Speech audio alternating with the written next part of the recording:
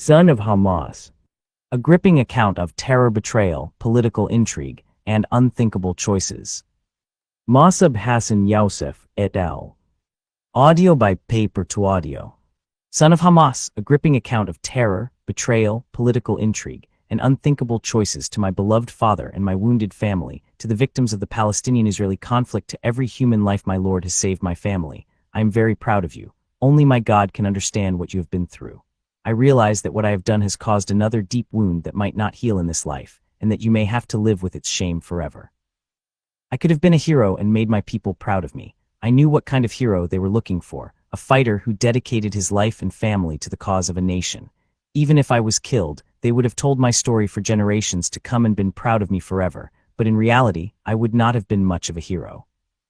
Instead, I became a traitor in the eyes of my people. Although I once brought pride to you, I now bring you only shame.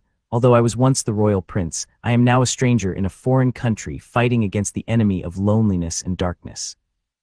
I know you see me as a traitor. Please understand it was not you I chose to betray, but your understanding of what it means to be a hero. When Middle Eastern nations, Jews and Arabs alike, start to understand some of what I understand, only then will there be peace.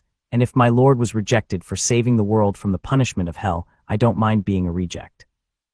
I don't know what the future holds, but I do know that I am not afraid. And now I want to give you something that has helped me to survive so far. All the guilt and shame I have carried for all these years is a small price to pay if it saves even one innocent human life. How many people appreciate what I have done? Not so many, but that's okay. I believed in what I did and I still believe, which is my only fuel for this long journey. Every drop of innocent blood that has been saved gives me hope to carry on to the last day. I paid, you paid, and yet the bills of war and peace continue to come. God be with us all and give us what we need to carry this heavy weight. With love, your son.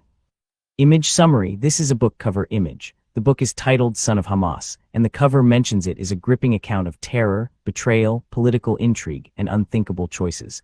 The cover also indicates that it is a New York Times bestseller and includes a new chapter. The author of the book is Mosab Hassan Yousef.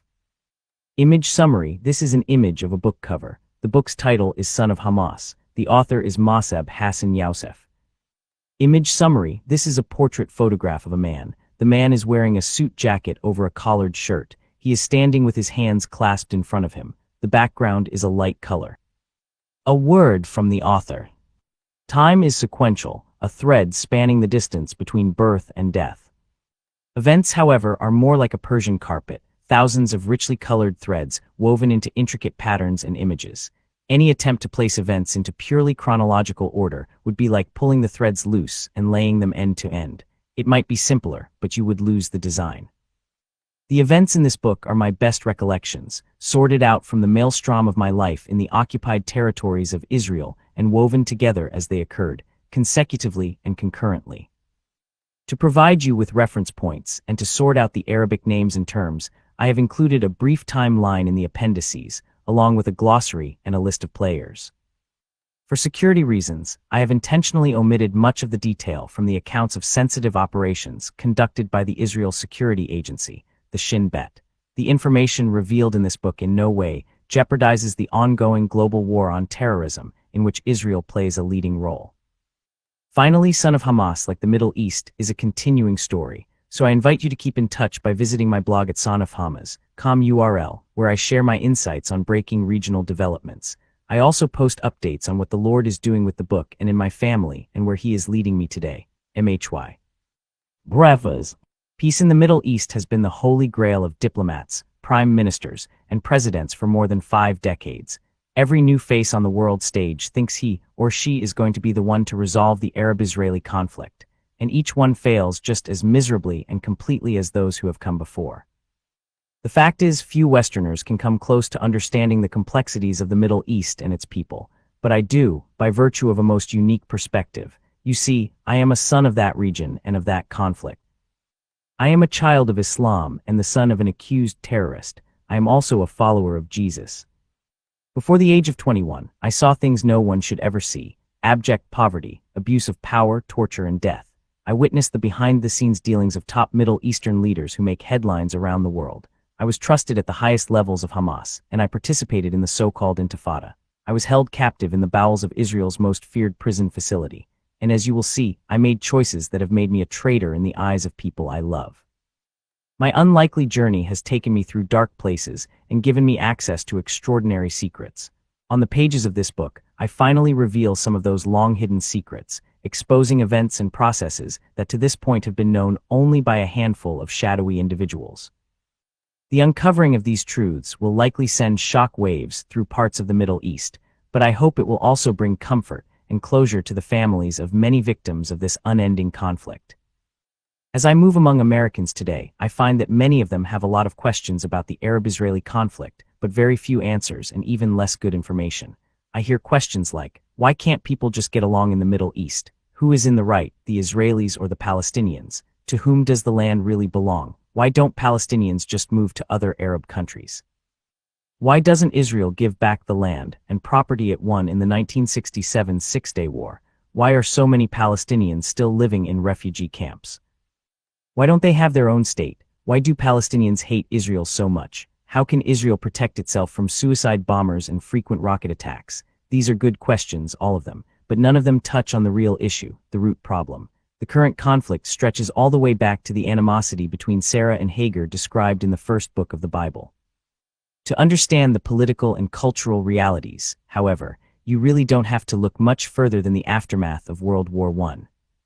When the war ended, the Palestinian territories, national home of the Palestinian people for centuries, fell under the mandate of Great Britain, and the British government had an unusual notion for the area, which it stated in the Balfour Declaration of 1917. His Majesty's government view would favor the establishment in Palestine of a national home for the Jewish people. Encouraged by the British government, hundreds of thousands of Jewish immigrants, mostly from Eastern Europe, flooded into the Palestinian territories. Clashes between Arabs and Jews were inevitable.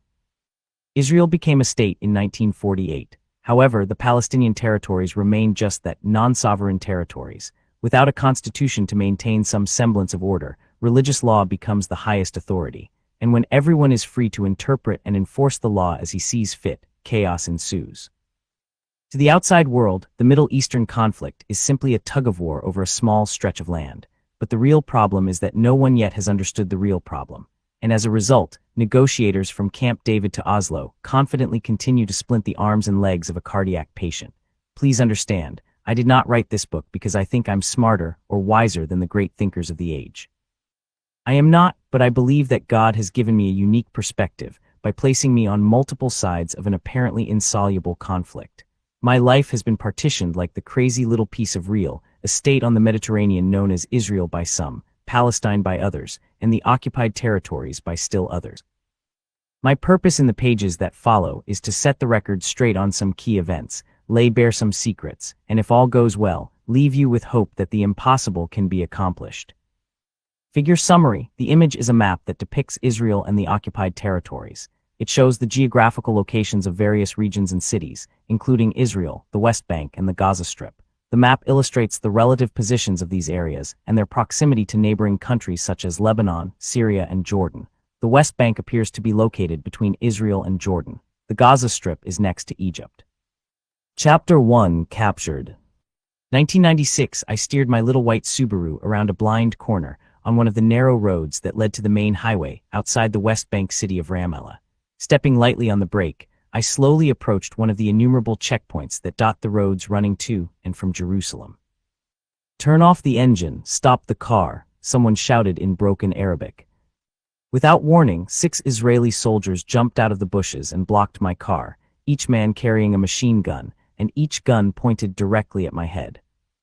Panic welled up in my throat. I stopped the car and threw the keys through the open window. "Get out, get out."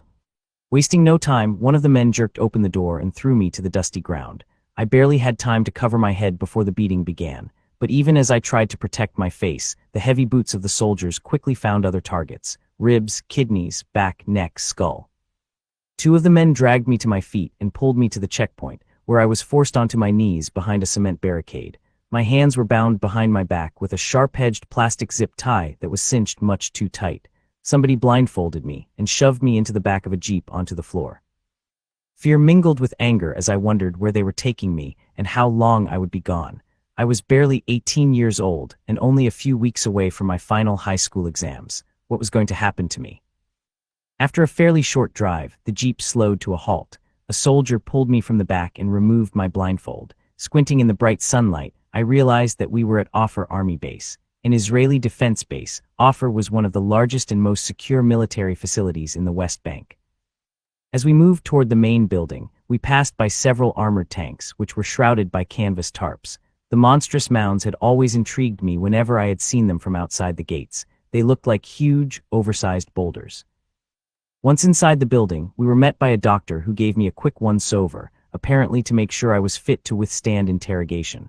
I must have passed because, within minutes, the handcuffs and blindfold were replaced, and I was shoved back into the Jeep. As I tried to contort my body so that it would fit into the small area usually reserved for people's feet, one beefy soldier put his boot squarely on my hip and pressed the muzzle of his M16 assault rifle into my chest. The hot reek of petrol fumes saturated the floor of the vehicle and forced my throat closed. Whenever I tried to adjust my cramped position, the soldier jabbed the gun barrel deeper into my chest. Without warning, a searing pain shot through my body and made my toes clench. It was as if a rocket were exploding in my skull. The force of the blow had come from the front seat, and I realized that one of the soldiers must have used his rifle butt to hit me in the head. Before I had time to protect myself, however, he hit me again, harder this time and in the eye. I tried to move out of reach, but the soldier who had been using me for a footstool dragged me upright. "Don't move or I will shoot you," he shouted. But I couldn't help it. Each time his comrade hit me, I involuntarily recoiled from the impact. Under the rough blindfold, my eye was beginning to swell closed and my face felt numb. There was no circulation in my legs. My breathing came in shallow gasps. I had never felt such pain. But worse than the physical pain was the horror of being at the mercy of something merciless, something raw and inhuman. My mind reeled as I struggled to understand the motives of my tormentors. I understood fighting and killing out of hatred, rage, revenge, or even necessity. But I had done nothing to these soldiers. I had not resisted. I had done everything I was told to do. I was no threat to them. I was bound, blindfolded, and unarmed. What was inside these people that made them take such delight in hurting me? Even the basest animal kills for a reason, not just for sport. I thought about how my mother was going to feel when she learned that I had been arrested. With my father already in an Israeli prison, I was the man of the family. Would I be held in prison for months and years as he had been? If so, how would my mother manage with me gone too? I began to understand how my dad felt, worried about his family, and grieved by the knowledge that we were worrying about him. Tears sprang to my eyes as I imagined my mother's face. I also wondered if all my years of high school were about to be wasted. If I indeed was headed for an Israeli prison, I would miss my final exams next month. A torrent of questions and cries raced through my mind even as the blows continued to fall. Why are you doing this to me? What have I done? I am not a terrorist. I'm just a kid. Why are you beating me like this? I'm pretty sure I passed out several times, but every time I came to, the soldiers were still there, hitting me. I couldn't dodge the blows. The only thing I could do was scream. I felt bile rising in the back of my throat and I gagged, vomiting all over myself. I felt a deep sadness before losing consciousness. Was this the end? Was I going to die before my life had really even started? Chapter 2: The Ladder of Faith. 1955 to 1977. My name is Mosab Hassan Yousef. I am the oldest son of Sheikh Hassan Yousef, one of the 7 founders of the Hamas organization. I was born in the West Bank city of Ramallah, and I am part of one of the most religious Islamic families in the Middle East. My story begins with my grandfather, Sheikh Yousef Dawood, who was the religious leader, or imam, for the village of Al-Jania, located in the part of Israel that the Bible calls Judea and Samaria. I adored my grandfather. His soft white beard tickled my cheek when he hugged me, and I could sit for hours, listening to the sound of his sweet voice chanting the Adhan, the Muslim call to prayer. And I had plenty of opportunities to do so since Muslims are called to pray 5 times every day. Chanting Adhan and the Quran is not an easy thing to do well, but when my grandfather did it, the sound was magical.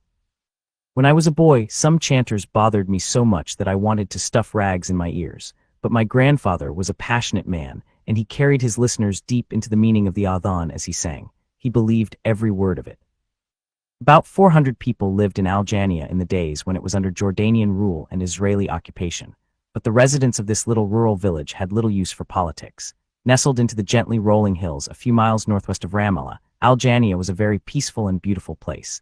Its sunsets tinted everything in hues of rose and violet. The air was clean and clear, and from many of the hill's peaks you could see all the way to the Mediterranean. By 4 o'clock every morning, my grandfather was on his way to the mosque. When he finished morning prayers, he would take his little donkey to the field, work the soil, tend his olive trees, and drink fresh water from the spring that flowed down the mountain. There was no air pollution because only one person in Aljania had a car. When he was at home, my grandfather welcomed a steady stream of visitors. He was more than the imam, he was everything to the people in that village. He prayed over every newborn baby and whispered the adhan in the child's ear. When someone died, my grandfather washed and anointed the body and wrapped it in winding clothes. He married them and he buried them. My father Hassan was his favorite son. Even as a young boy, before it was required of him, my father went regularly with my grandfather to the mosque. None of his brothers cared anything about Islam like he did. At his father's side, Hassan learned to chant the adhan, and like his father, he had a voice and a passion that people responded to. My grandfather was very proud of him. When my father was 12 years old, my grandfather said, "Hassan, you have shown that you are very interested in God and Islam, so I am going to send you to Jerusalem to learn Sharia." Sharia is Islamic religious law that deals with daily life, from family and hygiene to politics and economics. Hassan knew and cared nothing about politics or economics. He simply wanted to be like his father. He wanted to read and chant the Quran and to serve people. But he was about to learn that his father was much more than a trusted religious leader and beloved public servant. Because values and traditions have always meant more to the Arab people than government constitutions and courts, men like my grandfather often became the highest level of authority. Especially in areas where secular leaders were weak or corrupt, the word of a religious leader was considered law. My father was not sent to Jerusalem simply to study religion. His father was preparing him to rule. So for the next few years, my father lived and studied in the old city of Jerusalem near the Dome of the Rock, the iconic golden dome structure that visually defines the profile of Jerusalem in the eyes of most of the world's people. At the age of 18, he completed his studies and moved to Ramallah, where he was immediately employed as imam of the mosque in Old Town. Filled with passion to serve both Allah and his people, my father was eager to begin his work in that community, just as his father had done in Aljania. But Ramallah was not Aljania. The former was a bustling city, the latter was a sleepy little village. The first time my father entered the mosque, he was shocked to find only 5 old men waiting for him. Everyone else, it seemed, was in the coffee houses and pornographic theaters, getting drunk and gambling. Even the man who chanted the adhan for the mosque next door had run a microphone and cord from the minaret, so he could continue the Islamic tradition without interrupting his card game. My father's heart was broken for these people, though he wasn't sure how he would ever reach them. Even his 5 old men admitted they only came to the mosque because they knew they were going to die soon and wanted to go to heaven, but at least they were willing to listen. So he worked with what he had. He led these fellows in prayer, and he taught them the Quran. In a very short amount of time, they grew to love him as if he were an angel sent from heaven. Outside the mosque, it was a different story. For many, my father's love for the God of the Quran only highlighted their own casual approach to the faith, and they were offended. "Who is this child doing the adhan?" people scoffed, pointing to my baby-faced father. "He doesn't belong here, he is a troublemaker. Why is this little guy embarrassing us? Only old people go to the mosque." "I would rather be a dog than be like you," one of them shouted in his face. My father quietly endured the persecution, never shouting back or defending himself, but his love and compassion for the people would not let him give up, and he continued to do the work he had been called to do, urging the people to return to Islam and Allah. He shared his concerns with my grandfather, who quickly realized that my father had even greater zeal and potential than he had originally thought. My grandfather sent him to Jordan for advanced Islamic study. As you will see, the people he met there would ultimately change the course of my family's history and even affect the history of conflict in the Middle East. But before I continue, I need to pause briefly to explain a few important points of Islamic history that will help you understand why the countless diplomatic solutions that have been put forward have uniformly failed and can offer no hope for peace. Between 1517 and 1923, Islam, personified by the Ottoman Caliphate, spread from its base in Turkey across 3 continents. But after a few centuries of great economic and political power, the Ottoman Empire became centralized and corrupt and began its decline. Under the Turks, Muslim villages throughout the Middle East were subject to persecution and crushing taxation. Istanbul was simply too far away for the Caliph to protect the faithful from abuses by soldiers and local officials. By the 20th century, many Muslims were becoming disillusioned and began to look for a different way of life.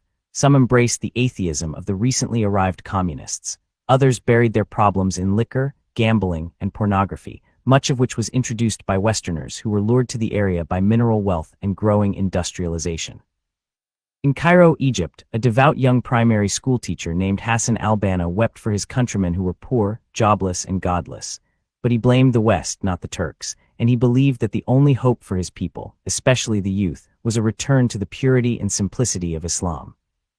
He went to the coffee houses, climbed up on tables and chairs, and preached to everyone about Allah. Drunkards mocked him, religious leaders challenged him, but most of the people loved him because he gave them hope. In March 1928, Hassan al-Banna founded the Society of the Muslim Brothers, popularly known as the Muslim Brotherhood. The goal of the new organization was to rebuild society according to Islamic principles. Within a decade, every province in Egypt had a branch. Al-Banna's brother established a chapter in the Palestinian territories in 1935, and after 20 years, the Brotherhood numbered about 500,000 in Egypt alone. Members of the Muslim Brotherhood were largely drawn from the poorest and least influential classes, but they were fiercely loyal to the cause. They gave out of their own pockets to help their fellow Muslims, as called for in the Quran. Many people in the West who stereotype all Muslims as terrorists don't know about the side of Islam that reflects love and mercy. It cares for the poor, widows, and orphans. It facilitates education and welfare. It unites and strengthens. This is the side of Islam that motivated those early leaders of the Muslim Brotherhood. Of course, there is also the other side, the one that calls all Muslims to jihad, to struggle and contend with the world until they establish a global caliphate, led by one holy man who rules and speaks for Allah. This will be important for you to understand and to remember as we go along, but back to our history lesson. In 1948, the Muslim Brotherhood attempted a coup against the Egyptian government, which the Brotherhood blamed for the nation's growing secularism. The uprising was interrupted before it could get traction, however, when the British mandate ended and Israel declared its independence as a Jewish state. Muslims throughout the Middle East were outraged. According to the Quran, when an enemy invades any Muslim country, all Muslims are called as one to fight to defend their land. From the viewpoint of the Arab world, foreigners had invaded and now occupied Palestine, home of the Al-Aqsa Mosque, Islam's third holiest place on earth after Mecca and Medina. The mosque was built on the site from which it was believed that Mohammed had traveled with the angel Gabriel to heaven and spoken with Abraham, Moses, and Jesus. Egypt, Lebanon, Syria, Jordan, and Iraq immediately invaded the new Jewish state. Among the 10,000 Egyptian troops were thousands of Muslim Brotherhood volunteers. The Arab coalition, however, was outnumbered and outgunned. Less than a year later, the Arab troops had been driven out. As a result of the war, about 750,000 Palestinian Arabs fled or were expelled from their homes in the territories that became the State of Israel. Although the United Nations passed Resolution 194, which stated in part that refugees wishing to return to their homes and live at peace with their neighbors should be permitted to do so, and that compensation should be paid for the property of those choosing not to return, this recommendation was never implemented. Tens of thousands of Palestinians who fled Israel during the Arab-Israeli War never regained their homes and land. Many of these refugees and their descendants live in squalid refugee camps operated by the United Nations, UN, to this day. When the now armed members of the Muslim Brotherhood returned from the battlefield to Egypt, the suspended coup was on again, but news of the overthrow plan leaked out, and the Egyptian government banned the Brotherhood, confiscated its assets, and imprisoned many of its members. Those who escaped arrest assassinated Egypt's prime minister a few weeks later. Hassan al-Banna, in turn, was assassinated on February 12, 1949, presumably by the government secret service. But the Brotherhood was not crushed. In just 20 years, Hassan al-Banna had shaken Islam out of its dormancy and created a revolution with armed fighters. And for the next few years, the organization continued to add to its numbers and its influence among the people, not only in Egypt but also in nearby Syria and Jordan. By the time my father arrived in Jordan in the mid-1970s to continue his studies, the Muslim Brotherhood there was well established and beloved by the people. Its members were doing everything that was on my father's heart, encouraging renewed faith among those who had strayed from the Islamic way of life, healing those who were hurt, and trying to save people from the corrupting influences in society. He believed these men were religious reformers to Islam, as Martin Luther and William Tyndale were to Christianity. They only wanted to save people and improve their lives, not to kill and destroy. And when my father met some of the early leaders of the Brotherhood, he said, "Yes, this is what I have been looking for." What my father saw in those early days was the part of Islam that reflects love and mercy. What he didn't see, what he perhaps has never yet allowed himself to see, is the other side of Islam. Islamic life is like a ladder, with prayer and praising Allah as the bottom rung. The higher rungs represent helping the poor and needy, establishing schools and supporting charities. The highest rung is jihad. The ladder is tall, few look up to see what is at the top, and progress is usually gradual, almost imperceptible, like a barn cat stalking a swallow. The swallow never takes its eyes off the cat. It just stands there, watching the cat pace back and forth, back and forth. But the swallow does not judge depth. It does not see that the cat is getting a little bit closer with every pass until, in the blink of an eye, the cat's claws are stained with the swallow's blood.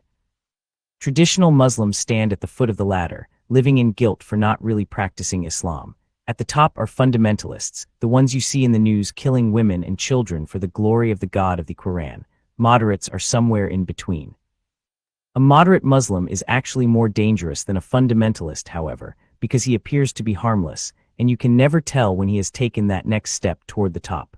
Most suicide bombers began as moderates. The day my father first put his foot on the bottom rung of the ladder, he could never have imagined how far from his original ideals he would eventually climb. And 35 years later, I would want to ask him, "Do you remember where you started? You saw all those lost people, your heart broke for them, and you wanted them to come to Allah and be safe. Now suicide bombers and innocent blood. Is this what you set out to do?" But speaking to one's father about such things is not done in our culture, and so he continued on that dangerous path. Chapter 3: Muslim Brotherhood. 1977 to 1987, when my father returned to the occupied territories after his studies in Jordan, he was filled with optimism and hope for Muslims everywhere. In his mind, he saw a bright future brought about by a moderate manifestation of the Muslim Brotherhood. Accompanying him was Ibrahim Abu Salem, one of the founders of the Muslim Brotherhood in Jordan. Abu Salem had come to help breathe life into the stagnated Brotherhood in Palestine. He and my father worked well together, recruiting young people who shared their passion and forming them into small activist groups.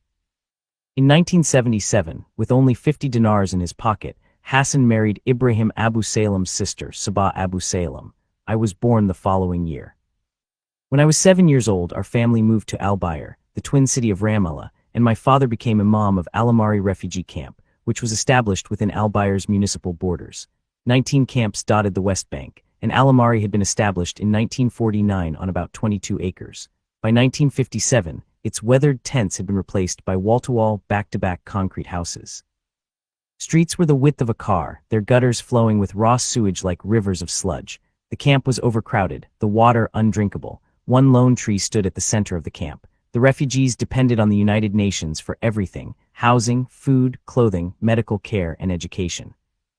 When my father went to the mosque for the first time, he was disappointed to find only 2 rows of people praying, with 20 men in each row. Several months after he began to preach in the camp, however, people filled the mosque and overflowed into the streets. In addition to his devotion to Allah, my father had a great love and compassion for the Muslim people, and in return they, too, grew to love him very much.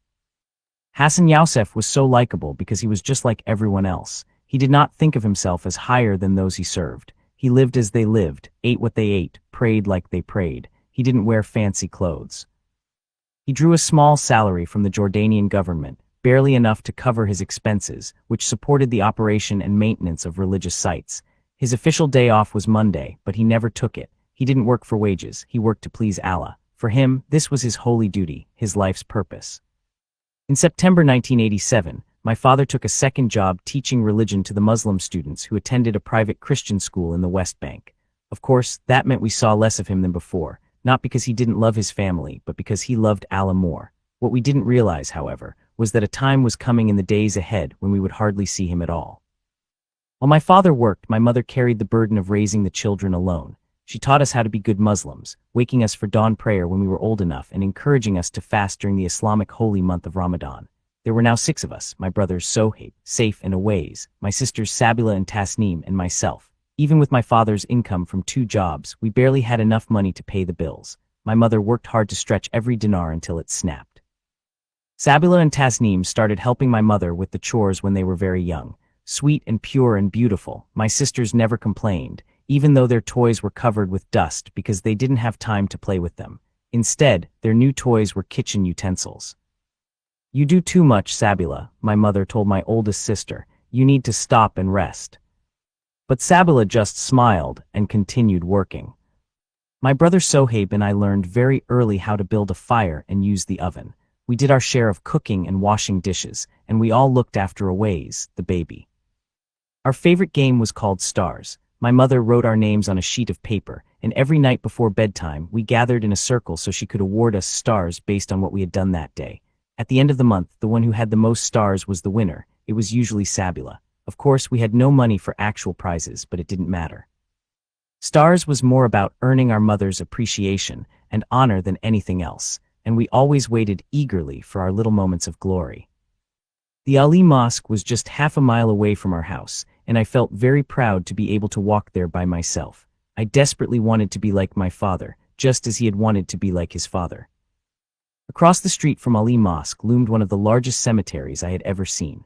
Serving Ramallah, Al-Bayr, and the refugee camps, the cemetery was 5 times as big as our entire neighborhood and was surrounded by a 2-foot-high wall. 5 times a day, when the adhan called us to prayer, I walked to and from the mosque past thousands of graves. For a boy my age, the place was unbelievably creepy, especially at night when it was totally dark. I couldn't help imagining the roots of the big trees feeding on the buried bodies. Once when the imam called us to noon prayer, I purified myself, put on some cologne, dressed in nice clothes like my father wore, and set off for the mosque. It was a beautiful day. As I neared the mosque, I noticed that more cars than usual were parked outside, and a group of people were standing near the entrance. I removed my shoes like I always did and went in. Just inside the door was a dead body, wrapped in white cotton in an open box. I had never seen a corpse before, and even though I knew I shouldn't stare, I couldn't take my eyes off him. He was wrapped in a sheet with only his face exposed. I watched his chest closely, half expecting him to start breathing again. The imam called us to line up for prayer, and I went to the front with everyone else, though I kept glancing back at the body in the box. When we finished our recitations, the imam called for the body to be brought to the front to receive prayer. 8 men lifted the coffin to their shoulders, and one man shouted, "La ilaha illallah, there is no God but Allah." As if on cue, everyone else began shouting as well, "La ilaha illallah, la ilaha illallah." I put on my shoes as quickly as I could and followed the crowd as it moved into the cemetery. Because I was so short, I had to run between the legs of the older guys just to keep up. I had never actually been inside the cemetery, but I reasoned that I would be safe since I was with so many other people. "Do not step on the graves," someone shouted. "It is forbidden." I carefully made my way through the crowd until we arrived at the edge of a deep, open grave. I peered to the bottom of the 8-foot hole where an old man was standing. I had heard some of the kids in the neighborhood talk about this man, Juma. They said he never attended mosque and did not believe in the God of the Quran, but he buried everybody, sometimes 2 or 3 bodies a day. "Isn't he afraid of death at all?" I wondered. The men lowered the corpse into Juma's strong arms. Then they handed him a bottle of cologne and some green stuff that smelled fresh and nice. He opened the winding sheet and poured the liquid over the body. Juma turned the body onto its right side, facing Mecca, and built a little box around it with pieces of concrete. As 4 men with shovels filled in the hole, the imam began to preach. He began like my father. "This man is gone," he said as the dirt fell onto the dead man's face and neck and arms. "He left everything behind: his money, building, sons, daughters, and wife. This is the destiny of each of us." He urged us to repent and stop sinning. And then he said something I had never heard from my father. "This man's soul will soon return to him, and 2 terrible angels named Munkar and Nakir will come out of the sky to examine him. They will grab his body and shake him, asking, 'Who is your God?' If he answers incorrectly, they will beat him with a big hammer and send him down into the earth for 70 years. Allah, we ask you to give us the right answers when our time comes." I stared down into the open grave, horrified. The body was nearly covered by now, and I wondered how long it would be before the interrogation would begin. And if his answers are not satisfactory, the weight of the dirt above him will crush his ribs. Worms will slowly devour his flesh. He will be tormented by a snake with 99 heads and a scorpion the size of a camel's neck until the resurrection of the dead, when his suffering may earn Allah's forgiveness. I couldn't believe all this was happening right by my house every time they buried someone. I had never felt good about this cemetery. Now I felt even worse. I decided that I needed to memorize the questions, so when the angels interrogated me after I died, I would be able to answer correctly. The imam said that the examination would begin as soon as the last person left the cemetery. I went home, but I could not stop thinking about what he had said. I decided to head back to the cemetery and listen for the torture. I went around the neighborhood trying to get my friends to come with me, but they all thought I was crazy. I would have to go alone. All the way back to the cemetery, I trembled with fear. I couldn't control it. Soon I found myself standing in an ocean of graves. I wanted to run, but my curiosity was stronger than my dread. I wanted to hear questions, screaming anything. But I heard nothing. I moved closer until I touched a headstone. Only silence. An hour later, I was bored and went home. My mother was busy in the kitchen. I told her that I had gone to the cemetery, where the imam said there would be torture. Enz and I went back after the people left the dead man, but nothing happened. Torture can only be heard by animals, she explained, not humans. For an 8-year-old boy, that explanation made perfect sense. Every day after that, I watched as more bodies were brought to the cemetery. After a while, I actually began to get used to it and started hanging around just to see who had died. Yesterday, a woman. Today, a man. One day, they brought 2 people in, and then a couple of hours later, they brought someone else. When no one new came, I walked among the tombs and read about the people already buried there. Dead 100 years, dead 25. What was his name?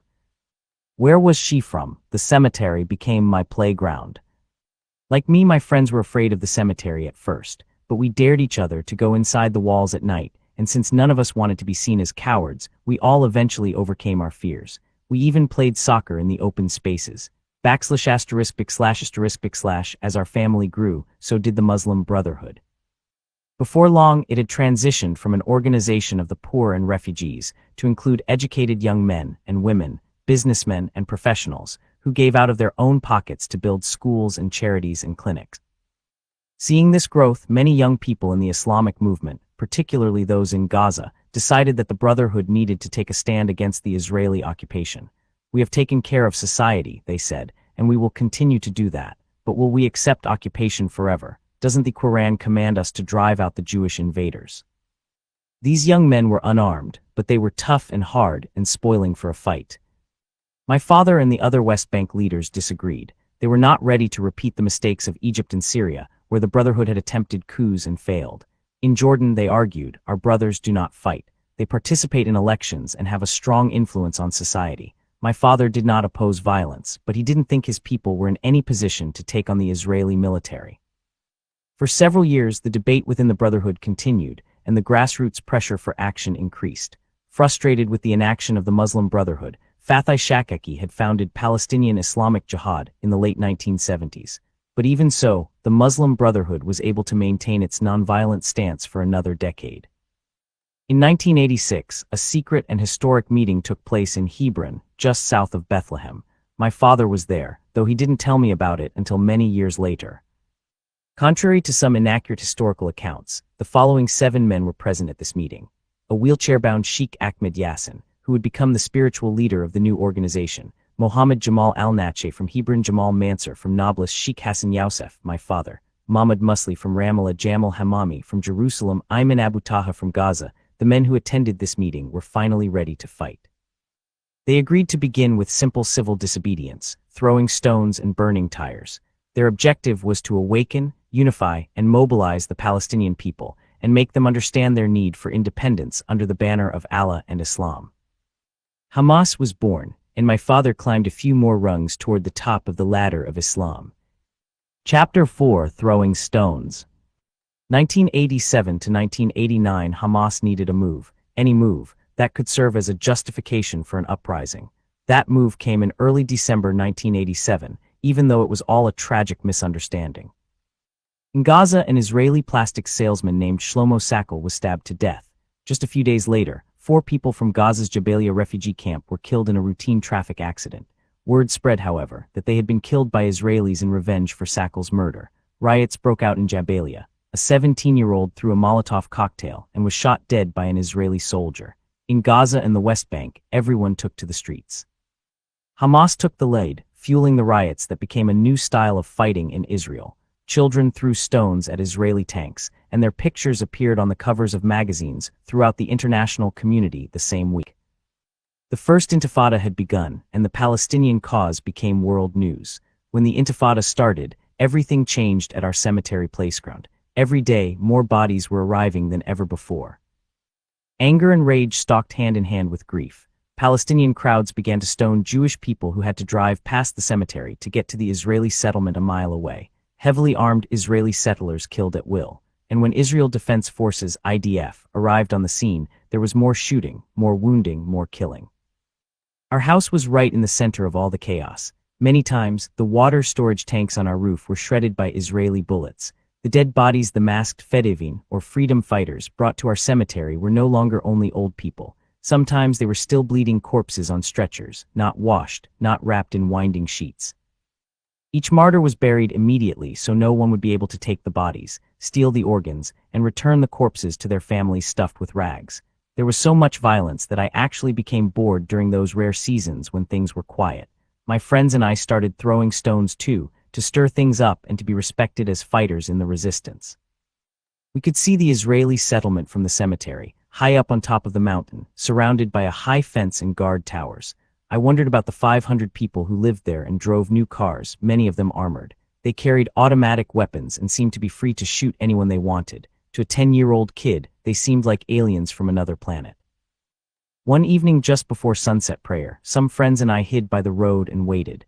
We decided to aim at a settler's bus because it was a bigger target than a car and would be easier to hit. We knew the bus came every day at the same time. As we waited, the familiar strains of the imam chanted over the loudspeakers, "Hayr alaz Salah, make haste toward worship." When we finally heard the low rumble of a diesel engine, we each picked up 2 stones. Though we were hidden and couldn't see the street, we knew exactly where the bus was by the sound. At just the right moment, we jumped up and let our ammunition fly. The unmistakable sound of stone striking metal assured us that at least a few of our projectiles had found their target. But it wasn't the bus. It was a big military vehicle filled with edgy, angry Israeli soldiers. We quickly ducked back into our hiding place in the ditch as the vehicle came to a stop. We couldn't see the soldiers and they couldn't see us, so they just started shooting into the air. They continued to fire aimlessly for a couple of minutes, and ducking low, we quickly made our escape into a nearby mosque. Prayer had already begun, but I don't think anybody there was really focused on what they were saying. Everyone was listening to the stutter of automatic weapons just outside and wondering what was going on. My friends and I slipped into line in the last row, hoping no one would notice. But when the imam had finished his prayers, every angry eye turned toward us. Within seconds, IDF vehicles began screeching to a halt in front of the mosque. Soldiers poured into the room, forcing us all outside and ordering us to lie face down on the ground as they checked our IDs.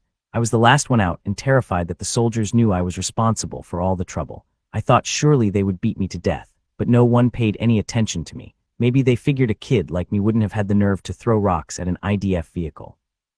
Whatever the reason, I was just glad they weren't targeting me. The interrogation went on for hours, and I knew that many of the people there were angry at me. They may not have known exactly what I had done, but there could be no doubt that I had triggered the raid.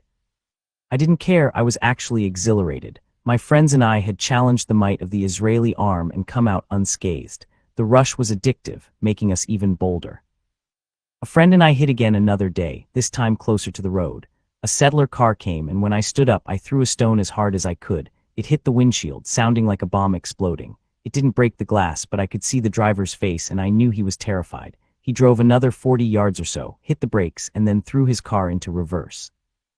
I ran into the cemetery. He followed but stayed outside, steadying his M16 against the wall and scanning the graves for me. My friend had run off in the opposite direction, leaving me on my own against an angry, armed Israeli settler. I lay quietly on the ground between the graves, knowing the driver was just waiting for me to lift my head over the low tombstone. Finally, the tension was too much. I couldn't keep still any longer. I jumped up and ran as hard and fast as I could. Fortunately, it was getting dark, and he seemed afraid to enter the cemetery. I hadn't gone very far when I felt my feet fall out from underneath me. I found myself at the bottom of an open grave that had been prepared for the next person to die. Would that be me? I wondered. Above me, the Israeli sprayed the cemetery with bullets. Stone fragments rained into the grave. I crouched there, unable to move. After about half an hour, I heard people talking, so I knew he had gone and it was safe to climb out. A couple of days later, as I was walking along the road, the same car passed me. There were 2 guys in it this time, but the driver was the same. He recognized me and quickly jumped out of the car. I tried to run again, but this time I wasn't so lucky. He caught me, slapped me hard across the face, and dragged me back to the car. No one said a word as we drove up to the settlement. Both of the men seemed nervous and gripped their guns, turning from time to time to look at me in the backseat. I wasn't a terrorist, I was just a scared little kid, but they acted like big game hunters who had bagged a trophy tiger. At the gate, a soldier checked the driver's ID and waved him through. Didn't he wonder why these guys had a little Palestinian kid with them? I knew I should be scared, and I was, but I couldn't help but stare at my surroundings. I had never been inside an Israeli settlement before. It was beautiful, clean streets, swimming pools, a gorgeous view of the valley from the mountaintop. The driver took me to the IDF base inside the settlement, where the soldiers took my shoes and made me sit on the ground. I thought they were going to shoot me and leave my body in a field somewhere, but when it started getting dark, they told me to go home. But I don't know how to get home, I protested. Start walking or I will shoot you, one of the men said. Could you please give me my shoes? No, just walk, and the next time you throw a stone, I will kill you. My house was more than a mile away. I walked all the way back in my socks, gritting my teeth as the rocks and gravel dug into the soles of my feet. When my mother saw me coming, she ran down the sidewalk and hugged me tight, nearly squeezing the breath right out of my lungs. She had been told that I was kidnapped by Israeli settlers, and she was afraid they would kill me. Over and over, she scolded me for being so foolish, all the while kissing my head and holding me tightly against her chest. One might think I had learned my lesson, but I was a dumb little kid.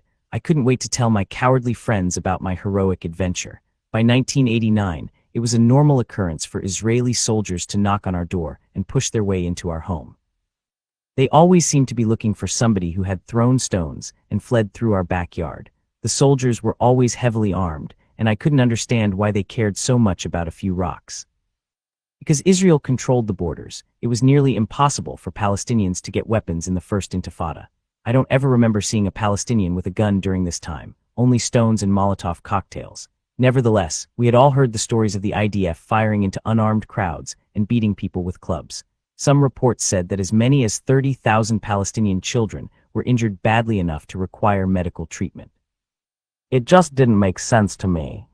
One night my father was especially late coming home. I sat by the window, watching for his little car to turn the corner, my stomach rumbling with hunger. Though my mother urged me to eat with the younger children, I refused, determined to wait for my dad. Finally, I heard the engine of his old car and shouted that Dad was home. My mother immediately started filling the table with steaming dishes and bowls.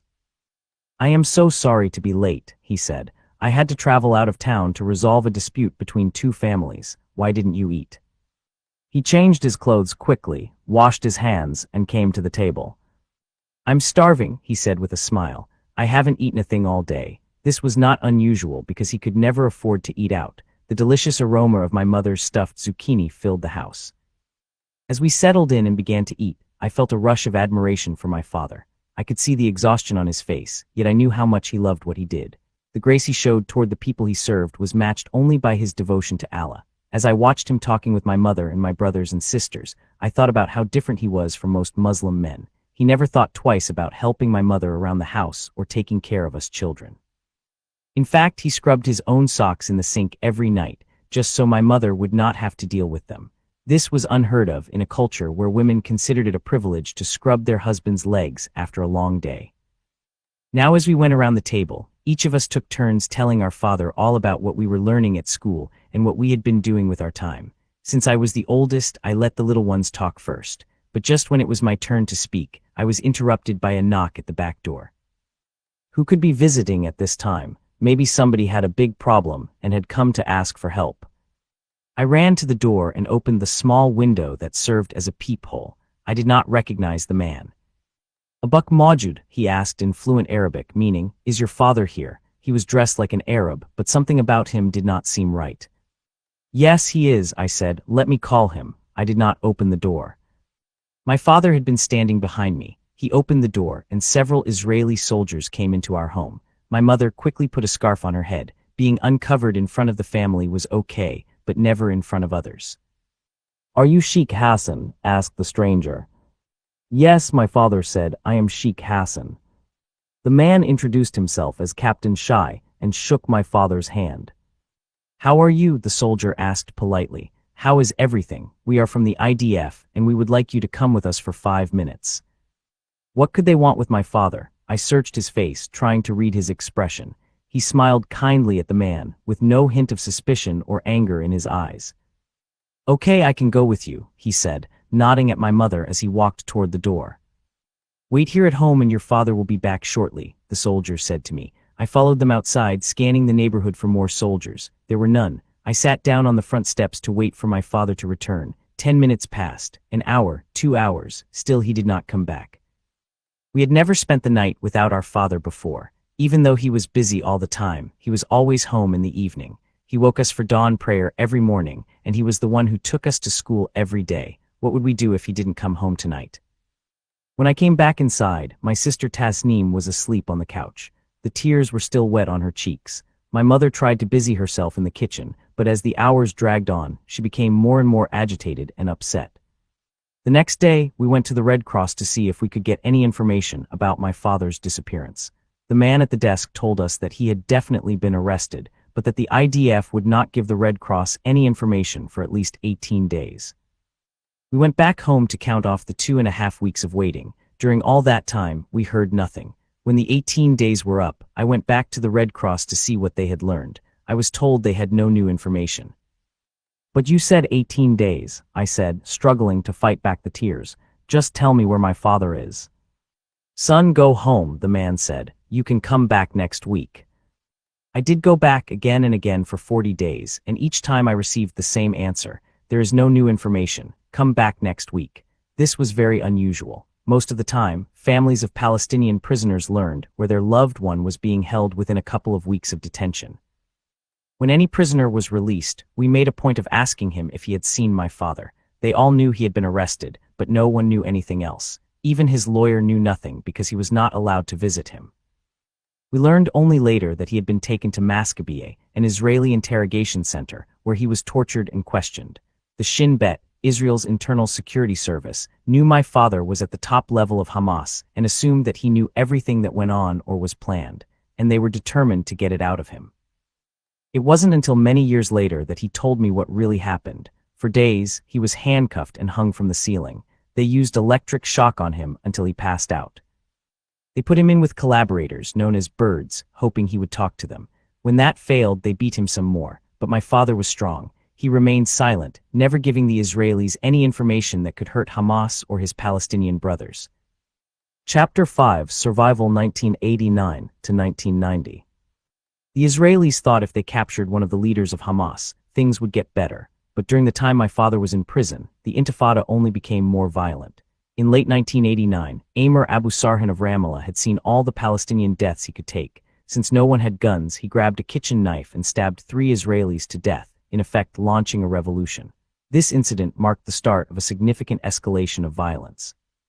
Sarhan became a hero to the Palestinians who had lost friends or family members, whose land had been seized, or who had any other reason to want revenge. They were not terrorists by nature. They were just people who had run out of hope and options. Their backs were to the wall. They had nothing left and nothing to lose. They cared nothing for the world's opinion or even their own lives.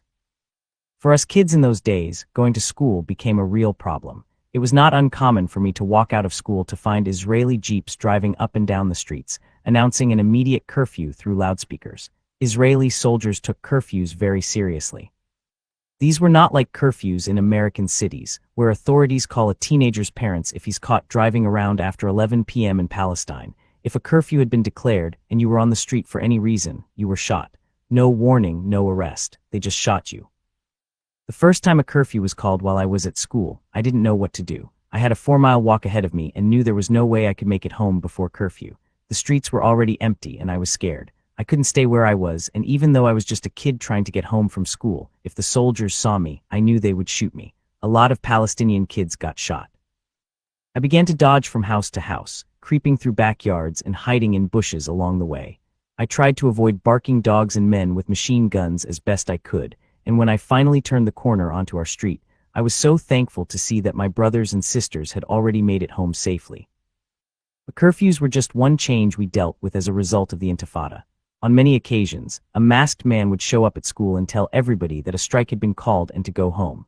The strikes, called by one of the Palestinian factions, were designed to hurt Israel financially by reducing the sales tax revenue the government collected from store owners.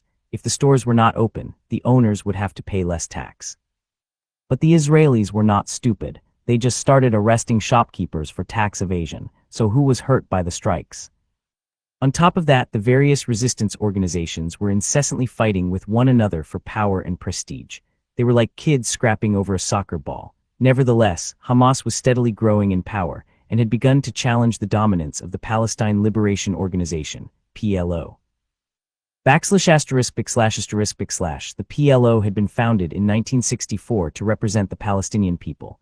Its three largest member organizations include Fatah, a left-wing nationalist group, the Popular Front for the Liberation of Palestine, PFLP, a communist group, and the Democratic Front for the Liberation of Palestine, DFLP, also communist in ideology.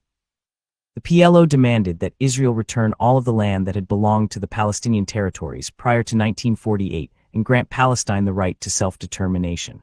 To this end, it fought a global campaign of public relations, guerrilla warfare, and terrorism from its base, first in neighboring Jordan, then in Lebanon and Tunisia.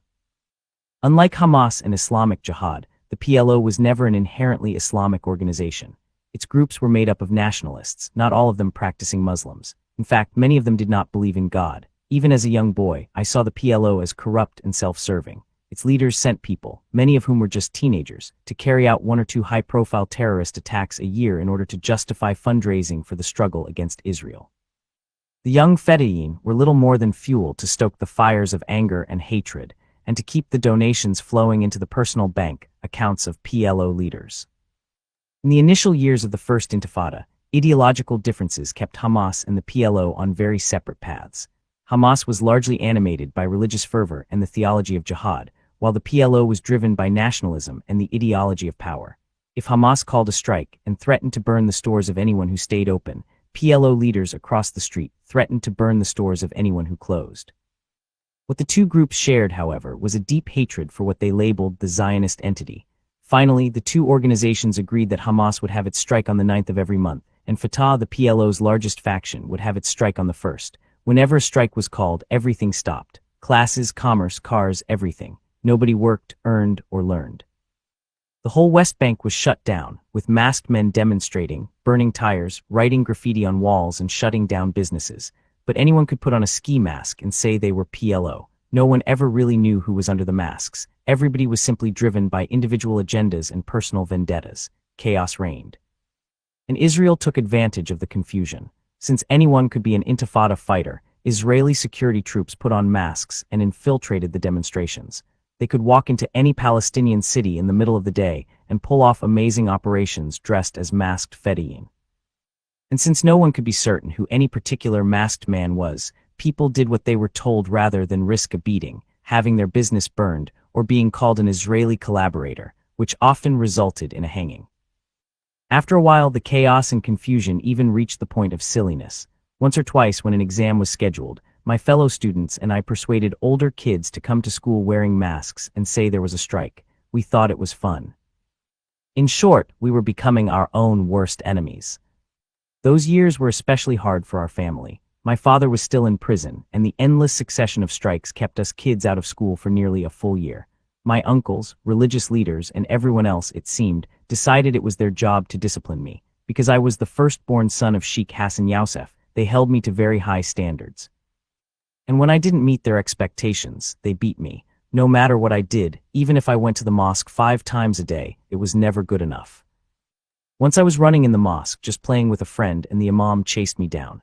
When he caught me, he lifted me over his head and threw me to the floor onto my back. It knocked the breath out of me, and I thought I was going to die. Then he kept punching me and kicking me. Why? I really wasn't doing anything that any of the other kids weren't doing. But because I was the son of Hassan Yousef, I was expected to be above that. I was friends with a boy whose father was a religious leader and big shot in Hamas.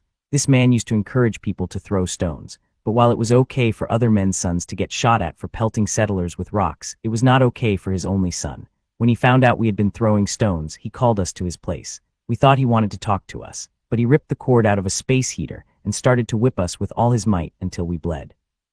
He broke up our friendship in order to save his son, though my friend would eventually leave home, hating his father more than the devil. Apart from trying to keep me in line, no one helped our family while my father was in prison. With his arrest, we lost the extra income he earned teaching at the Christian school. The school promised to hold his job for him until his release, but in the meantime, we did not have enough money to buy what we needed. My father was the only one in our family with a driver's license, so we couldn't use our car. My mother had to walk long distances to go to the market, and I often went along to help her carry the parcels. I think the shame was worse than the want. As we went through the market, I crawled under the carts to pick up broken, rotting produce that had fallen on the ground. My mother negotiated a lower price for these unappetizing vegetables nobody else wanted, telling the vendors we were buying them to feed livestock. She still has to negotiate for everything to this day because my father has been in prison 13 times, more times than any other Hamas leader. He is in prison as I write this. I think maybe no one helped us because everybody believed that our family had plenty of money. After all, my father was a prominent religious and political leader.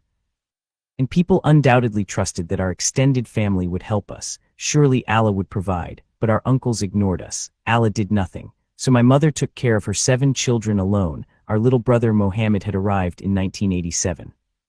Finally, when things got really desperate, my mom asked a friend of my father's for a loan, not so she could go shopping and buy clothes and cosmetics for herself, but so she could feed her children at least 1 meal a day. But he refused her, and instead of helping us, he told his Muslim friends that my mother had come to him begging for money. She has a salary from the Jordanian government, they said, judging her. Why is she asking for more? Is this woman taking advantage of her husband's imprisonment to become rich? She never asked for help again. Mosab, she said to me one day, what if I make some baklava and other homemade sweets and you go and sell them to the workers in the industrial area? I said I would be glad to do anything to help our family. So every day after school, I changed my clothes, filled a tray with my mother's pastries, and went out to sell as many as I could. I was shy at first, but eventually I went boldly to every worker and asked him to buy from me. One winter day I left as usual to sell my pastries, but when I got to the area I found that it was empty. No one had come to work that day because it was so cold. My hands were freezing and it had started to rain. Holding the plastic-covered tray over my head as an umbrella, I noticed a car containing several people parked on the side of the street. The driver spotted me, opened his window, and leaned out. "Hey kid, what have you got?" "I have some baklava," I said, walking over to the car. Looking inside, I was shocked to see my uncle Ibrahim. His friends were shocked to see Ibrahim's nephew all but begging on a cold, rainy day, and I was ashamed to be an embarrassment to my uncle. I didn't know what to say. They didn't either. My uncle bought all the baklava, told me to go home, and said he would see me later. When he arrived at our house, he was furious with my mother. I couldn't hear what he said to her, but after he left, she was crying. The next day after school, I changed and told my mom I was ready to go back out to sell pastries. "I don't want you to sell baklava anymore," she said. "But I'm getting better every day. I am good at it. Just trust me." Tears came into her eyes, and I never went out again. I was angry. I didn't understand why our neighbors and family wouldn't help us. And on top of that, they had the nerve to judge us for trying to help ourselves. I wondered if the real reason they would not lend a hand to our family was that they were afraid of getting into trouble themselves if the Israelis thought they were helping terrorists. But we weren't terrorists, neither was my father. Sadly, that would change too. Chapter 6, A Heroes, Return 1990. When my father was finally released, our family was suddenly treated like royalty after being shunned for a year and a half. The hero had returned. No longer the black sheep, I became the heir apparent. My brothers were princes, my sisters princesses, and my mother was the queen. No one dared to judge us anymore. My father got his job back at the Christian school, in addition to his position at the mosque. Now that he was home, my father tried to help my mom around the house as much as possible. This eased the workload we kids had been carrying. We certainly weren't rich, but we had enough money to buy decent food and even an occasional prize for the winner of stars, and we were rich in honor and respect. Best of all, my father was with us. We didn't need anything else. Everything quickly returned to normal. Of course, normal is a relative term. We still lived under Israeli occupation with daily killing in the streets. Our house was just down the road from a cemetery gorged with bloody corpses. Our father had terrifying memories of the Israeli prison, where he had been incarcerated for 18 months as a suspected terrorist, and the occupied territories were degenerating into little more than a lawless jungle. The only law respected by Muslims is Islamic law, defined by fatwas, or religious rulings on a particular topic. Fatwas are intended to guide Muslims as they apply the Quran to daily living, but because there is no central unifying rulemaker, different sheikhs often issue different fatwas about the same matter. As a result, Everyone is living by a different set of rules, some much more strict than others. I was playing indoors with my friends one afternoon when we heard screaming outside. Yelling and fighting were nothing new in our world, but when we ran outside, we saw our neighbor, Abu Salim, waving a big knife around. He was trying to kill his cousin, who was doing his best to avoid the shiny blade as it slashed through the air. The entire neighborhood tried to stop Abu Salim, but this man was huge. He was a butcher by trade, and I once watched him slaughter a bull in his backyard, which left him covered from head to foot in sticky, steaming blood. I couldn't help but think about what he had done to that animal as I watched him running after his cousin. Yes, I thought to myself, we are truly living in a jungle. There were no police to call, no one in authority. What could we do but watch? Fortunately, his cousin ran away and did not return. When my father came home that night, we told him what had happened. My father is only 5'7" and not what you would call athletic, but he went next door and said, "Abu Salim, what's going on? I heard there was a fight today." And Abu Salim went on and on about wanting to kill his cousin. "You know that we are under occupation," my father said, "and you know that we don't have time for this foolishness. You've got to sit down and apologize to your cousin, and he has to apologize to you. I don't want any more problems like this." Like everyone else, Abu Salim respected my father. He trusted in his wisdom, even in matters such as this. He agreed to work things out with his cousin, and then he joined my father in a meeting with the other men in the neighborhood. "Here is the situation," my father said quietly. "We don't have a government here, and things are getting completely out of control. We can't keep fighting each other, shedding the blood of our own people. We are fighting in the streets, fighting in our homes, fighting in the mosques. Enough is enough. We are going to have to sit down at least once every week and try to solve our problems like men. We don't have police, and we don't have room for anybody to kill anybody. We have bigger problems to deal with. I want your unity. I want you to help each other. We need to be more like a family." The men agreed that what my father was proposing made sense. They decided to meet together every Thursday night to discuss local issues and resolve any conflicts they might be having with one another. As imam of the mosque, it was my father's job to give people hope and help them resolve their problems. He was also the closest thing they had to a government. He had become just like his father, but now he also spoke with the authority of Hamas, with the authority of a sheikh. A sheikh has more authority than an imam and is more like a general than a priest. Since my father had come home 3 months before, I had tried to spend as much time as I could with him. I was now president of the Islamic student movement in our school, and I wanted to know all I could about Islam and the study of the Quran. One Thursday evening, I asked if I could join him at the weekly neighborhood meeting. I was nearly a man, I explained, and I wanted to be treated as such.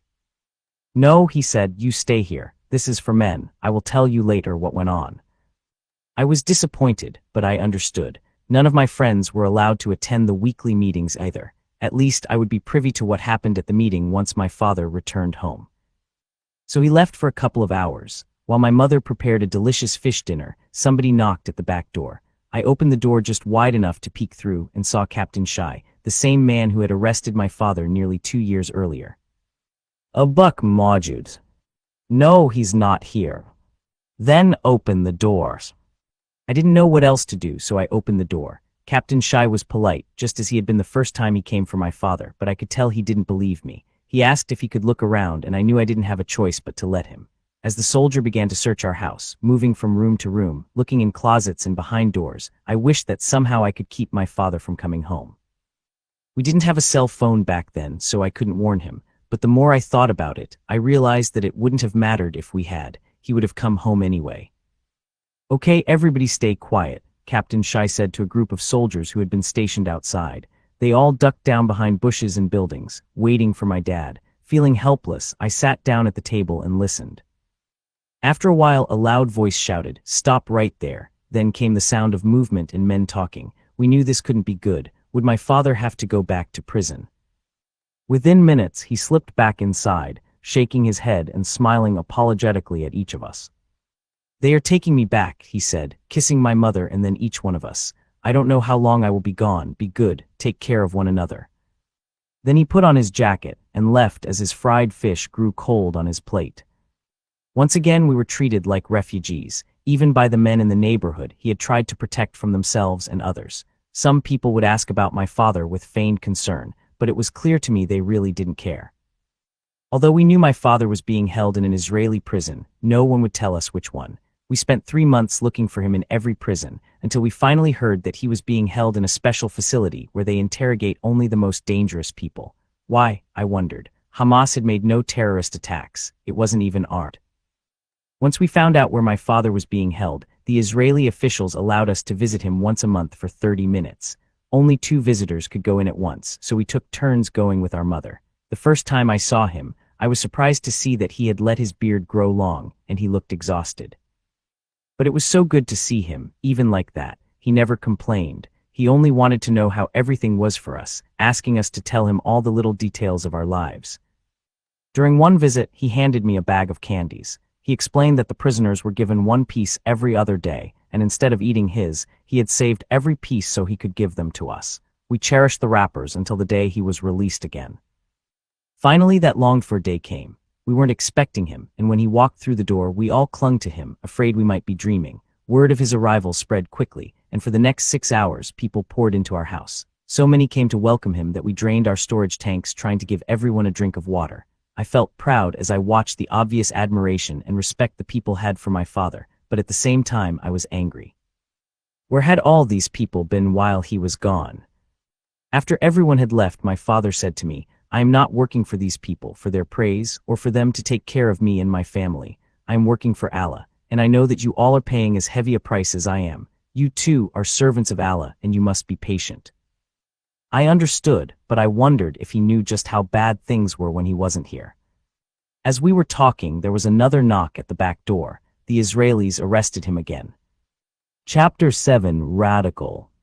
1990 to 1992. In August 1990, while my father was in prison for the 3rd time, Saddam Hussein invaded Kuwait.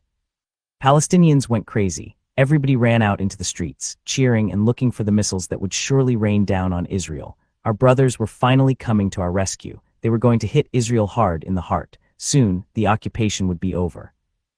Expecting another poison gas attack like the one that had killed 5,000 Kurds in 1988, the Israelis distributed gas masks to every citizen. But Palestinians received only 1 gas mask per household. My mother had one, but the 7 of us had no protection. So we tried to be creative and make our own masks. We also bought nylon sheets and taped them to the windows and doors. But in the morning, we woke to find that the humidity had caused all the tape to peel off. We were riveted to the Israeli TV channel, and we cheered with each warning of incoming missiles. We climbed up to the roof to watch the Scuds from Iraq light up Tel Aviv, but we saw nothing. Maybe Al-Bayr is not the best place to get a good view, I reasoned. I decided to go to my Uncle Dawood's house in Al-Jania, where we would be able to see all the way to the Mediterranean. My younger brother Sohaib came with me. From my uncle's roof, we saw the first missile. Actually, it was just the flame, but still, it was an awesome sight. When we heard the news that about 40 Scuds had reached Israel and that only 2 Israelis had been killed, we were sure the government was lying. As it turned out, it was true. When the Iraqis jerry-rigged the missiles to make them travel farther, they sacrificed power and accuracy. We stayed at my Uncle Dawood's house until the UN forces drove Saddam Hussein back to Baghdad. I was angry and bitterly disappointed. Why is the war finished? Israel is not finished. My father is still in an Israeli prison. The Iraqis have got to keep launching missiles. Indeed, all Palestinians were disappointed. After decades of occupation, a real war had finally been called, with devastating warheads being fired at Israel. And yet, nothing had changed. ******. Following my father's release after the Persian Gulf War, my mother told him that she wanted to sell her dowry gold to buy a piece of land and get a loan to build a house of our own. We had been renting up to this point, and whenever my father was away, the owner cheated us and became rude and abusive to my mother. My father was moved that she was willing to part with something so precious, but he was also concerned that he might not be able to keep up the loan payments since he could be arrested again at any time. Nevertheless, they decided to chance it, and in 1992, we built the house where my family still lives today in Betunia by Ramallah. I was 14. Betunia seemed to be less violent than either Al-Bayr or Ramallah. I attended the mosque near our new house and got involved in a jalsa, a group that encouraged us to memorize the Quran and taught us principles that leaders claimed would lead to a global Islamic state. A few months after we moved, my father was arrested again. Often, he was not even charged with anything specific. Because we were under occupation, emergency laws allowed the Israeli government to arrest people merely because they were suspected of being involved with terrorism. As a religious, and by default political, leader, my father was an easy target. It seemed this was becoming a pattern, and though we didn't realize it at the time, this pattern of arrest, release and rearrest would continue for many years to come, putting increasing strain on our family each time. Meanwhile, Hamas was growing more violent and aggressive as the younger Hamas men pressured the leadership to push even harder. "The Israelis are killing our children," they cried. "We throw stones and they shoot us down with machine guns. We are under occupation. The United Nations, the whole international community, every free man in the world recognizes our right to fight. Allah himself, may his name be praised, requires it. Why do we wait?" Most attacks in those days were personal, not organizational. Hamas leaders had no control over members who had their own agendas. My father's goal was Islamic freedom, and he believed in fighting Israel in order to achieve freedom. But for these young men, fighting became its own goal, not a means to an end, but an end in itself. As dangerous as the West Bank had become, Gaza was even more so. Due to geography, Gaza's dominant influence was the fundamentalist Muslim Brotherhood in Egypt, and overcrowding only made things worse. Gaza was one of the most densely populated pieces of real estate on Earth, really not much more than a 139-square-mile refugee camp packed with more than 1 million people. Families hung real estate documents and door keys on their walls as silent evidence and daily reminders that they had once owned homes and beautiful farms, property that had been taken by Israel as spoils of past wars. It was an ideal environment for recruiting. The refugees were motivated and available. They were persecuted not only by Israelis but also by Palestinians, their own people, who viewed them as second-class citizens. In fact, they were considered invaders themselves, since their camps had been built on their neighbors' lands. Most of the impatient young Hamas activists were from the refugee camps. Among them was Imad Akel. The youngest of 3 sons, Imad was studying to be a pharmacist when he must have finally had his fill of injustice and frustration. He got hold of a gun, killed several Israeli soldiers, and took their weapons. As others followed his example, Imad's influence grew. Operating independently, Imad established a small military cell and moved to the West Bank, which offered more targets and more room to move around. I knew from the conversations among the men in town that Hamas was very proud of him, although he was not at all accountable to the organization. Nevertheless, the leaders did not want to mix what he was doing with Hamas's other activities, so they added the military wing, the Ezzedine al-Qassam brigades, and made Imad its leader. He was soon the most wanted Palestinian in Israel. Hamas was now armed. As guns quickly replaced stones, graffiti, and Molotov cocktails, Israel had a problem it had never encountered before. It was one thing to deal with PLO attacks from Jordan, Lebanon, and Syria, but now the attacks were coming from inside its own borders. Chapter 8: Fanning the Flames. 1992 to 1994. On December 13, 1992, 5 al-Qassam members kidnapped Israeli border policeman Nissim Toldano near Tel Aviv. They demanded that Israel release Sheikh Ahmed Yassin. Israel refused. 2 days later, Toldano's body was discovered, and Israel launched a massive crackdown on Hamas. Immediately, more than 1,600 Palestinians were arrested. Then Israel decided to secretly deport 415 leaders of Hamas, Islamic Jihad, and the Muslim Brotherhood. Among them were my father, who was still in prison, and 3 uncles. I was only 14 years old at this time, and none of us knew that this was happening. As the news leaked out, however, we were able to piece together enough details to figure out that my father was probably among the large group of teachers, religious leaders, engineers, and social workers who had been handcuffed, blindfolded, and loaded onto buses. Within hours of the story breaking, lawyers and human rights organizations began to file petitions. The buses were halted as the Israeli High Court convened at 5 a.m. to consider the legal challenges, and throughout the following 14 hours of debate, my father and the other deportees were kept on the buses. Blindfolds and handcuffs remained in place. No food, no water, no bathroom breaks. In the end, the court backed the government, and the buses resumed their trek north. We later learned that the men were then driven to a snow-covered no-man's land in southern Lebanon. Although we were in the middle of a bitter winter, they were dumped there with no shelter or provisions. Neither Israel nor Lebanon would allow relief agencies to deliver food or medicine. Beirut refused to transport the sick and injured to its hospitals. On December 18, the UN Security Council adopted Resolution 799, calling for the safe and immediate return of the deportees. Israel refused. We had always been able to visit my dad when he was in prison, but since the Lebanese border was closed, we had no way to see him in exile. A couple of weeks later, we finally saw him on television for the first time since his deportation. Apparently, Hamas members had named him Secretary General of the camp, second only to Abdul Aziz al-Rantisi, another Hamas leader. Every day after that, we watched the news, hoping to catch another glimpse of my father's face. From time to time, we would see him with a bullhorn delivering instructions to the deportees. When spring came, he even managed to send us mail and photographs taken by reporters and members of relief organizations. Eventually, the deportees gained access to cell phones, and we were able to talk to him for a few minutes every week. Hoping to generate global sympathy for the deportees, the media interviewed their family members.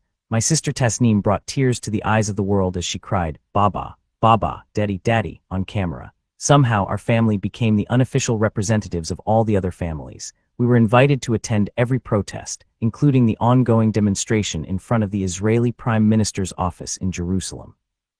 My father told us he was very proud, and we did take some comfort in the support we received from people all over the world, even Israeli peacemakers.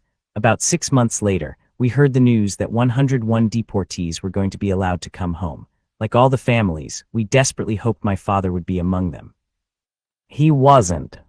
The next day, we visited with the heroes who had returned from Lebanon to see if we could find out any news about my father, but they could tell us only that he was doing well and would be home soon. About 3 more months passed before Israel agreed to allow the remaining deportees to return home. We were overjoyed at the prospect. On the designated day, we waited impatiently outside the Ramallah prison where the remaining deportees were to be released. 10 came out, 20, he wasn't with them. The last man passed by, and the soldiers said that was all. There was no sign of my father and no word of his whereabouts. The other families joyously took their loved ones home, and we were left standing outside alone in the middle of the night with no idea where my father was. We went home discouraged, frustrated, and worried. Why hadn't he been released with the rest of the prisoners? Where was he now? The next day, my father's attorney called to tell us that my father and several other deportees had been returned to prison. Apparently, he said, the deportation had proved counterproductive for Israel. During their exile, my father and other Palestinian leaders had been all over the news, earning the world's sympathy because the punishment was perceived as excessive and an abuse of their human rights. Throughout the Arab world, the men were seen as heroes of the cause, and as such, they became far more important and influential. The deportation also had another unintended but disastrous effect for Israel. The prisoners had used their time in exile to forge an unprecedented relationship between Hamas and Hezbollah, the main Islamic political and paramilitary organization in Lebanon. This connection carried major historical and geopolitical ramifications. My father and other Hamas leaders often snuck out of the camp to avoid the media in order to meet with Hezbollah and Muslim Brotherhood leaders, something they could never do inside the Palestinian territories. While my father and the others had been in Lebanon, the most radical Hamas members were still free and becoming more furious than ever. And as these radicalized new men filled the temporary leadership roles within Hamas, the gap between Hamas and the PLO widened. About that time, Israel and Yasser Arafat entered into secret negotiations, which resulted in the 1993 Oslo Accords. On September 9, Arafat wrote a letter to Israeli Prime Minister Yitzhak Rabin in which he officially recognized the right of the State of Israel to exist in peace and security, and renounced the use of terrorism and other acts of violence. Rabin then formally recognized the PLO as the representative of the Palestinian people, and President Bill Clinton lifted the ban on American contact with the organization. On September 13, the world stared in amazement at a photograph of Arafat and Rabin shaking hands at the White House. A poll at that time showed that the vast majority of Palestinians in the West Bank and Gaza supported the terms of the Accords, also known as the Declaration of Principles, DOP. This document led to the creation of the Palestinian Authority, PA, called for the withdrawal of Israeli troops from Gaza and Jericho, granted autonomy to those areas, and opened the door for the return of Arafat and the PLO from exile in Tunisia. But my dad was against the DOP. He didn't trust Israel or the PLO and therefore put no trust in the peace process. Other Hamas leaders, he explained, had their own reasons for opposing it, including the risk that a peace accord might actually stick. Peaceful coexistence would mean the end of Hamas. From their perspective, the organization could not thrive in a peaceful atmosphere. Other resistance groups also had a stake in the continuation of conflict. It's hard to achieve peace in a place where so many have different goals and interests. So the attacks continued. An Israeli man was stabbed to death on September 24 by a Hamas Fedayeen in an orchard near Basra. the Popular Front for the Liberation of Palestine and Islamic Jihad, claimed responsibility for the deaths of 2 Israelis in the Judean desert 2 weeks later. 2 weeks after that, Hamas shot and killed 2 IDF soldiers outside a Jewish settlement in Gaza. But none of these killings captured world headlines like the Hebron massacre on Friday, February 25, 1994. During the Jewish festival of Purim and the Muslim holy month of Ramadan, an American-born physician named Baruch Goldstein entered Al-Haram Al-Ibrahimi Mosque in Hebron, where, according to local tradition, Adam and Eve, Abraham and Sarah, Isaac and Rebekah, and Jacob and Leah are buried. Without warning, Goldstein opened fire, killing 29 Palestinians who had come to pray and wounding well over 100 before he was beaten to death by an enraged, grief-stricken mob. We sat and watched through the lens of the television camera as one bloody corpse after another was carried from that holy place. I was in shock. Everything seemed to move in slow motion. One moment my heart pounded with a rage I had never known before, a rage that startled and then soothed me. The next minute I was frozen with grief. Then I was suddenly enraged, then numb again, and I was not alone. It seemed that the emotions of everyone in the occupied territories rose and fell to that surreal rhythm, leaving us exhausted. Because Goldstein was wearing his Israeli military uniform and the IDF presence was smaller than normal, Palestinians were convinced that he had been sent, or at least covered, by the government in Jerusalem. To us, trigger-happy soldiers and crazy settlers were all one and the same. Hamas now spoke with a voice of terrible resolve. They could only think of revenge for this betrayal, this atrocity. On April 6, a car bomb destroyed a bus in Afula, killing 8 and injuring 44. Hamas said it was reprisal for Hebron. That same day, 2 Israelis were shot and killed, and 4 others were wounded when Hamas attacked a bus stop near Ashdod. A week later, a historic and awful threshold was crossed, as Israel felt the impact of the first official suicide bombing. On Wednesday morning, April 13, 1994, the same day my father was finally released from prison after his deportation to Lebanon, 21-year-old Amr Salah Diab Amrna entered the Hadara bus station between Haifa and Tel Aviv in central Israel. He carried a bag containing hardware and over 4 pounds of homemade acetone peroxide explosive. At 9:30, he boarded the bus to Tel Aviv. 10 minutes later, as the bus was pulling out of the station, he placed the bag on the floor and detonated it. The shrapnel ripped through the passengers on the bus, killing 6 and wounding 30. A second pipe bomb exploded at the scene just as rescue workers arrived. This was the second in a series of 5 attacks in revenge for Hebron, a Hamas pamphlet later announced. I was proud of Hamas, and I saw the attacks as a huge victory against the Israeli occupation. At 15 years of age, I saw everything in stark black and white. There were good guys and bad guys, and the bad guys deserved everything they got. I saw what a 2-kilogram bomb packed with nails and ball bearings could do to human flesh, and I hoped it would send a clear message to the Israeli community. Well, it did. After every suicide attack, Orthodox Jewish volunteers known as ZAKA, Disaster Victim Identification, arrived at the scene in fluorescent yellow vests. It was their job to collect blood and body parts, including those of non-Jews and the bomber himself, which were then taken to the forensic center in Jaffa. The pathologists there had the job of reassembling what was left of the bodies for identification purposes. Often, DNA testing was the only way for them to connect one piece to another. Family members who had not been able to find their loved ones among the wounded at the local hospitals were directed to Jaffa, where they often showed up dazed with grief. Pathologists frequently advised the families not to view the remains, telling them that it was better to remember their loved ones as they were when they were living, but most still wanted to touch the bodies one last time, even if a foot was all that was left. Because Jewish law required that the entire body be buried the same day a person died, larger body parts were often buried first. Smaller pieces were added later, after identification was confirmed by DNA, reopening the wounds of grieving families.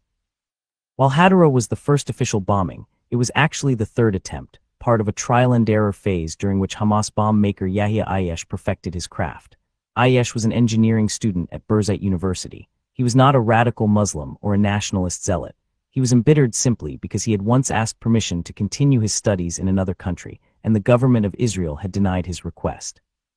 So he made bombs and became a hero to the Palestinians and one of Israel's most wanted men. In addition to 2 failed attempts and the bombings on April 6 and 13, Ayesh would eventually be responsible for the deaths of at least 39 people in 5 more attacks. He would also teach others, like his friend Hassan Salameh, how to make bombs. /*// during the Gulf War, Yasser Arafat had supported Saddam Hussein's invasion of Kuwait, which alienated him from both the United States and the Arab states that supported the American-led coalition. Because of that, those states then started shifting their financial support from the PLO to Hamas. Following the success of the Oslo Accords, however, Arafat was on top again, and the next year, he shared the Nobel Peace Prize with Israeli Prime Minister Yitzhak Rabin and Israeli Minister of Foreign Affairs Shimon Peres. The Oslo Accords required Arafat to establish the Palestinian National Authority in the West Bank and Gaza Strip. So on July 1, 1994, he approached Egypt's Rafah border, crossed into Gaza, and settled in. National unity, he told the crowds celebrating his return from exile, is our shield, the shield of our people. Unity, unity. 3. But the Palestinian territories were far from unified. Hamas and its supporters were angry that Arafat had met secretly with Israel and promised that Palestinians would no longer fight for self-determination. Our men were still in Israeli prisons. We had no Palestinian state. The only autonomy we had was over the West Bank city of Jericho, a small town with nothing, and Gaza, a big, overcrowded refugee camp on the coast. And now Arafat was sitting with the Israelis at the same table and shaking hands. What about all the Palestinian blood? Our people asked one another. Did he hold it so cheap? On the other hand, some Palestinians conceded that at least the PA had gotten us Gaza and Jericho. What had Hamas gotten us? Had it freed even one little Palestinian village? Perhaps they had a point, but Hamas didn't trust Arafat, mostly because he was ready to settle for a Palestinian state inside Israel, instead of recovering the Palestinian territories that existed before Israel. What would you have us do? Arafat and his spokesman argued whenever they were pushed. For decades, we fought Israel and found that there was no way to win. We were thrown out of Jordan and Lebanon and ended up over 1,000 miles away in Tunisia. The international community was against us. We had no power. The Soviet Union collapsed, leaving the United States as the only world power, and it backed Israel. We were given an opportunity to get back everything we had before the Six-Day War in 1967 and to govern ourselves, and we took it. Several months after arriving in Gaza, Arafat visited Ramallah for the first time. My father, along with dozens of religious, political, and business leaders, stood in a reception line for him. When the PLO chief came to Sheikh Hassan Yousef, he kissed my father's hand, recognizing him as a religious as well as a political leader. Over the next year, my father and other Hamas leaders met frequently with Arafat in Gaza City in an attempt to reconcile and unify the PA and Hamas. But the talks ended in failure when Hamas ultimately refused to participate in the peace process. Our ideologies and goals were still a long way from being reconciled. The transition of Hamas into a full-blown terrorist organization was complete. Many of its members had climbed the ladder of Islam and reached the top. Moderate political leaders like my father would not tell the militants that what they were doing was wrong. They could not. On what basis could they declare it was wrong? The militants had the full force of the Quran to back them up.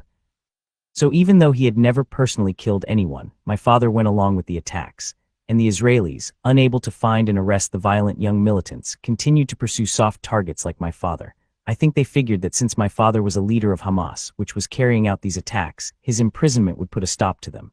But they never made an effort to find out who or what Hamas really was. And it would be many painful years before they would begin to understand that Hamas was not an organization as most people understood organizations, with rules and a hierarchy. It was a ghost, an idea. You can't destroy an idea, you can only stimulate it. Hamas was like a flatworm, cut off its head and it just grew another. The trouble was that the central organizing premise and goal of Hamas was an illusion. Syria, Lebanon, Iraq, Jordan and Egypt had repeatedly tried and failed to drive the Israelis into the sea and transform its lands into a Palestinian state. Even Saddam Hussein and his Scud missiles failed. In order for millions of Palestinian refugees to recover the homes, farms, and property they had lost more than half a century ago, Israel would have to virtually trade places with them. And because that was clearly never going to happen, Hamas was like Sisyphus of Greek mythology, condemned eternally to roll a boulder up a steep hill, only to see it roll back down again, never reaching the goal. Nevertheless, even those who recognized the impossibility of Hamas's mission clung to the belief that Allah would one day defeat Israel, even if he had to do it supernaturally. For Israel, the PLO nationalists had been simply a political problem in need of a political solution. Hamas, on the other hand, Islamized the Palestinian problem, making it a religious problem, and this problem could be resolved only with a religious solution, which meant that it could never be resolved because we believed that the land belonged to Allah. period. End of discussion. Thus for Hamas, the ultimate problem was not Israel's policies, it was the nation-state Israel's very existence. And what of my father, had he too become a terrorist? One afternoon, I read a newspaper headline about a recent suicide bombing, or martyrdom operation, as some in Hamas called them, that had killed many civilians, including women and children. It was impossible for me to mentally reconcile the kindness and character of my father and his leadership with an organization that carried out such things. I pointed to the article and asked him how he felt about such acts. Once, he answered, I left the house and there was an insect outside. I thought twice about whether to kill it or not, and I could not kill it. That indirect answer was his way of saying that he could never personally participate in that kind of wanton killing, but the Israeli civilians were not insects. No, my father did not build the bombs, strap them onto the bombers, or select the targets. But years later I would think of my father's answer when I encountered a story in a Christian Bible that describes the stoning of a young innocent named Stephen. It said, Saul was there, giving approval to his death, Acts 8:1. I loved my father so deeply, and I admired so much about who he was and what he stood for.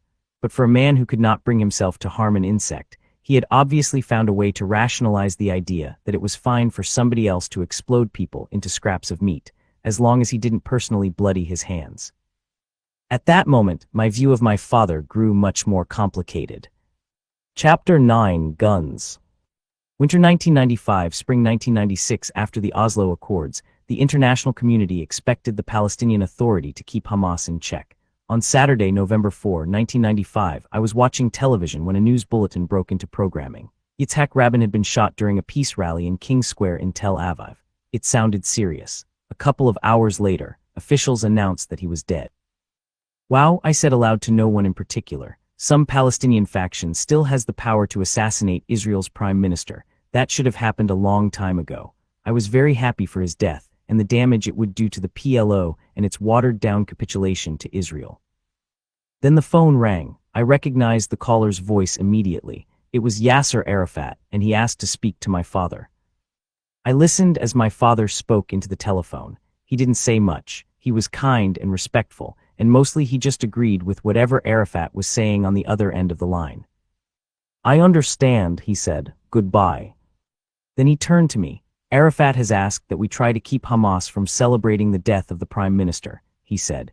The assassination was a very big loss for Arafat because Rabin showed such political courage in entering into peace negotiations with the PLO. We later learned that Rabin had not been killed by a Palestinian after all. Instead, he had been shot in the back by an Israeli law student. Many in Hamas were disappointed by this piece of information. Personally, I found it amusing that Jewish fanatics had shared a goal with Hamas. The assassination put the world on edge, and the world put more pressure on Arafat to get control of the Palestinian territories. So he launched an all-out crackdown on Hamas.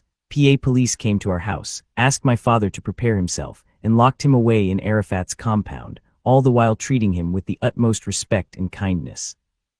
Even so, for the first time, Palestinians were imprisoning other Palestinians.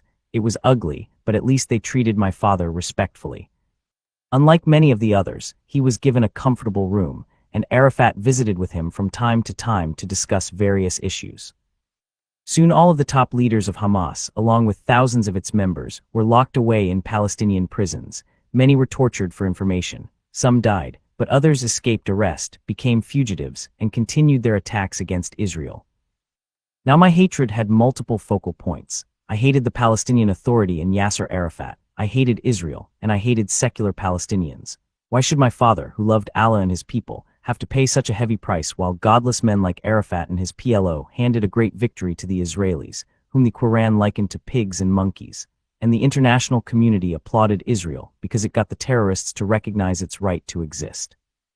I was 17 and only months away from my high school graduation. Whenever I visited my father in prison or brought him food from home and other things to make him more comfortable, he encouraged me, saying, "The only thing you have to do is pass your tests. Focus on your school. Don't worry about me, I don't want this to interfere with anything." But life no longer meant anything to me. I could think of nothing else except joining the military wing of Hamas and taking revenge on Israel and the Palestinian Authority. I thought about everything I had seen in my life. Was all the struggle and sacrifice going to end like this, in a cheap peace with Israel? If I died fighting, at least I would die as a martyr and go to heaven. My father had never taught me to hate, but I didn't know how not to feel this way. Though he passionately fought the occupation, and though I don't believe he would have hesitated to give the order to nuke the nation of Israel if he had had the bomb, he never spoke against Jewish people, like some racist leaders of Hamas did. He was much more interested in the God of the Quran than in politics. Allah had given us the responsibility of eradicating the Jews, and my father didn't question that, though he personally had nothing against them.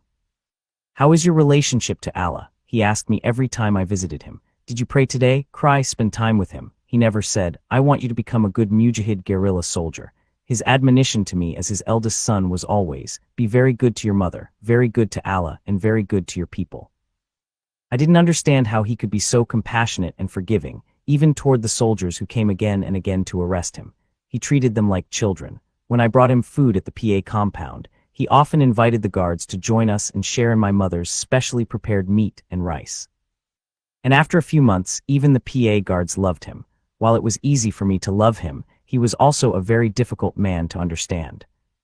Filled with anger and a desire for revenge, I started hunting for guns. Though weapons were available in the territories by this time, they were very expensive, and I was a student with no money. Ibrahim Kiswani, a classmate from a village next to Jerusalem, shared my interest and told me he could get the money we needed, not enough for heavy guns, but enough for some cheap rifles and maybe a pistol. I asked my cousin Yousef Dawood if he knew where I could get some weapons. Yousef and I weren't really that close, but I knew he had connections that I didn't have. "I have a couple of friends in Nablus who might help," he told me. "What do you want with guns?" "Every family has its own weapons," I lied. "I want one to protect my family." Well, it wasn't exactly a lie. Ibrahim lived in a village where every family did indeed have its own weapons for self-defense, and he was like a brother to me. In addition to wanting to take revenge, I thought it would be cool to be a teenager with a gun. I no longer cared much about school. Why go to school in this crazy country? Finally, one afternoon, I got a call from my cousin Yousef. "Okay, we're going to Nablus. I know a guy who works for the PA security force. I think he can get us some weapons," he said. When we arrived in Nablus, a man met us at the door of the small house and led us inside. There he showed us Swedish Carl Gustaf M45 submachine guns and a port said, which was an Egyptian version of the same weapon. He took us to a remote spot in the mountains and showed us how they operated. When he asked me if I wanted to try one, my heart started to race. I had never fired a machine gun before, and suddenly I was scared. "No, I trust you," I told him. I purchased a couple of Gustafs and a handgun from the man. I hid them in the door of my car, sprinkling black pepper over them to throw off any Israeli dogs that might be sniffing for weapons at the checkpoints. As I drove back to Ramallah, I called Ibrahim on the way.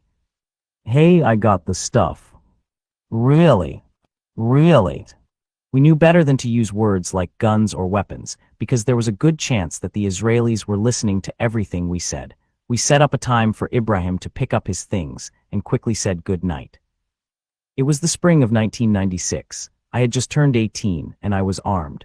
One night, Ibrahim called me, and I could tell by the tone of his voice that he was really angry. "The guns don't work," he shouted into the phone. "What are you talking about?" I shot back, hoping no one was listening to our conversation. "The guns don't work," he repeated. "We were cheated." "I can't talk now," I told him.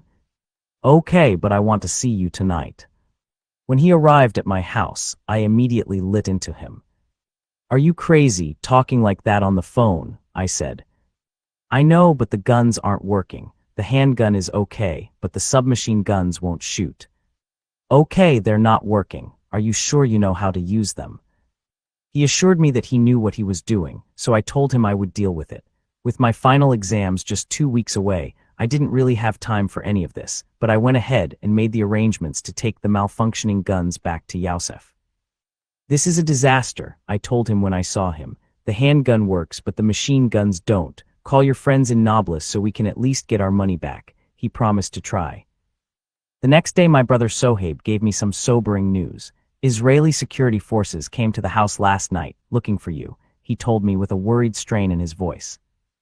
My first thought was, we didn't even kill anyone yet. I was scared, but I also felt a bit important, as though I was becoming dangerous to Israel. The next time I visited my father, he had already heard that the Israelis were looking for me. "What's going on?" he asked sternly. I told him the truth, and he became very angry. Through his anger, however, it was clear to me that he was mostly disappointed and worried. "This is very serious," he warned me. "Why did you get yourself into this? You need to be taking care of your mother and brothers and sisters, not running from the Israelis. Don't you understand that they will shoot you?" I went home, threw together some clothes and my school books, and asked some Muslim Brotherhood students to hide me until I could take my exams and finish school. Ibrahim clearly didn't understand the seriousness of my situation. He continued to call me, often on my father's cell phone. "What's going on? What is happening with you? I gave you all that money. I need it back." I told him about the security forces that had been to my house, and he started to shout and say careless things on the phone. I quickly hung up before he could implicate himself or me any further. But the next day, the IDF showed up at his place, searched it, and found the handgun. They arrested him immediately. I felt lost. I had trusted someone I shouldn't have. My father was in prison, and he was disappointed in me. My mother was worried sick about me. I had exams to study for, and I was wanted by the Israelis. How could things possibly get any worse? Chapter 10: The Slaughterhouse. 1996. Although I had tried to take precautions, the Israeli security forces caught up with me. They had listened in on my conversations with Ibrahim, and now here I was, handcuffed and blindfolded, stuffed in the back of a military jeep, trying to dodge rifle butts as best I could. The jeep rolled to a stop. We had been driving for what seemed like hours. The handcuffs cut deeply into my wrists as the soldiers lifted me by my arms and pulled me up a set of stairs. I could no longer feel my hands. All around me, I heard the sounds of people moving and shouting in Hebrew. I was taken into a small room where my blindfold and handcuffs were removed. Squinting in the light, I tried to get my bearings. With the exception of a small desk in the corner, the room was empty. I wondered what the soldiers had in store for me next. Interrogation, more beatings, torture. I didn't have to wonder for long. After just a few minutes, a young soldier opened the door. He wore a ring in his nose, and I recognized his Russian accent. He was one of the soldiers who had beaten me in the back of the jeep. Taking me by the arm, he led me down a series of long, winding corridors and into another small room. A blood pressure cuff and monitor, a computer, and a small TV sat atop an old desk. An overpowering stench filled my nostrils as I entered. I gagged, sure I was about to throw up again. A man wearing a doctor's jacket entered behind us, looking tired and unhappy. He seemed surprised to see my battered face and eye, which had now swollen to twice its original size. But if he was concerned about my well-being, he certainly didn't show it. I had seen veterinarians who were kinder to their animals than this doctor was as he examined me. A guard wearing a police uniform came in. He turned me around, put the handcuffs back on, and pulled a dark green hood over my head. I had found the source of the stench. The hood smelled like it had never been washed. It reeked of the unbrushed teeth and foul breath of 100 prisoners. I retched and tried to hold my breath, but every time I gasped, I sucked the filthy cloth into my mouth. I panicked and felt like I would suffocate if I couldn't get away from the bag. The guard searched me, taking everything, including my belt and bootlaces. He grabbed me by the hood and dragged me through the corridors. A right turn, a left, another left, right again. I didn't know where I was or where he was taking me. Eventually we stopped and I heard him fumble for a key. He opened a door that sounded thick and heavy. "Steps," he said, and I felt my way down several treads. Through the hood I could see some sort of flashing light, the kind you see on top of a police car. The guard pulled off the hood, and I realized I was standing in front of a set of curtains. To my right I saw a basket of hoods. We waited a few minutes until a voice from the other side of the curtain gave us permission to enter. The guard locked manacles onto my ankles and stuffed my head into another bag. Then he grabbed the front of it and pulled me through the curtains. Cold air poured out of the vents, and music blasted from somewhere in the distance. I must have been walking along a very narrow corridor, because I kept bumping into the walls on either side. I felt dizzy and exhausted. Finally, we stopped again. The soldier opened a door and shoved me inside. Then he removed the hood and left, locking the heavy door behind him. I looked around me, once again surveying my surroundings. The cell was about 6 feet square, just enough room for a small mattress and 2 blankets. Whoever had occupied the cell before me had rolled one of them into a pillow. I sat down on the mattress. It felt sticky and the blankets smelled like the hood. I covered my nose with the collar of my shirt, but my clothes reeked of vomit. One weak light bulb hung from the ceiling, but I couldn't find the switch to turn it on or off. A small opening in the door was the only window in the room. The air was clammy, the floor wet, the concrete covered with mold. Bugs swarmed everywhere. Everything was foul and rotting and ugly. I just sat there for a long time, not knowing what to do. I had to go to the bathroom and stood to use the rusty toilet in the corner. I pushed the flush handle and immediately wished I hadn't. The waste didn't flush down the hole. Instead, it leaked out onto the floor, soaking into the mattress. I sat down in the only dry corner of the room and tried to think. What a place to have to spend the night. My eye throbbed and burned. I was finding it hard to breathe without choking on the smell of the room. The heat in my cell was unbearable, and my sweat-soaked clothes clung to my frame. I had had nothing to eat or drink since some goat's milk at my mother's house, and that was now souring all over my shirt and pants. There was a pipe protruding from the wall, and I turned the handle, hoping to get some water from it. The liquid came out thick and brown. What time was it? Were they going to leave me here all night? My head pounded. I knew I wouldn't be able to sleep. The only thing I could do was pray to Allah. Protect me, I asked. Keep me safe and bring me back to my family quickly. Through the thick steel door, I could hear loud music playing in the distance, the same tape, over and over and over. I used the mind-numbing repetitions to help me gauge time. Again and again, Leonard Cohen sang. They sentenced me to 20 years of boredom for trying to change the system from within. I'm coming now. I'm coming to reward them. First we take Manhattan, then we take Berlin in the distance. Doors opened and closed, a lot of them. Slowly the sounds drew nearer. Then someone opened the door to my cell, shoved a blue tray inside, and slammed the door shut. I looked at the tray as it sat in the sewage that had oozed out after I used the toilet. Its contents included 1 boiled egg, a single piece of bread, about a spoonful of sour-smelling yogurt, and 3 olives. A plastic container of water sat to one side, but when I lifted it to my lips, it didn't smell right at all. I drank a little but used the rest to wash my hands. I ate everything on the tray, but I was still hungry. Was this breakfast? What time was it? I guessed afternoon. While I was still trying to figure out how long I had been there, the door to my cell opened. Someone or something was standing there. Was it human? He was short, seemed to be about 75 years old, and looked like a hunchbacked ape. He shouted at me in a Russian accent, cursed me, cursed God, and spat in my face. I could not imagine anything uglier.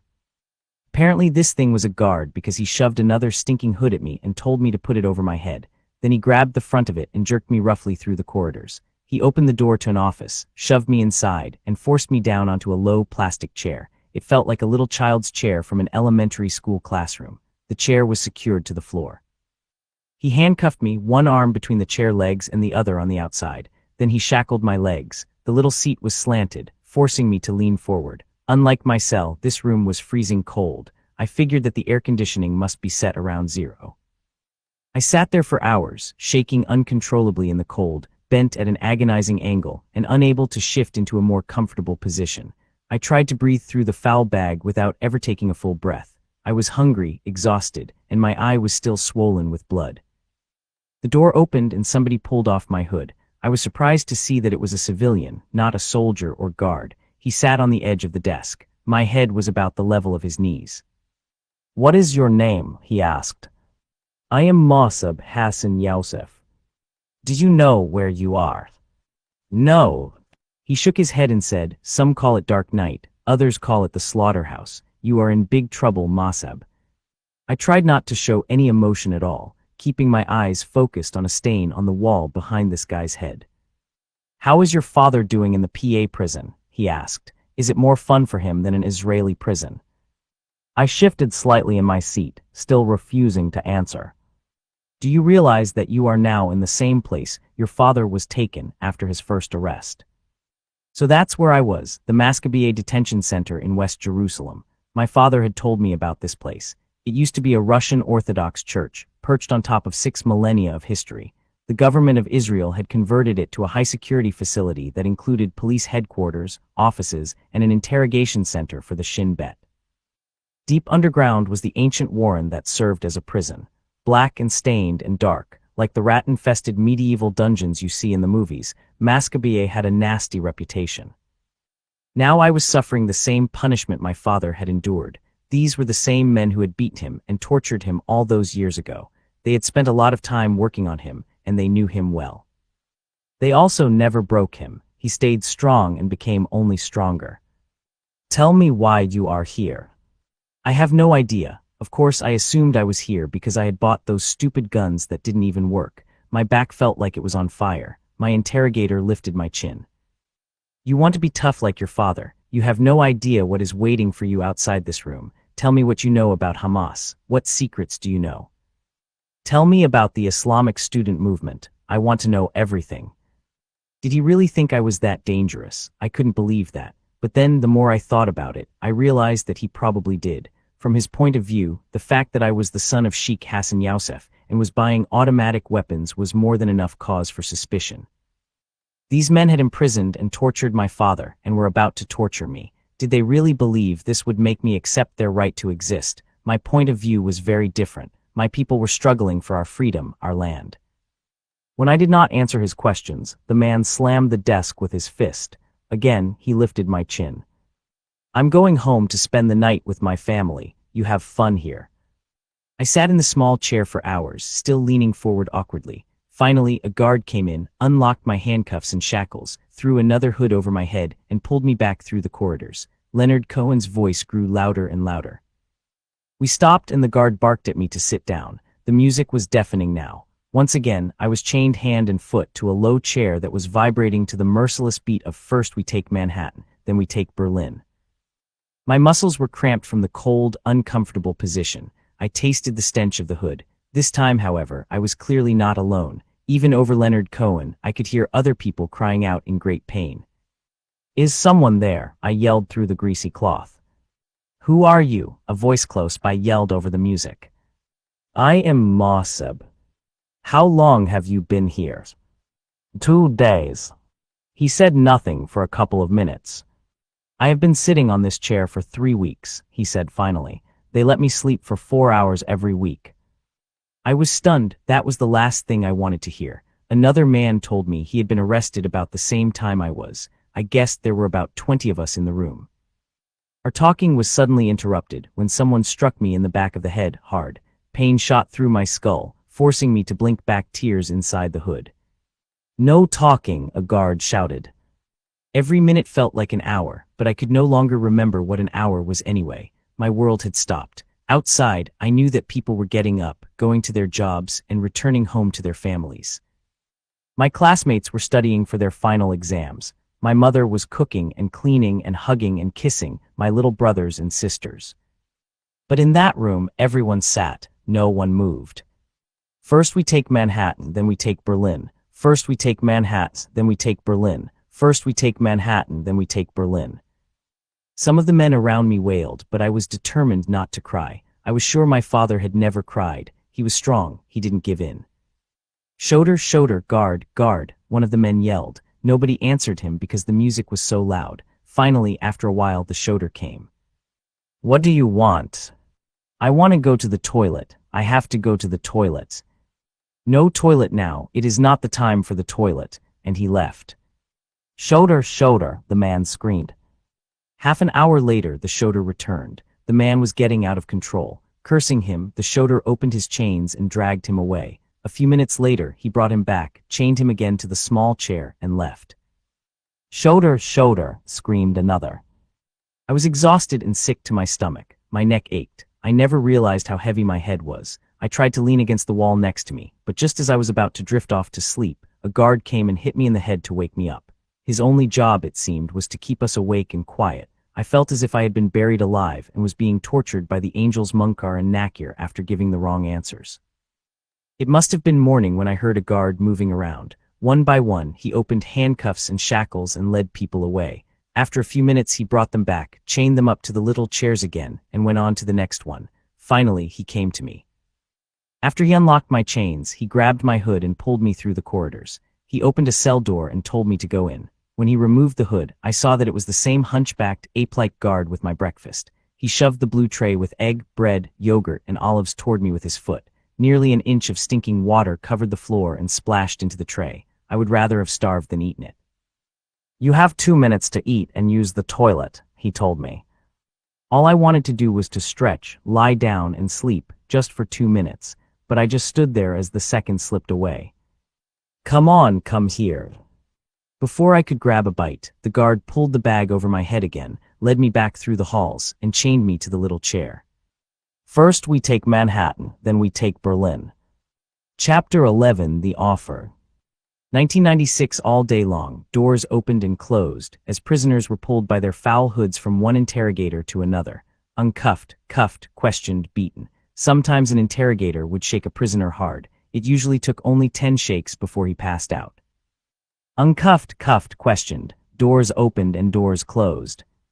Every morning we were taken for our 2-minute blue breakfast tray, and then hours later for our 2-minute orange dinner tray, hour after hour, day after day.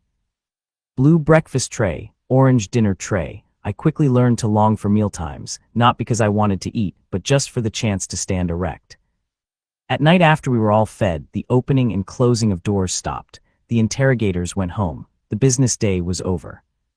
And the endless night began. People cried and moaned and screamed. They no longer sounded like human beings.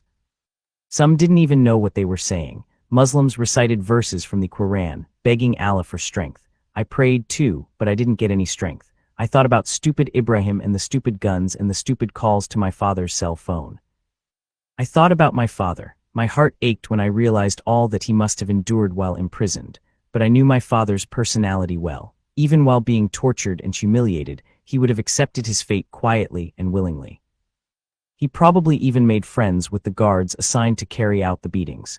He would have taken a genuine interest in them as people, asking about their families, their backgrounds, their hobbies. My father was such an example of humility, love, and devotion. Even though he was only 5'7", he stood head and shoulders above anyone else I had ever known. I very much wanted to be like him, but I knew I still had a long way to go. One afternoon, my routine was unexpectedly interrupted. A guard came into the cell and unchained me from my chair. I knew it was much too early for dinner, but I didn't ask questions. I was just happy to go anywhere, to hell even, if it meant getting off that chair. I was taken to a small office where I was chained again, but this time to a regular chair. An officer of the Shin Bet entered the room and looked me up and down. Though the pain wasn't as sharp as it once had been, I knew my face still bore the marks from the soldiers' rifle butts. "How are you?" the officer asked. "What happened to your eye?" "They butt me." "Who?" "The soldiers who brought me here." "That's not allowed. It's against the law. I'll look into it and find out why this happened." He seemed very confident and spoke kindly and respectfully to me. I wondered if it was a game to get me to talk. "You have exams soon. Why are you here?" "I don't know." "Of course you know. You are not stupid, and we are not stupid. I am Lowy, Shin Bet captain of your area. I know all about your family and your neighborhood, and I know everything about you." And he really did. Apparently he was responsible for every person in my neighborhood. He knew who worked where, who was in school, what they studied, whose wife just had a baby, and no doubt what the baby weighed. Everything. "You have a choice. I came all the way here today to sit down with you and talk. I know that the other interrogators have not been so nice." I looked closely into his face, trying to read between the lines. Fair-skinned and blonde, he spoke with a sense of calm I had not heard before. His expression was kind, even a little concerned for me. I wondered if this was part of the Israeli strategy, throwing off the prisoner by beating him 1 minute, then treating him kindly the next. "What do you want to know?" I asked. "Listen, you know why we brought you here. You've got to bring everything out, whatever you have." "I have no idea what you're talking about." "Okay, I want to make this easy for you." On a whiteboard behind the desk, he wrote 3 words: Hamas, weapons, and organization. "Go ahead and tell me about Hamas. What do you know about Hamas? What is your involvement in Hamas?" "I don't know." "Do you know anything about the weapons they have, where they come from, how they get them?" "No." "Do you know anything about the Islamic youth movement?" "No." "Okay, it's up to you. I don't know what to tell you, but you are really choosing the wrong path. Can I bring you any food?" "No, I don't want anything." Lowy left the room and returned minutes later with a steaming plate of chicken and rice and some soup. It smelled wonderful, causing my stomach to grumble involuntarily. No doubt the food had been prepared for the interrogators. "Please, Mosab, eat. Don't try to be a tough guy. Just eat and relax a little bit. You know, I have known your father for a long time. Your father is a nice guy. He is not a fanatic, and we don't know why you got yourself into trouble. We don't want to torture you, but you need to understand that you are against Israel. Israel is a small country, and we have to protect ourselves. We cannot allow anybody to hurt Israeli citizens. We suffered enough our whole lives, and we will not be easy on those who want to hurt our people." "I never hurt any Israeli. You hurt us. You arrested my father." "Yes, he is a good man, but he is also against Israel. He inspires people to fight against Israel. That's why we have to put him in prison." I could tell that Lowy really believed I was dangerous. I knew from talking to others who had been inside Israeli prisons that Palestinians weren't always treated as harshly as I had been, nor were they all interrogated at such lengths. What I didn't know at the time was that Hassan Salimeh had been arrested about the same time I was. Salimeh had carried out numerous attacks in revenge for master bomb maker Yahya Ayesh's assassination, and when the Shin Bet heard me talking to Ibrahim on my dad's cell phone about getting weapons, they assumed I wasn't working alone. In fact, they were sure I had been recruited by Al-Qassam. Finally, Lowy said, "This is the last time I will make this offer, then I will be gone. I have a lot to do. You and I can resolve this situation right now. We can work something out. You do not have to go through more interrogation. You're just a kid and you need help." Yes, I had wanted to be dangerous, and I had dangerous ideas, but clearly I wasn't very good at being a radical. I was tired of the little plastic chair and smelly hoods. The Israeli intelligence was giving me more credit than I deserved, so I told him the whole story, leaving out the part about my wanting the weapons so I could kill Israelis. I told him I had bought the weapons to help my friend Ibrahim protect his family. "So there are weapons now, I see." "Yes, there are weapons." "And where are those weapons?" I wished they had been at my house, because I would gladly have surrendered them to the Israelis, but now I had to involve my cousin. "Okay, here's the thing. Somebody that has nothing to do with this has the weapons." "Who is he?" "My cousin Yousef has them. He is married to an American, and they have a new baby. I hoped they would take his family into account and just go get the weapons, but things are never that easy." 2 days later, I heard scuffling on the other side of the wall in my cell. I leaned down and toward the rusted-out pipe that connected my cell with the one next to it. "Hello," I called. "Is anybody there?" Silence. And then, "Mosab." What? I couldn't believe my ears. It was my cousin. "Yousef, is that you?"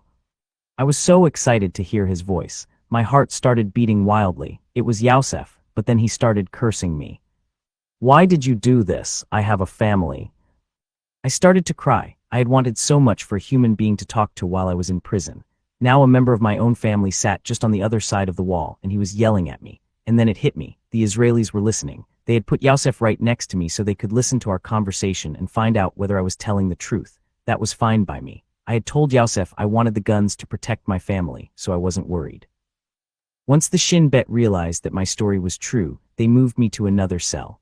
Alone once again, I thought about how I had screwed up my cousin's life, how I had hurt my family, and how I had thrown away 12 years of school, and all because I trusted a jerk like Ibrahim. I stayed in that cell for weeks with no human contact. The guards slid food under the door but never said a word to me. I even began to miss Leonard Cohen. I had nothing to read, and my only sense of passing time was the daily rotation of colored food trays, nothing to do but think and pray. Finally one day I was again taken to an office, and again, Lowy was waiting to talk to me. "If you decide to cooperate with us, Mosab, I will do my best to see that you don't have to spend more time in prison." A moment of hope. Maybe I could make him think I was going to cooperate, and then he would let me out of here. We talked a little about general things. Then he said, "What if I offer you a job with us? Israeli leaders are sitting down with Palestinian leaders. They have fought for a long time, and at the end of the day they are shaking hands and having dinner together. Islam forbids me to work with you. At some point, Mosab, even your father will come and sit down and talk to us, and we will talk to him. Let's work together and bring peace to people." "Is this how we bring peace? We bring peace by ending the occupation." "No, we bring peace through people with courage who want to make change." "I don't think so. It's not worth it." "Are you afraid of being killed as a collaborator?" "It's not that. After all our suffering, I could never just sit down and talk with you as a friend, much less work with you. I am not allowed to do this. It is against everything I believe." I still hated everything around me, the occupation, the PA. I had become a radical just because I wanted to destroy something, but it was that impulse that had got me into this whole mess. Here I was sitting in an Israeli prison, and now this man was asking me to work for them. If I said yes, I knew I would have to pay a terrible price, both in this life and in the next. "Okay, I need to think about it," I heard myself saying. I went back to my cell and thought about Lowy's offer. I had heard stories about people who agreed to work for the Israelis but were double agents. They killed their handlers, stashed weapons, and used every opportunity to hurt the Israelis at an even deeper level.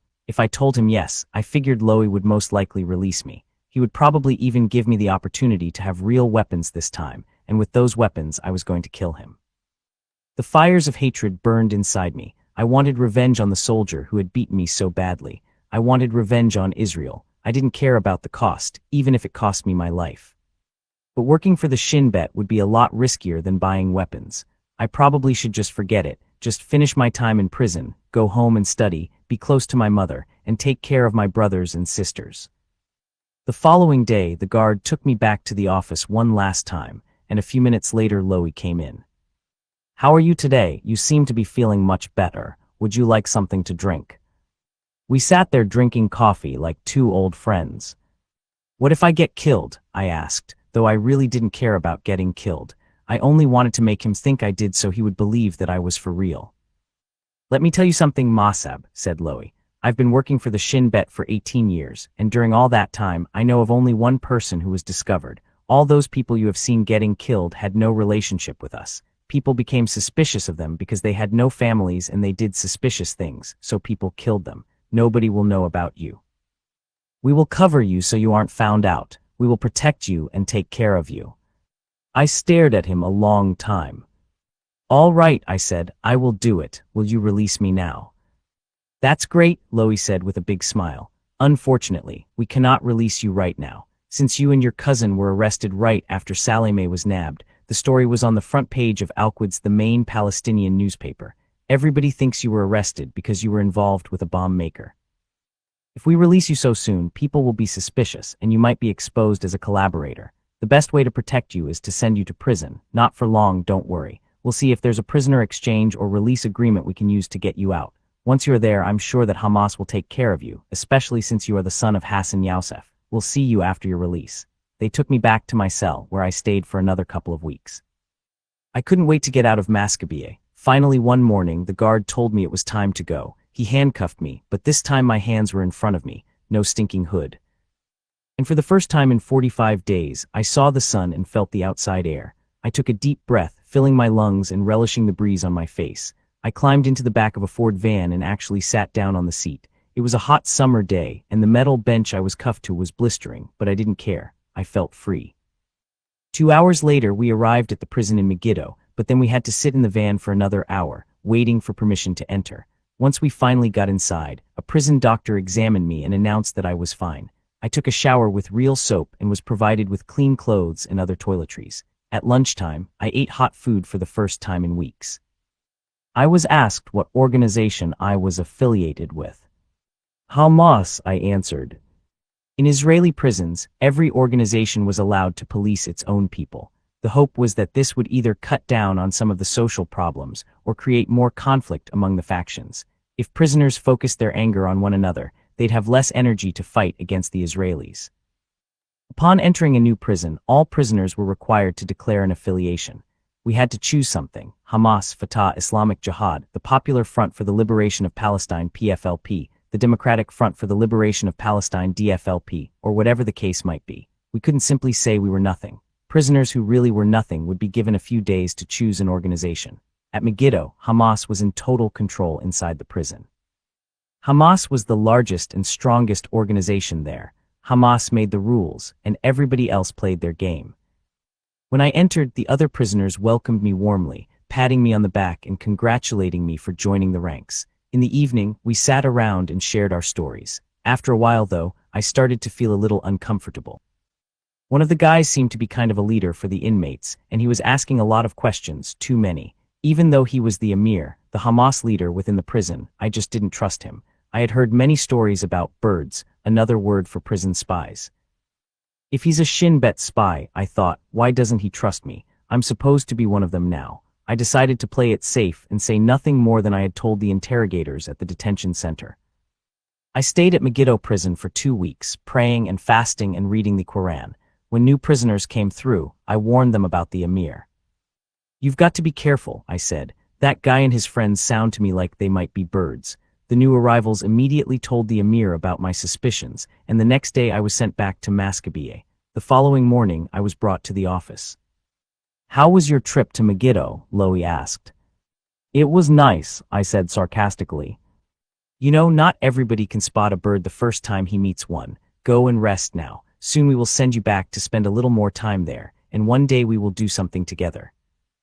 Yeah, and one day I will shoot you in the head, I thought as I watched him walk away. I was proud of myself for having such radical thoughts. I spent 25 more days at the detention center, but this time I was in a cell with 3 other prisoners, including my cousin Yousef. We passed the time talking and telling stories. One guy told us how he had killed somebody. Another boasted about sending suicide bombers. Everybody had an interesting story to tell. We sat around, praying, singing, and trying to have fun. Anything to get our minds off our current surroundings. It was not a place for humans. Finally, all of us except my cousin were sent to Megiddo. But this time we were not going to be on the side with the birds. We were headed to a real prison, and nothing would ever be the same again. Chapter 12, number 823. 1996. They could smell us coming.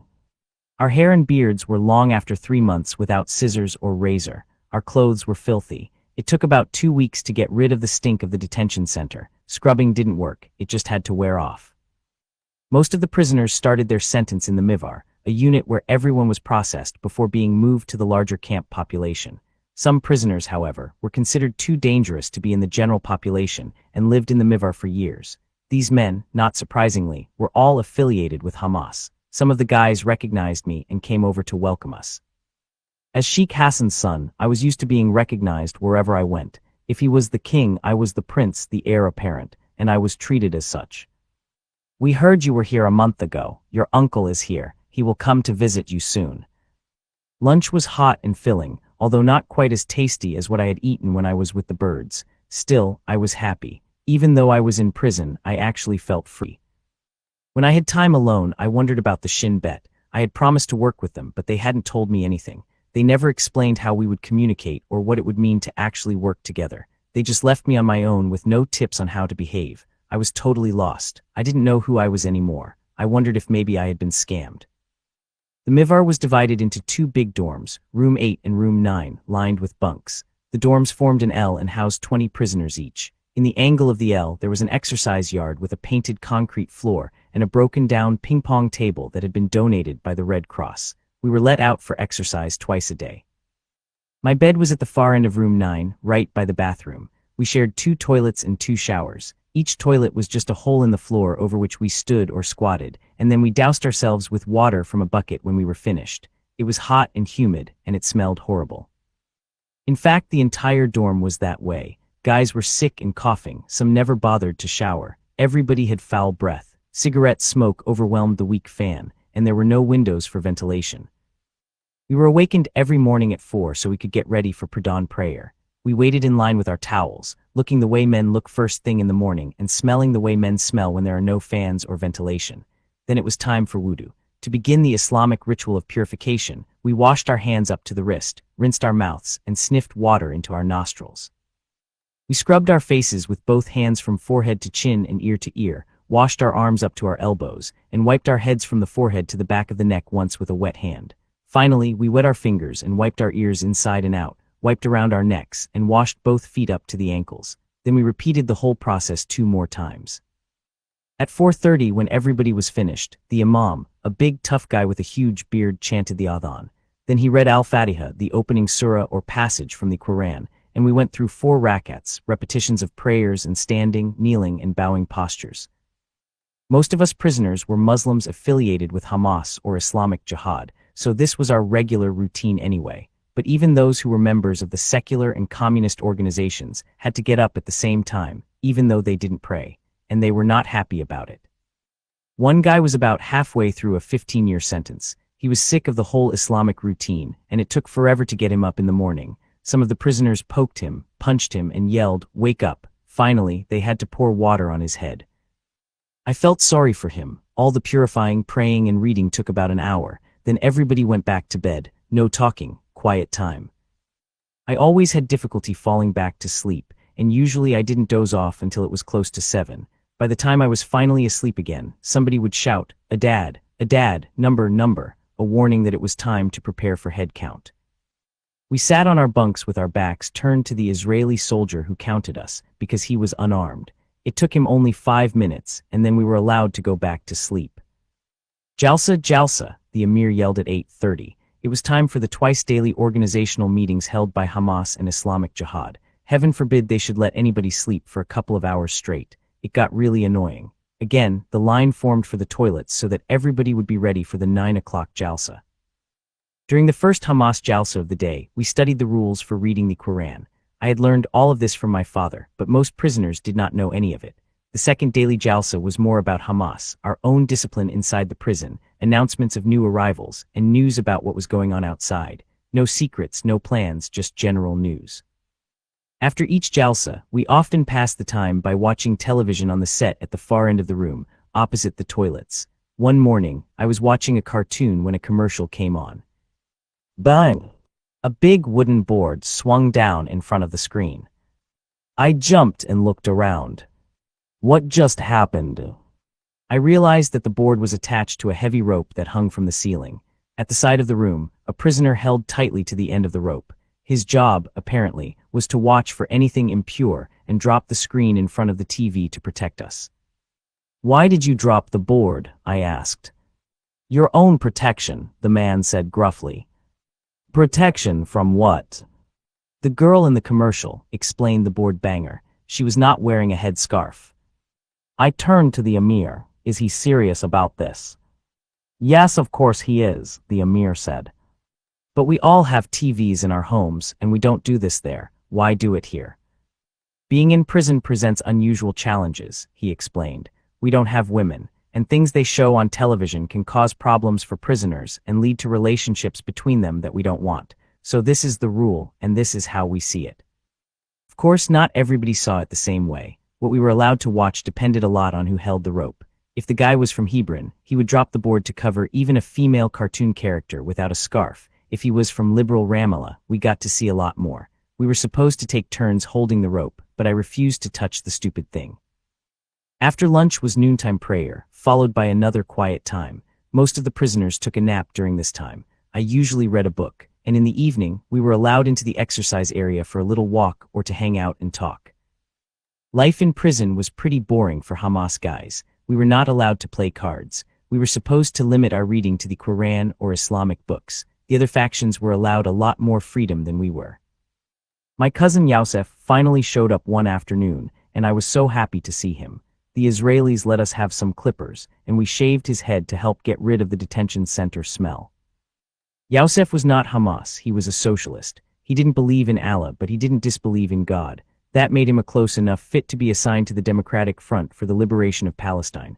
The DFLP fought for a Palestinian state, as opposed to Hamas and Islamic Jihad, which fought for an Islamic state. A few days after Yousef's arrival, my uncle, Ibrahim Abu Salem, came to visit. He had been under administrative detention for 2 years, though no official charges had ever been brought against him. And because he was a danger to the security of Israel, he would be there a long time. As a Hamas VIP, my uncle Ibrahim was allowed to travel freely between the Mivar and the actual prison camp, and from one camp section to another. So he came to the Mivar to check on his nephew, make sure I was okay, and bring me some clothes, a gesture of concern that seemed out of character for the man who had beaten me and abandoned our family when my father was in prison. At nearly 6 feet tall, Ibrahim Abu Salem was larger than life. His ponderous belly, evidence of his passion for food, made him appear to be some sort of jolly gourmet, but I knew better. My uncle Ibrahim was a mean, selfish man, a liar and a hypocrite, the exact opposite of my father. Yet inside the walls of Megiddo, my uncle Ibrahim was treated like a king. All the prisoners respected him, no matter what faction they were with, for his age, his teaching ability, his work in the universities, and his political and academic accomplishments. Usually, the leaders would take advantage of his visit and ask him to give a lecture. Everyone liked to listen to Ibrahim when he taught. Rather than lecturing, he was more like an entertainer. He liked to make people laugh, and when he taught about Islam, he presented it using simple language that everyone could understand.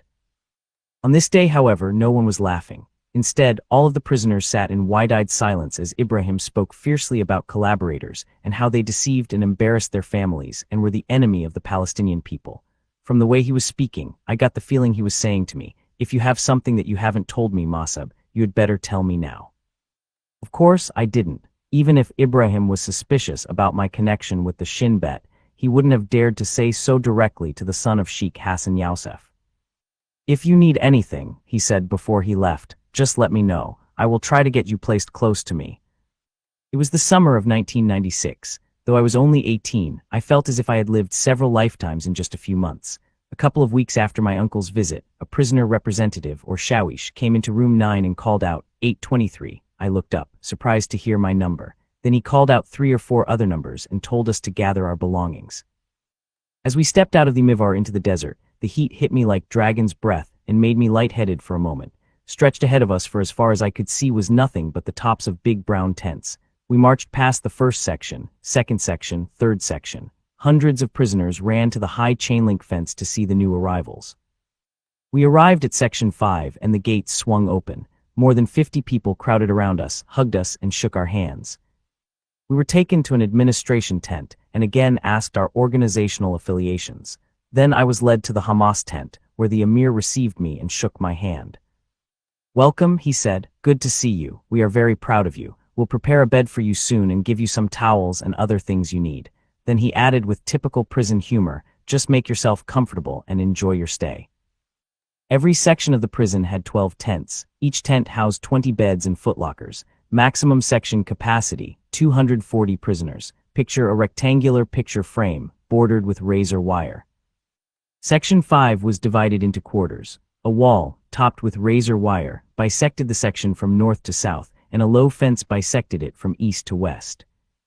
Quadrants 1 and 2 upper right and left housed 3 Hamas tents each. Quadrant 3 lower right had 4 tents, 1 each for Hamas, Fatah, the combined DFLP, PFLP, and Islamic Jihad. And Quadrant 4 lower left had 2 tents, 1 for Fatah and 1 for the DFLP, PFLP. Quadrant 4 also had the kitchen, toilets, showers, an area for the shawish and kitchen workers, and basins for wudu. We lined up in rows for prayer in an open area in Quadrant 2, and of course there were guard towers at every corner. The main gate to Section 5 was in the fence between Quadrants 3 and 4. One more detail, the fence running east and west had gates between Quadrants 1 and 3 and between 2 and 4. They were left open during most of the day, except during head counts. Then they were closed so officials could isolate half a section at a time. I was assigned to the Hamas tent in the upper corner of Quadrant 1, third bunk on the right. After the first head count, we were all sitting around talking when a distant voice shouted, "Buried ya Mujahideen, buried, male from the freedom fighters, male." It was the Sawed in the next section, giving everyone a heads up. The Sawed were agents for the Hamas security wing inside the prison, who distributed messages from one section to another. The name came from the Arabic words meaning throwing arms. At the call, a couple of guys ran out of their tents, held out their hands, and looked toward the sky. As if on cue, a ball seemed to fall out of nowhere into their waiting hands. This was how Hamas leaders in our section received encoded orders or information from leaders in other sections. Every Palestinian organization in the prison used this method of communication. Each had its own code name, so that when the warning was shouted, the appropriate catchers knew to run into the drop zone. The balls were made of bread that had been softened with water. The message was inserted, and then the dough was rolled into a ball about the size of a softball, dried and hardened. Naturally, only the best pitchers and catchers were selected as postmen. As quickly as the excitement started, it was over. Then it was time for lunch.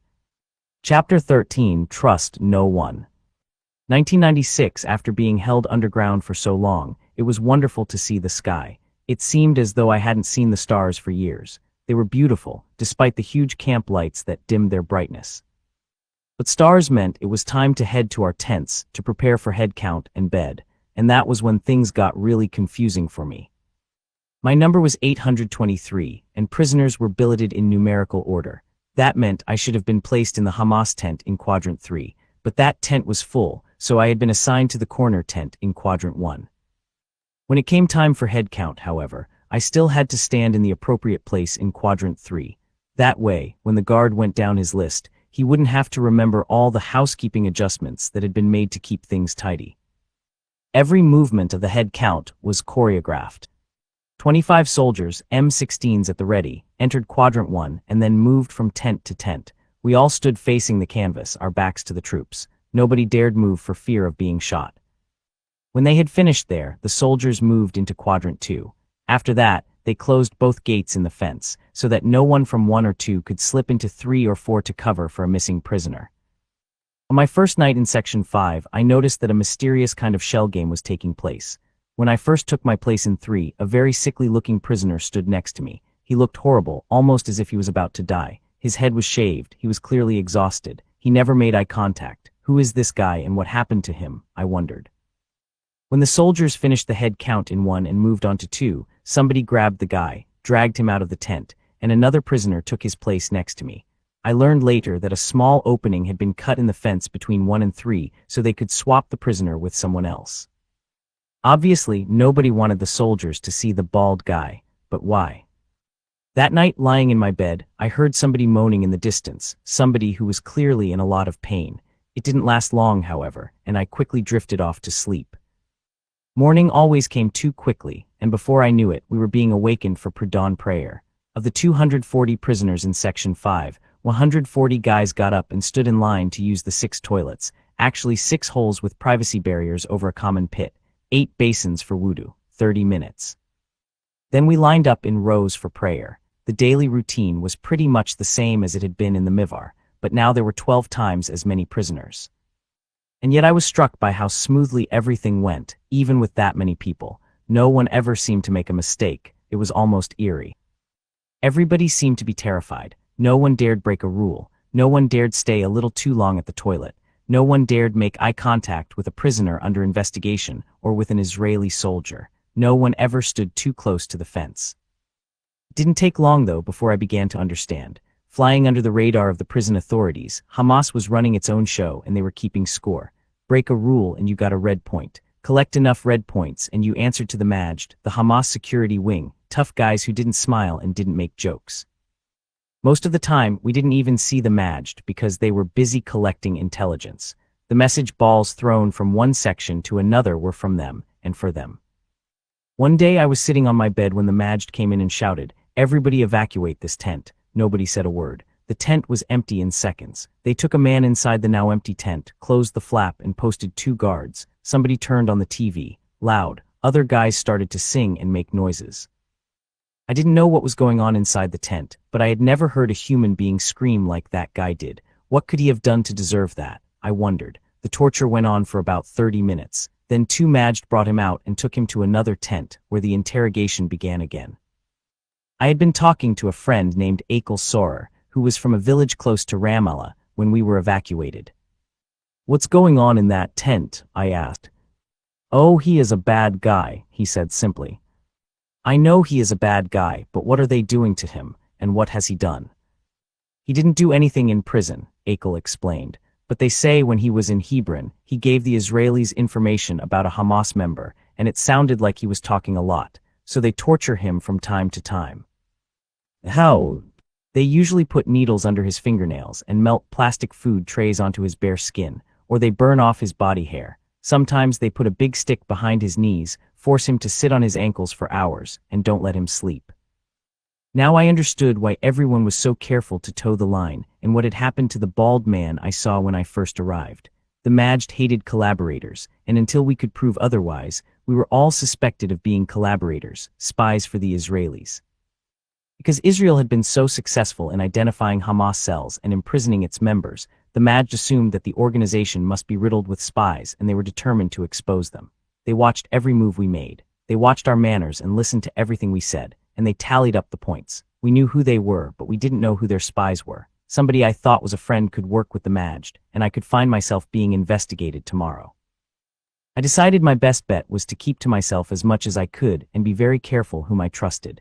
Once I understood the atmosphere of suspicion and treachery in the camp, my life changed dramatically. I felt as though I was in an entirely different prison, one in which I could not move freely, talk freely, trust or relate or befriend. I was afraid to make a mistake, be late, sleep through wake-up calls, or nod off during Jalsa. If someone was convicted by the Majd of being a collaborator, his life was over. His family's life was over. His kids, his wife, everyone abandoned him. Being known as a collaborator was the worst reputation anyone could have. Between 1993 and 1996, more than 150 suspected collaborators were investigated by Hamas inside Israeli prisons. About 16 were murdered.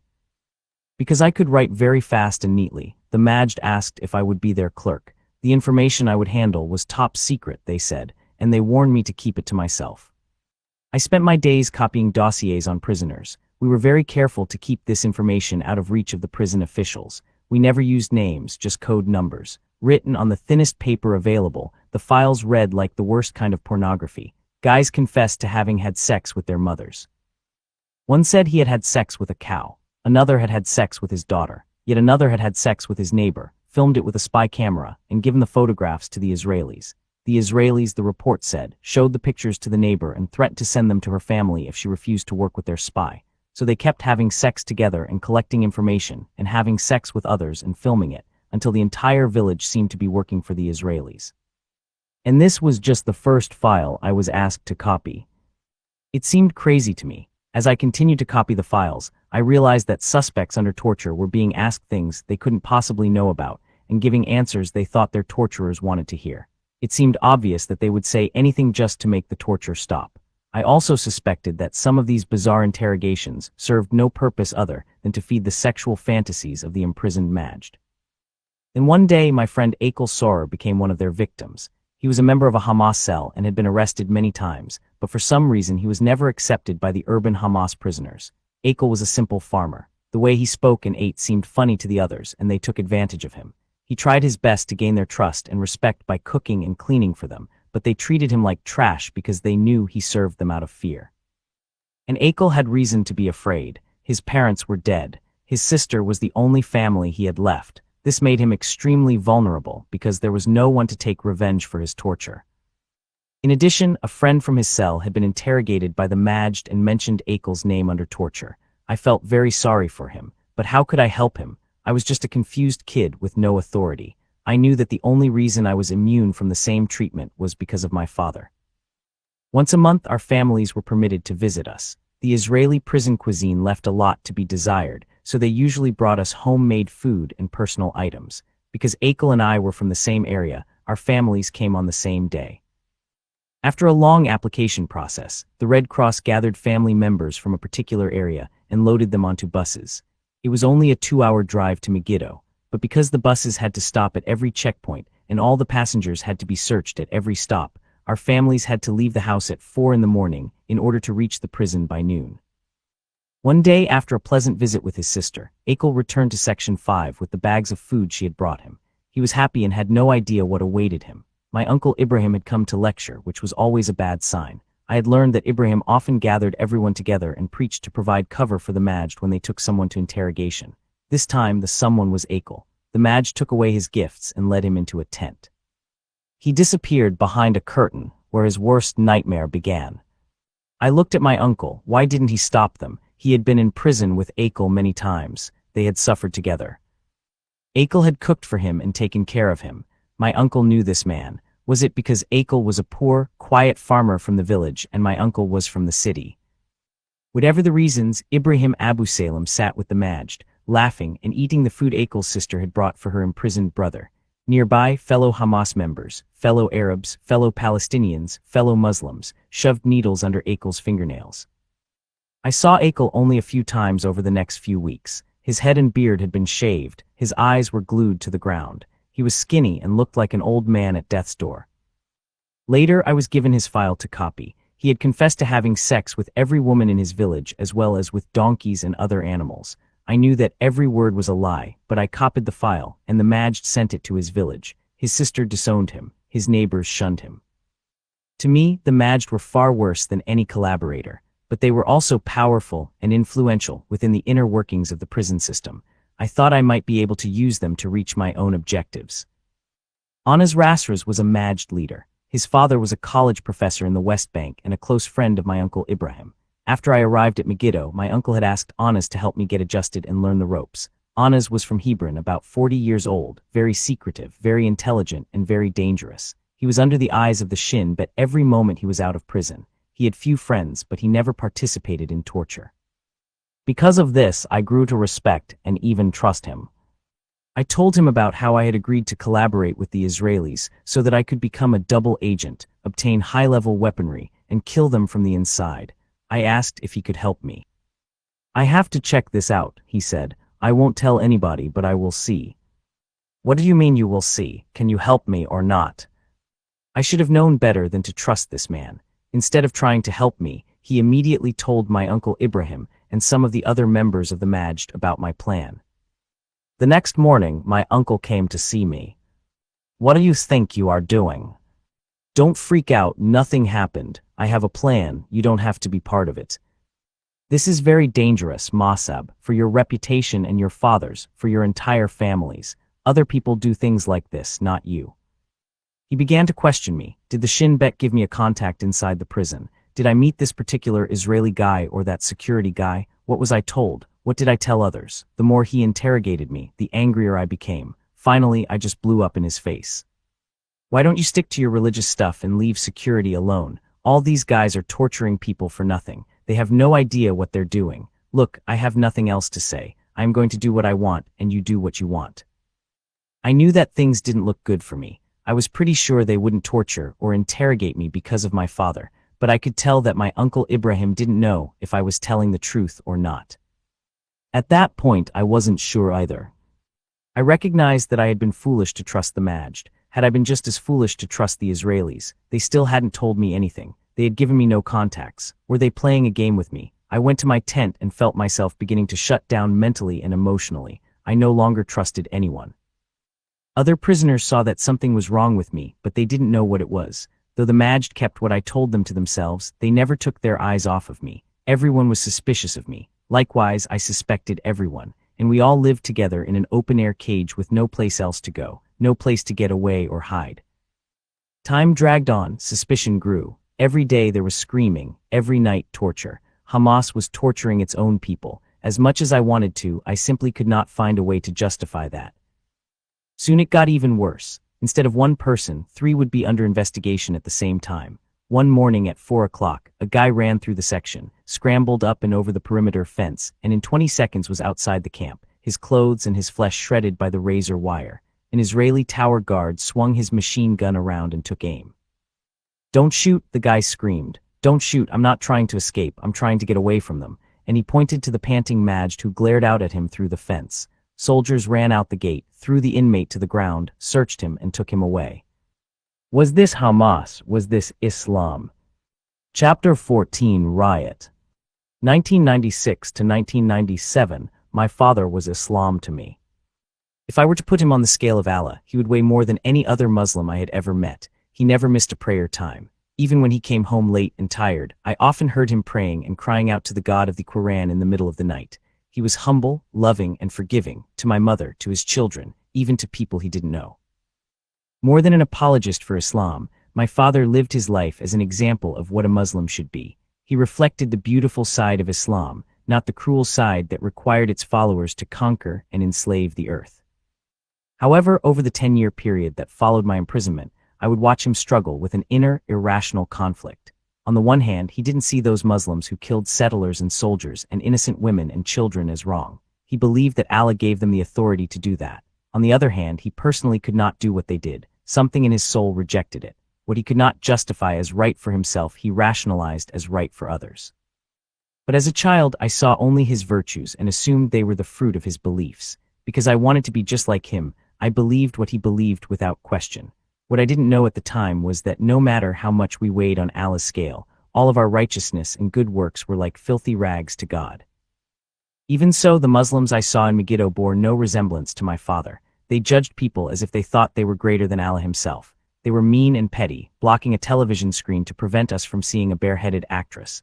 They were bigots and hypocrites, torturing those who got too many red points, though only the weakest, most vulnerable people seemed to accumulate these points. Prisoners who were well-connected walked with immunity, even a confessed Israeli collaborator, if he was the son of Sheikh Hassan Yousef. For the first time, I began to question things I had always believed in. 8:23. It was time for my trial. I had been in prison for 6 months. The IDF drove me to Jerusalem, where the prosecutors asked the judge to sentence me to 16 months. 16 months, the Shin Bet captain had promised me I would have to stay in prison for only a short time. What did I do to deserve such a harsh sentence? Sure, I had a crazy idea and bought a few guns, but they were worthless guns that didn't even work. 16 months. The courts gave me credit for the time I already had served, and I was sent back to Megiddo for my final 10 months. Okay, I told Allah. I could serve another 10 months, but please not there, not in hell. But there was no one I could complain to, certainly not the Israeli security guys who had recruited and then abandoned me. At least I was able to see my family once a month. My mother made the grueling trip to Megiddo every 4 weeks. She was permitted to bring only 3 of my brothers and sisters, so they took turns. And every time, she brought me a fresh batch of delicious spinach patties and baklava. My family never missed a visit. Seeing them was a great relief for me, even though I couldn't share what was happening inside the fence and behind the curtains. And seeing me seemed to ease their suffering a little as well. I had been like a father to my little brothers and sisters, cooking for them, cleaning up after them, bathing and dressing them, taking them to and from school, and in prison I had also become a hero of the resistance. They were very proud of me. During one visit, my mother told me that the Palestinian Authority had released my dad. I knew that he had always wanted to make Hajj, a pilgrimage to Mecca, and my mother said he had set out for Saudi Arabia shortly after returning home. Hajj is the 5th pillar of the Islamic religion, and every Muslim who is physically and financially able is required to make the trip at least once during his or her lifetime. More than 2 million go every year. But my father never made it. Crossing the Allenby Bridge between Israel and Jordan, he was arrested again, this time by the Israelis. One afternoon, the Hamas faction at Megiddo presented prison officials with a list of petty demands, gave them 24 hours to meet them, and threatened to riot if they didn't. Obviously, prison officials didn't want an uprising. A riot might end up with prisoners being shot, and the government bureaucrats in Jerusalem didn't want to have to deal with the big fuss that would be made by the Red Cross and the human rights organizations if that happened. Riots were a lose-lose scenario for everybody concerned, so the Israelis met with the main shawish, who was billeted in our section. "We cannot work like this," the prison officials told him. "Give us more time and we'll work something out." "No," he insisted, "you have 24 hours. Of course, the Israelis could not show weakness by giving in, and frankly, I didn't know what all the fuss was about. Even though I was miserable here compared to other facilities I had heard about, Megiddo was a 5-star prison. The demands seemed silly and pointless to me: more phone time, longer visiting hours, that sort of thing. Throughout the day, we waited as the sun moved across the sky, and as the deadline passed, Hamas told us to prepare to riot. "What are we supposed to do?" we asked. "Just be destructive and violent, break up the blacktop and throw the pieces at the soldiers, throw soap, throw hot water, throw anything you can lift." Some guys filled containers with water so that if the soldiers threw gas canisters, we could grab them and drop them into the buckets. We started chopping up the exercise area. All at once, the sirens went off and things became very dangerous. Hundreds of soldiers in riot gear deployed throughout the camp and aimed their weapons at us through the perimeter fence. The only thing that kept running through my mind was how insane this all seemed to be. Why are we doing this? I wondered. This is crazy. Just because of that lunatic shawish. I wasn't a coward, but this was pointless. The Israelis were heavily armed and protected, and we were going to throw chunks of tar. Hamas gave the signal, and prisoners in every section started throwing wood, blacktop, and soap. Within seconds, 100 black gas canisters flew into the sections and exploded, filling the camp with thick white fog. I couldn't see anything. The stink was indescribable. Guys all around me dropped to the ground and gasped for fresh air. All of this occurred in only 3 minutes, and the Israelis had just started. Soldiers aimed big pipes at us that spewed billows of yellow gas, but that stuff didn't blow around in the air like the tear gas. Being heavier than air, it hugged the ground and pushed all the oxygen away. Prisoners began to pass out. I was trying to catch my breath when I saw the fire. The Islamic Jihad tent in Quadrant 3 was burning. Within seconds, the flames shot 20 feet into the air. The tents were treated with some kind of petroleum-based waterproofing and burned as if they were soaked with petrol. The wooden poles and frames, mattresses, footlockers, all went up in flames. The wind spread the fire to the DFLP, PFLP, and Fatah tents, and 10 seconds later, they too were swallowed by the inferno. The raging fire was moving our way very quickly. A huge piece of crackling tent flew into the air and over the razor wire. Soldiers surrounded us. There was no way to escape except through the flames. So we ran. I covered my face with a towel and raced for the kitchen area. There was only 10 feet between the burning tents and the wall. More than 200 of us tried to pass through at once as the soldiers continued to saturate the section with the yellow gas. Within minutes, half of Section 5 was gone, everything we owned, what little there had been, nothing left but ashes. Many prisoners were hurt. Miraculously, no one had been killed. Ambulances came to collect the injured, and after the riots, those of us whose tents had burned were relocated. I was moved to the middle Hamas tent in Quadrant 2. The only good that came out of the Megiddo riots was that the torture by Hamas leaders stopped. Surveillance continued, but we felt a little more at ease and allowed ourselves to become a little more careless. I made a couple of friends whom I thought I might be able to trust, but mostly, I walked around for hours by myself doing nothing, day after day. 8:23. On September 1, 1997, a prison guard returned my belongings and the little bit of money I had when I was arrested, handcuffed me, and put me in a van. The soldiers drove to the first checkpoint they came to in Palestinian territory, which was Jenin in the West Bank. They opened the door of the van and removed the handcuffs.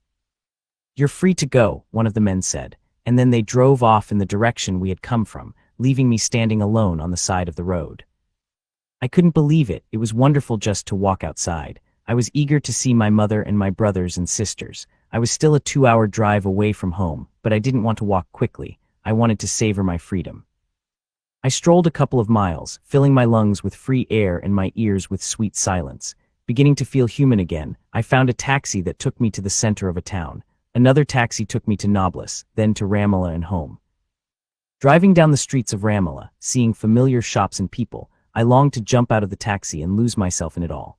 Before I stepped out of the taxi in front of my house, I caught a glimpse of my mother standing in the doorway. Tears rolled down her cheeks as she called out to me. She ran toward the car and threw her arms around me. As she clung to me and patted my back, my shoulders, my face, and my head, all the pain she had held in for nearly a year and a half poured out of her. "We've been counting the days until your return," she said. "We were so worried we might never see you again. We are so very proud of you, Mosab. You are a true hero." Like my father, I knew I could not tell her or my brothers and sisters what I had gone through. It would have been too painful for them. To them, I was a hero who had been in an Israeli prison with all the other heroes, and now I was home. They even saw it as a good experience for me, almost a rite of passage. Did my mother find out about the guns? Yes. Did she think it was stupid? Probably, but it all came under the heading of the resistance and was rationalized away. We celebrated the entire day of my return and ate wonderful food and joked and had fun, as we always did when we were together. It was almost as though I had never been away, and over the next few days, many of my friends and my father's friends came to rejoice with us. I stayed around the house for a few weeks, soaking up the love and stuffing myself with my mother's cooking. Then I went out and enjoyed all the other sights, sounds, and smells I had missed so much. In the evenings I spent time hanging out downtown with my friends, eating falafel at Maze Al Riem and drinking coffee at the Kit Kat with Bassem Huri, the shop's owner. As I walked the busy streets and talked with my friends, I inhaled the peace and simplicity of freedom. Between my father's release from the PA prison and his rearrest by the Israelis, my mother had become pregnant again. That was a big surprise for my parents, because they had planned to stop having children after my sister Anhar was born 7 years earlier. By the time I got home, my mother was about 6 months along, and the baby was getting big. Then she broke her ankle, and the healing process was very slow because our developing baby brother was consuming all her calcium. We didn't have a wheelchair, so I had to carry her wherever she needed to go. She was in a lot of pain, and it broke my heart to see her that way. I got a driver's license so we could do errands and buy groceries. And when Nazar was born, I took on the duties of feeding and bathing him and changing his diapers. He began his life thinking I was his dad. Needless to say, I had missed my exams and did not graduate from high school. They had offered the exam to all of us in prison, but I was the only one who failed. I could never understand why, because representatives from the education ministry came to the prison and gave everybody an answer sheet before the test.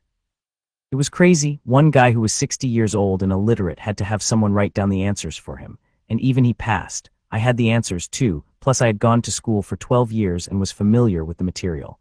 But when the results came, everybody passed except me. The only thing I could figure was that Allah didn't want me to pass by cheating.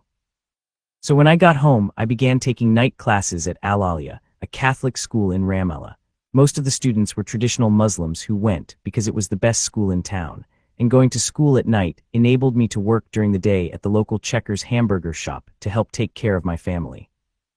I only got a 64% on my exams, but it was enough to pass. I hadn't tried hard because I wasn't very interested in the subject matter. I didn't care. I was just grateful to have that behind me.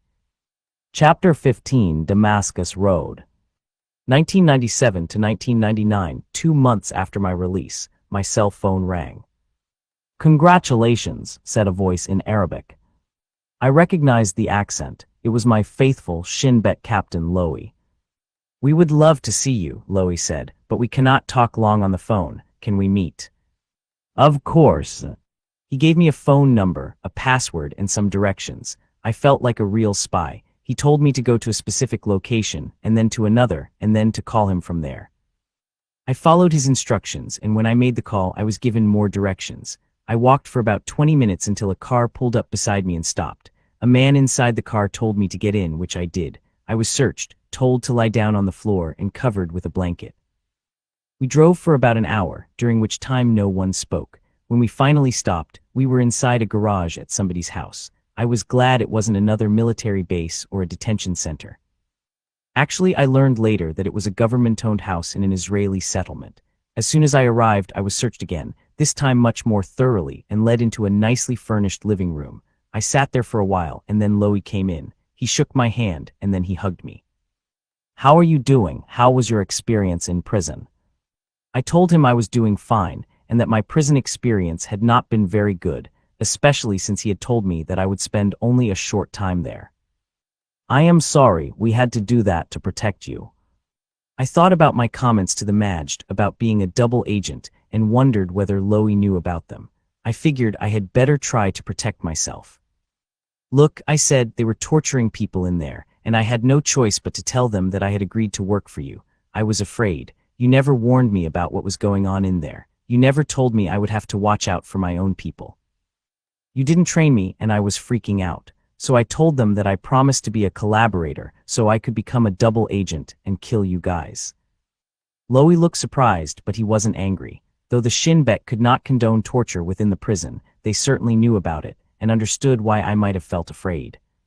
He called his supervisor and told him everything I had said, and maybe because it was so hard for Israel to recruit members of Hamas, or maybe because, as the son of Sheikh Hassan Yousef, I was a particularly valuable prize, they let it go at that.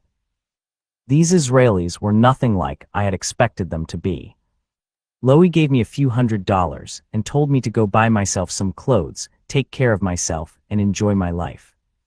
"We'll be in touch later," he said. What? No secret assignment, no codebook, no gun, just a wad of cash and a hug. This made no sense at all. We met again a couple of weeks later, this time at a Shin Bet house in the heart of Jerusalem. Every house was completely furnished, loaded with alarms and guards, and so secret that not even the next-door neighbors had a clue what was going on inside. Most of the rooms were set up for meetings, and I was never allowed to move from one room to another without an escort, not because they didn't trust me, but because they didn't want me to be seen by other Shin Bet guys. Just another layer of security. During this second meeting, the members of Shin Bet were extremely friendly. They spoke Arabic well, and it was clear they understood me, my family, and my culture. I had no information and they asked for none. We simply talked about life in general. This was not at all what I had expected. I really wanted to know what they wanted me to do, though because of the files I had read in prison, I was also a bit afraid they might tell me to do something like have sex with my sister or my neighbor and bring them the video. But there was never anything like that. After the second meeting, Loey gave me twice as much money as the first time. In a month's time, I had gotten about $800 from him, an awful lot of money for a 20-year-old to earn at the time, and still I had given the Shin Bet nothing in return. In fact, during my first few months as a Shin Bet agent, I learned much more than I shared. My training started with some basic rules. I was not to commit adultery because this could expose or burn me. In fact, I was told not to have any out-of-wedlock relationship with a woman at all, Palestinian or Israeli, while I was working for them. If I did, I would be gone, and I wasn't to tell anyone my double agent story anymore. Every time we met, I learned more about life and justice and security. The Shin Bet was not trying to break me down to make me do bad things. They actually seemed to be doing their best to build me up, to make me stronger and wiser. As time went on, I began to question my plan to kill the Israelis. These people were being so kind. They clearly cared about me. Why would I want to kill them? I was surprised to realize that I no longer did. The occupation had not gone away. The cemetery in Al-Bayer was still being filled with the bodies of Palestinian men, women, and children killed by Israeli soldiers. And I had not forgotten the beating I suffered on the way to prison, or the days I was chained to that little chair. But I also remembered the screams from the torture tents at Megiddo, and the man who nearly impaled himself on the razor-wire fence trying to escape his Hamas tormentors. Now I was gaining understanding and wisdom. and who were my mentors, my enemies, but were they really, or were they only nice to me so they could use me? I was even more confused than before. During one meeting, Loie said, "Since you are working with us, we are thinking about releasing your father so you can be close to him and see what is going on in the territories." I didn't know that had even been a possibility, but I was happy to be getting my dad back. In later years, my father and I would compare notes about our experiences. He did not like to go into detail about the things he suffered, but he wanted me to know that he had set some things right during his time at Megiddo. He told me about a time when he had been watching television in the Mivar when somebody dropped a board over the screen. "I am not going to watch TV if you keep covering the screen with that board," he told the emir. They hauled up the board, and that was the end of that. And when he was moved to the prison camp, he was even able to put an end to the torture. He ordered the Maj to give him all their files, studied them, and found that at least 60% of the suspected collaborators were innocent. So he made sure their families and their communities were told about the false accusations. One of the innocent men was Akel Sorer. The certificate of innocence my father sent to Akel's village could not erase what he had suffered, but at least he was able to live in peace and honor. After my father was released from prison, my uncle Ibrahim came to visit.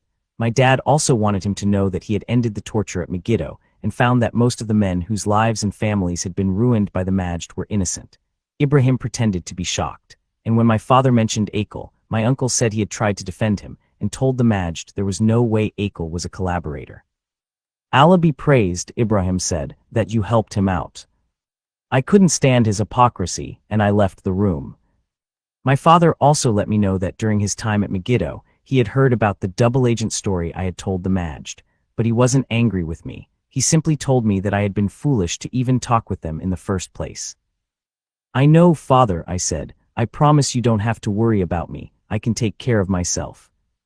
"That's good to hear," he said. "Please just be more careful from now on. There is no one I trust more than you." When we met later that month, Loie told me, "It's time you get started. Here is what we want you to do." Finally, I thought. "Your assignment is to go to college and get your bachelor's degree." He handed me an envelope filled with money. "That should cover your schooling and your expenses," he said. "If you need more, please let me know." I couldn't believe it, but for the Israelis, it made perfect sense. My education, inside and outside the classroom, was a good investment for them. It wouldn't be very prudent for national security to work with someone who was uneducated and had no prospects. It was also dangerous for me to be perceived as a loser because the wisdom on the streets of the territories was that only losers worked with the Israelis. Obviously, this wisdom had not been very well thought out because losers had nothing to offer the Shin Bet. So I applied to Birzeit University, but they would not accept me because my high school grades were too low. I explained that there had been exceptional circumstances and that I had been in prison. I was an intelligent young man, I argued, and would be a good student, but they didn't make exceptions. My only option was to enroll at Al-Quds Open University and study at home. This time I did well in school. I was a little bit wiser and a lot more motivated, and who did I have to thank? My enemy. Whenever I met with my Shin Bet handlers, they told me, "If you need anything, just let us know. You can go purify yourself. You can pray. You don't need to be afraid." The food and drink they offered me did not violate Islamic law. My handlers were very careful to avoid doing anything they knew to be offensive to me. They didn't wear shorts. They didn't sit with their legs on the desk and their feet in my face. They were always very respectful, and because of this, I wanted to learn more from them. They didn't behave like military machines. They were human beings, and they treated me like a human being. Nearly every time we met, another stone in the foundation of my worldview crumbled. My culture, not my father, had taught me that the IDF and the Israeli people were my enemies. My father didn't see soldiers. He saw individual men doing what they believed to be their duty as soldiers. His problem was not with people, but with the ideas that motivated and drove the people. Loie was more like my father than any Palestinian I had ever met. He did not believe in Allah, but he respected me anyway. So who was my enemy now? I talked with the Shin Bet about the torture at Megiddo. They told me they knew all about it. Every move of the prisoners, everything anyone said, was recorded. They knew about the secret messages in dough balls and the torture tents and the hole cut in the fence. Why didn't you stop it? First of all, we cannot change that kind of mentality. It is not our job to teach Hamas to love one another. We cannot come in and say, "Hey, don't torture one another, don't kill each other, and make everything okay." Second, Hamas destroys itself more from the inside than anything Israel can do to it from the outside. The world I knew was relentlessly eroding, revealing another world that I was just beginning to understand. Every time I met with the Shin Bet, I learned something new, something about my life, about others. It wasn't brainwashing through mind-numbing repetition, starvation, and sleep deprivation. What the Israelis were teaching me was more logical and more real than anything I had ever heard from my own people. My father had never taught me any of this because he had always been in prison. And honestly, I suspected he could not have taught me these things anyway, because my father did not know much of it himself. Among the 7 ancient gates that offer access through the walls of the old city of Jerusalem, one is more ornate than all the others. The Damascus Gate, constructed by Suleiman the Magnificent nearly 500 years ago, is situated near the middle of the northern wall. Significantly, it brings people into the old city at the border, where the historic Muslim quarter meets the Christian quarter. In the 1st century, a man named Saul of Tarsus passed through an earlier version of this gate on his way to Damascus, where he planned to lead a brutal suppression of a new Jewish sect he considered heretical. The targets of this persecution would come to be called Christians. A surprising encounter not only kept Saul from reaching his destination, it also forever changed his life. With all the history that permeates the atmosphere in this ancient spot, maybe I shouldn't have been surprised to have a life-changing encounter there myself. Indeed, one day my best friend Jamal and I were walking past the Damascus Gate. Suddenly I heard a voice directed toward me. "What's your name?" a guy who looked to be about 30 asked in Arabic, though clearly he was not an Arab. "My name is Mosab." "Where are you going, Mosab?" "We're going home, we're from Ramallah." "I'm from the United Kingdom," he said, switching to English. Though he continued speaking, his accent was so thick that I had trouble understanding him. After a little back and forth, I figured out he was talking about something to do with Christianity and a study group that met at the YMCA by the King David Hotel in West Jerusalem. I knew where it was. I was a little bored at the time and thought it might actually be interesting to learn about Christianity. If I could learn so much from the Israelis, maybe other infidels might have something valuable to teach me as well. Besides, after hanging out with nominal Muslims, zealots and atheists, the educated and the ignorant, right-wingers and left-wingers, Jews and Gentiles, I wasn't picky anymore. And this guy seemed like a simple man who was inviting me just to come and talk, not to vote for Jesus in the next election. "What do you think?" I asked Jamal. "Should we go?" Jamal and I had known each other since we were very young. We went to school together, threw stones together, and attended mosque together. 6'3" and handsome, Jamal never spoke much. He rarely started a conversation, but he was an outstanding listener, and we never argued, not even once. In addition to growing up together, we had been together in Megiddo prison. After Section 5 burned during the riots, Jamal was transferred with my cousin Yousef to Section 6 and released from there. Prison, however, had changed him. He stopped praying and going to mosque, and he started smoking. He was depressed and spent most of his time just sitting at home watching TV. At least I had beliefs to hold on to while I was in prison. But Jamal was from a secular family that didn't practice Islam, so his faith was too thin to hold him together. Now Jamal looked at me, and I could tell he wanted to go to the Bible study. He was clearly just as curious and bored as I was, but something inside him resisted. "You go on without me," he said. "Call me when you get home." There were about 50 of us who met inside an old storefront that night, mostly students about my age of various ethnic and religious backgrounds. A couple of people translated the English presentation into Arabic and Hebrew. I called Jamal when I got home. "How was it?" he asked. "It was great," I said. "They gave me a New Testament written in both Arabic and English. New people, new culture, it was fun." "I don't know about this, Mosab," Jamal said. "It could be dangerous for you if people discovered you were hanging out with a bunch of Christians." I knew Jamal meant well, but I wasn't really very worried. My father had always taught us to be open-minded and loving toward everyone, even those who didn't believe as we did. I looked down at the Bible in my lap. My father had a huge library of 5,000 books, including a Bible. When I was a kid, I had read the sexual passages in the Song of Solomon, but never went any further. This New Testament, however, was a gift. Because gifts are honored and respected in Arab culture, I decided the least I could do was to read it.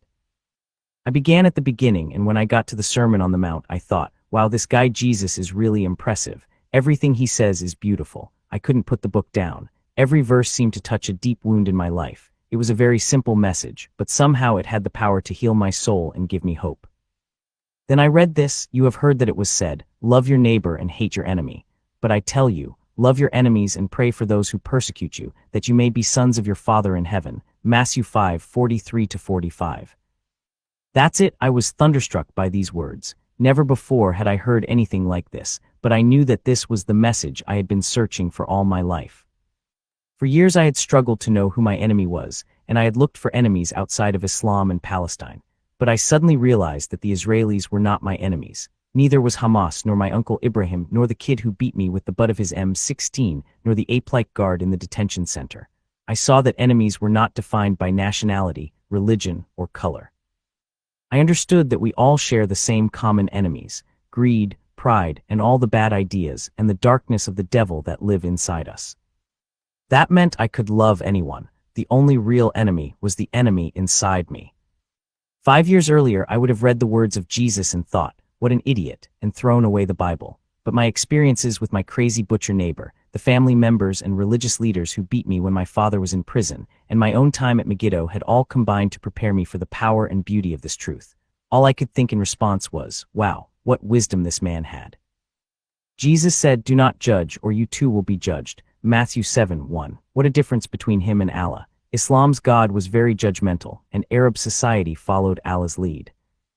Jesus rebuked the hypocrisy of the scribes and Pharisees, and I thought of my uncle. I remembered a time when he received an invitation to attend a special event, and how angry he had been that he was not given the best seat. It was as though Jesus was talking to Ibrahim and every sheikh and imam in Islam. Everything Jesus said on the pages of this book made perfect sense to me. Overwhelmed, I started to cry. God used the Shin Bet to show me that Israel was not my enemy, and now he put the answers to the rest of my questions right in my hands in that little New Testament. But I had a long way to go in my understanding of the Bible. Muslims are taught to believe in all of God's books, both the Torah and the Bible. But we are also taught that men have changed the Bible, making it unreliable. The Quran, Muhammad said, was God's final and inerrant word to man. So I would first have to abandon my belief that the Bible had been altered. Then I would have to figure out how to make both books work in my life, to somehow put Islam and Christianity together. No small challenge, reconciling the irreconcilable. At the same time, while I believed in the teachings of Jesus, I still did not connect him with being God. Even so, my standards had changed suddenly and dramatically, because they were being influenced by the Bible instead of the Quran. I continued to read my New Testament and go to the Bible study. I attended church services and thought, this is not the religious Christianity I see in Ramallah. This is real. The Christians I had known before had been no different from traditional Muslims. They claimed a religion, but they didn't live it. I began spending more time with people from the Bible study and found myself really enjoying their fellowship. We had such a good time talking about our lives, our backgrounds, our beliefs. They were always very respectful of my culture and my Muslim heritage, and I found that I could really be myself when I was with them. I ached to bring what I was learning into my own culture, because I realized that the occupation was not to blame for our suffering. Our problem was much bigger than armies and politics. I asked myself what Palestinians would do if Israel disappeared, if everything not only went back to the way it was before 1948, but if all the Jewish people abandoned the Holy Land and were scattered again. And for the first time, I knew the answer. We would still fight over nothing, over a girl without a headscarf, over who was toughest and most important, over who would make the rules and who would get the best seat. It was the end of 1999. I was 21 years old. My life had begun to change, and the more I learned, the more confused I became. God the Creator, show me the truth, I prayed day after day. I'm confused, I'm lost, and I don't know which way to go. Chapter 16, Second Intifada. Summerfall 2000. Hamas, once the ascendant power among Palestinians, was in shambles. The shattered organization's bitter rival for hearts and minds was now in complete control. Through intrigue and deal-making, the Palestinian Authority had accomplished what Israel had been unable to do through sheer might. It had destroyed the military wing of Hamas and thrown its leadership and fighters into prison. Even after they were released, the Hamas members went home and did nothing more against the PA or the occupation. The young Fedayeen were exhausted. Their leaders were divided and deeply suspicious of one another. My father was on his own again, so he went back to working in the mosque and the refugee camps. Now when he spoke, he did so in the name of Allah, not as the leader of Hamas. After years of separation through our respective imprisonments, I relished the opportunity to travel and spend time with him once again. I had missed our long talks about life and Islam. As I continued to read my Bible and spend time learning about Christianity, I found that I was really drawn to the grace, love, and humility that Jesus talked about. Surprisingly, it was those same character traits that drew people to my father, one of the most devoted Muslims I had ever known. As for my relationship with the Shin Bet, now that Hamas was virtually out of the picture and the PA was keeping things calm, there seemed to be nothing for me to do. We were just friends now. They could let me go whenever they wanted to, or I could say goodbye to them at any time. The Camp David summit between Yasser Arafat, American President Bill Clinton, and Israeli Prime Minister Ehud Barak ended on July 25, 2000. Barak had offered Arafat about 90% of the West Bank, the entire Gaza Strip, and East Jerusalem as the capital of a new Palestinian state. In addition, a new international fund would be established to compensate Palestinians for the property that had been taken from them. This land for peace offer represented a historic opportunity for the long-suffering Palestinian people, something few Palestinians would have dared imagine possible. But even so, it was not enough for Arafat. Yasser Arafat had grown extraordinarily wealthy as the international symbol of victimhood. He wasn't about to surrender that status and take on the responsibility of actually building a functioning society. So he insisted that all the refugees be permitted to return to the lands they had owned prior to 1967, a condition he was confident Israel would not accept. Though Arafat's rejection of Barak's offer constituted a historic catastrophe for his people, the Palestinian leader returned to his hardline supporters as a hero who had thumbed his nose at the President of the United States, as someone who had not backed down and settled for less, and as a leader who stood tough against the entire world. Arafat went on television, and the world watched as he talked about his love for the Palestinian people and his grief over millions of families living in the squalor of the refugee camps. Now that I was traveling with my father and attending meetings with Arafat, I began to see for myself how much the man loved the media attention. He seemed to relish being portrayed as some kind of Palestinian Che Guevara and a peer of kings, presidents, and prime ministers. Yasser Arafat made it clear that he wanted to be a hero who was written about in the history books. But as I watched him, I often thought, yes, let him be remembered in our history books, not as a hero, but as a traitor who sold out his people for a ride on their shoulders, as a reverse Robin Hood who plundered the poor and made himself rich, as a cheap ham who bought his place in the limelight with Palestinian blood. It was also interesting to see Arafat through the eyes of my contacts in Israeli intelligence. "What is this guy doing?" my Shin Bet handler asked me one day. "We never thought our leaders would give up what they offered Arafat. Never," and he said no. Indeed, Arafat had been handed the keys to peace in the Middle East along with real nationhood for the Palestinian people, and he had thrown them away. As a result, the status quo of quiet corruption continued, but things would not remain quiet for long. For Arafat, there always seemed to be more to gain if Palestinians were bleeding. Another intifada would surely get the blood flowing and the Western news cameras rolling once again. Conventional wisdom among the world's governments and news organizations tells us that the bloody uprising known as the Two Intifada was a spontaneous eruption of Palestinian rage triggered by General Ariel Sharon's visit to what Israel calls the Temple Mount complex. As usual, the conventional wisdom is wrong. *******, the evening of September 27, my father knocked at my door and asked if I would drive him to Marwan Barghouti's house the next morning after dawn prayer. Marwan Barghouti was Secretary General of Fatah, the largest political faction of the PLO. He was a charismatic young Palestinian leader, a strong advocate of a Palestinian state, and a foe of the corruption and human rights abuses of the PA and Arafat's security forces. A short, casual man who wore blue jeans most of the time, Marwan was favored to be the next Palestinian president. "What's going on?" I asked my dad. "Sharon is scheduled to visit the Al-Aqsa Mosque tomorrow, and the PA believes this is a good opportunity to launch an uprising." Ariel Sharon was the leader of the conservative Likud party and the political nemesis of Prime Minister Ehud Barak's left-leaning Labour Party. Sharon was in the middle of a close political race in which he was challenging Barak for leadership of the Israeli government. An uprising? Were they serious? The PA leaders who put my father into prison were now asking him to help start another intifada. It was galling, though it wasn't difficult to deduce why they approached my father about this plan. They knew the people loved and trusted him as much as, if not more than they hated and distrusted the PA. They would follow my father anywhere, and the leadership knew it. They also knew that Hamas, like a worn-out boxer, was down for the count. They wanted my father to pick it up, splash water in its face, and send it in for another round so the PA could knock it cold again before a cheering crowd. Even the Hamas leaders, weary from years of conflict, warned my father to watch out. Arafat only wants to use us as fuel for his political furnace, they told him. Don't go too far with this new intifada of his.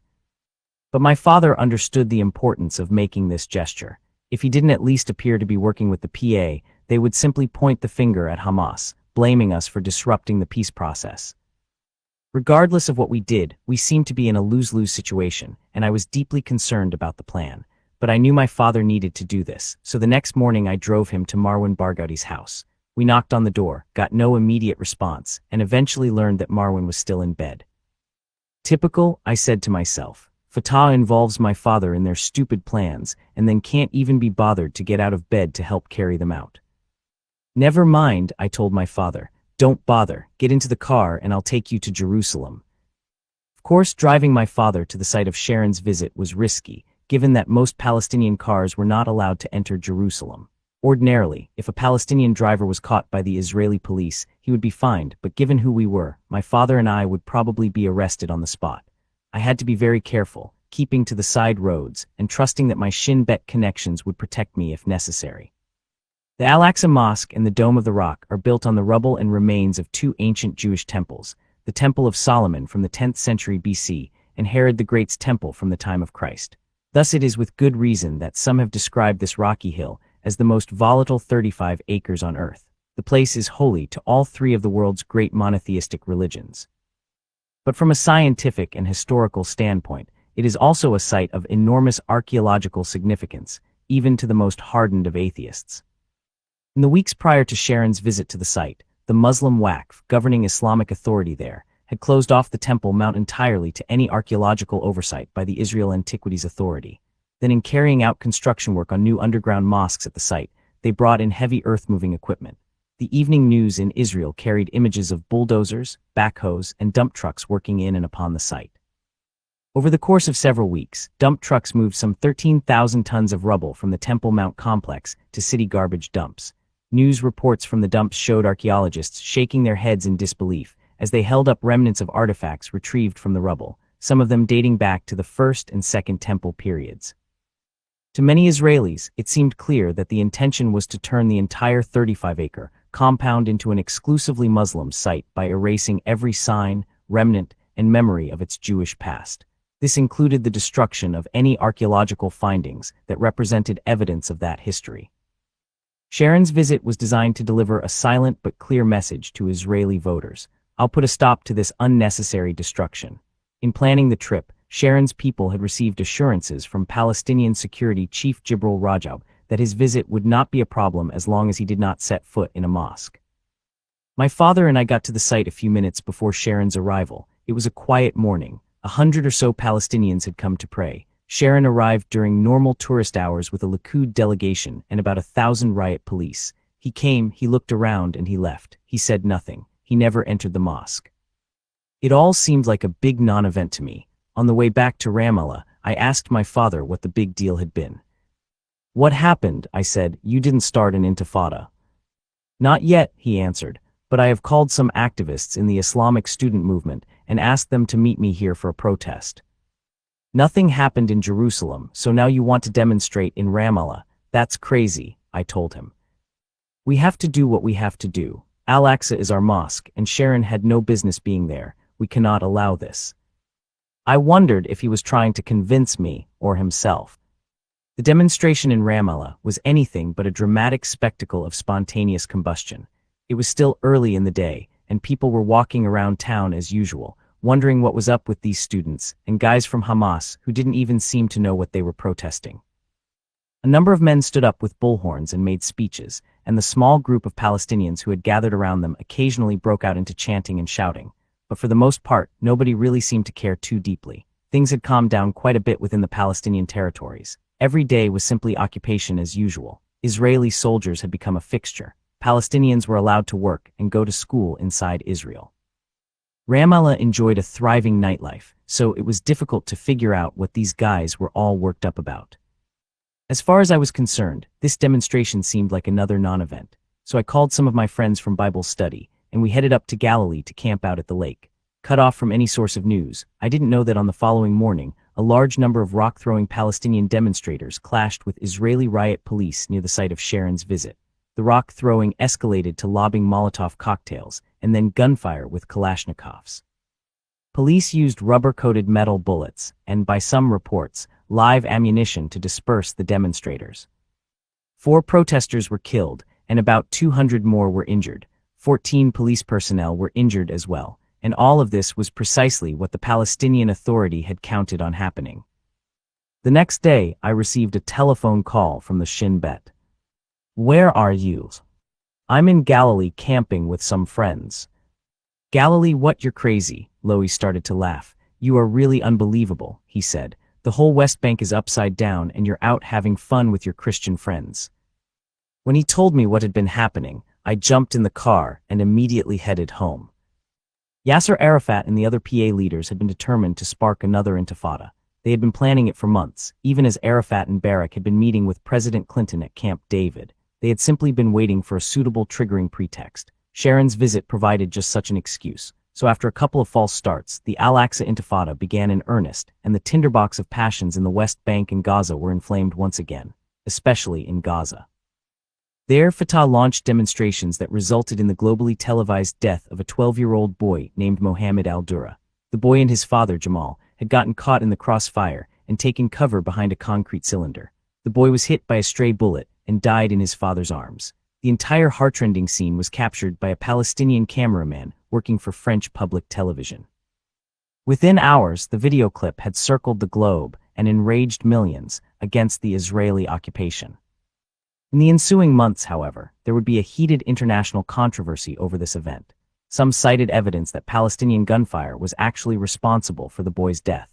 Others continued to blame the Israelis. There were even some who argued that the film was a carefully staged hoax. Since the footage did not actually show the boy being shot or even his body, many suspected a propaganda ploy by the PLO. If the latter was the case, it was brilliant and effective.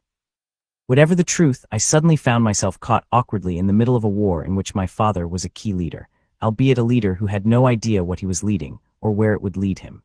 He was simply being used and manipulated by Arafat and Fatah to start trouble, thereby providing the PA with fresh bargaining chips and fundraising fodder. Meanwhile, people were once again dying at the checkpoints. All sides were shooting indiscriminately. Children were being killed. Day after Bloody Day, a tearful Yasser Arafat stood before the Western news cameras wringing his hands and denying that he had anything to do with the violence.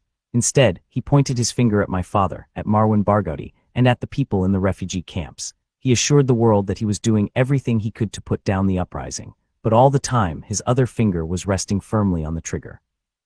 Soon, however, Arafat discovered he had released a terrible genie. He had shaken the Palestinian people awake and stirred them up because doing so suited his purposes. But it wasn't long before they were completely out of control. As they saw IDF soldiers shoot down their fathers and mothers and children, the people became so enraged they wouldn't listen to the PA or anybody else. Arafat also discovered that the battered boxer he had set back on its feet was made of sterner stuff than he had imagined. The streets were the natural environment for Hamas. The boxer had gotten its start there, and it was there that it was at its strongest. Peace with Israel, Camp David, Oslo, half of Jerusalem, forget all of it. Any mood for compromise had evaporated in the white-hot furnace of conflict. Palestinians were back to the all-or-nothing mentality of the past, and now it was Hamas rather than Arafat that was fanning the flames. Tit for tat, the violence escalated. With each passing day, each side's list of grievances grew even as their respective reservoirs of grief overflowed. October 8, 2000, Jewish mobs attacked Palestinians in Nazareth. 2 Arabs were killed and dozens were injured. In Tiberias, Jews destroyed a 200-year-old mosque. October 12, a Palestinian mob killed 2 IDF soldiers in Ramallah. Israel retaliated by bombing Gaza, Ramallah, Jericho, and Nablus. November 2, a car bomb killed 2 Israelis near the Mahin Yehuda market in Jerusalem. 10 others were injured. November 5, the 38th day of the Al-Aqsa Intifada is marked, with more than 150 Palestinians among the dead so far. November 11, an Israeli helicopter detonated an explosive device that had been planted in the car of a Hamas activist. November 20, a roadside bomb exploded alongside a bus carrying children to school. 2 Israelis were killed. 9 others, including 5 children, were injured. 5. I couldn't believe what I was seeing. Something had to be done to stop this rolling madness. I knew the time had come for me to begin working with Shin Bet, and I went at it with all my heart. Chapter 17, Undercover. 2000 to 2001, what I am about to reveal has, until now, been unknown to all except a handful in Israeli intelligence. I am disclosing this information in the hope that it will shed light on a number of significant events that have long been shrouded in mystery. On the day of decision, the day I decided to do all I could to stop the madness, I began by learning everything I could about the activities and plans of Marwan Barghouti and the Hamas leaders.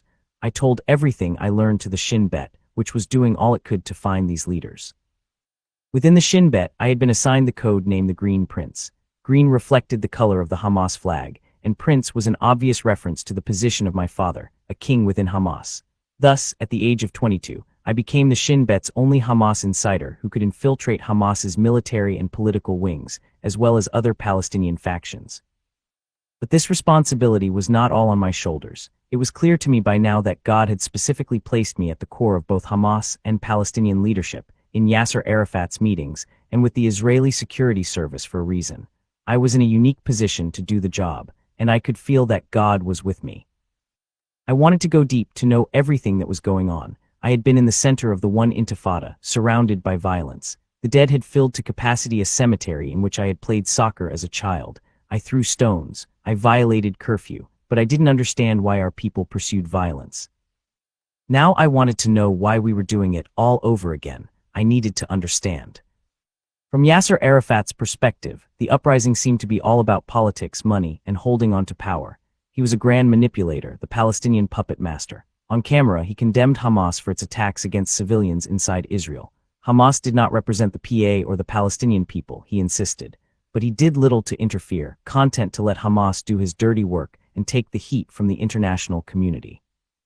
He had become a sly old politician who knew that Israel could not stop the attacks without partnering with the PA, and the more attacks there were, the sooner Israel would come to the bargaining table. During that time, a new group appeared on the scene. It called itself the Al-Aqsa Martyrs Brigades. IDF soldiers and settlers were its targets of choice, but nobody knew who these guys were or where they came from. They seemed religious, though nobody in Hamas or Islamic Jihad knew them. They didn't appear to be nationalist offshoots of the PA or Fatah. The Shin Bet was as puzzled as everyone else. Once or twice a week, another settler's car or bus was attacked with deadly accuracy. Even heavily armed Israeli soldiers were no match for this group. One day, Lowy called me. "We have reports of some unidentified men visiting Maher Odeh, and we need you to find out who they are and what their connection to him is. You're the only one we can trust not to screw it up." Maher Odeh was a top Hamas leader who was wanted badly by the Shin Bet. He was a head of Hamas's security wing within the prison system, and I knew he had been responsible for much of the torture that went on there. I suspected that he was the mover and shaker behind the suicide attacks. Odeh was also a very secretive person, which made it almost impossible for the Shin Bet to gather the evidence necessary to authorize his arrest. That evening I drove through central Ramallah. It was Ramadan, and the streets were empty. The sun had set, so everybody was home breaking their daily fast as I pulled into a parking lot down the road from Maher Odeh's apartment building. Though I hadn't been trained for this kind of operation, I knew the basics. In the movies, guys sit in a car across the street from the suspect's home and maintain surveillance with fancy cameras and other spy gear. Though the Shin Bet had extremely sophisticated equipment at their disposal, the only things I had for this mission were my car and my eyes. I simply needed to watch the building and keep track of who came and who went. After about half an hour, several armed men left the two-story building and entered a new green Chevy with Israeli tags. The whole scene was wrong. First of all, Hamas members, especially those from the military wing, never carried their weapons in public. Second, guys like Maher Odeh didn't hang out with armed men. I started my car and waited for a couple of cars to pass between us before I pulled out. I followed the green Chevy for a short distance down the main street toward Betunia, where my parents lived, and then I lost them. I was angry at myself and at the Shin Bet. This was not like the movies. This was real life, and in real life spying could get you killed. If they wanted me to follow armed men like that, especially at night, they needed to send me some help. This was a job for several people, not just one. I had always assumed that an operation like this would also involve air and satellite surveillance, cool high-tech stuff, but there was just me. I might have gotten lucky or I might have gotten shot. In this case, I got nothing. I drove home feeling like a man who had just lost $1 million business deal. The next morning I got up determined to find that car, but after driving around for hours I came up empty. Frustrated once again, I gave up and decided to wash my car, and there it was just sitting inside the car wash. Same green Chevy, same guys, same guns. Was this luck or God's intervention or what? I got a much better look at them now that it was daylight, and I was much closer to them than I had been the night before. With their classy suits, AK-47s and M16s, I recognized them immediately as 417, an elite commando unit that had been around since the early 1970s. These were the guys who watched Arafat's back and protected him from a growing list of wannabes and usurpers. Something didn't seem right. They couldn't have been the same men I saw at Maher Odeh's place, could they? What would Maher Odeh be doing with gunmen? He didn't have anything to do with Arafat, did he? None of it made any sense.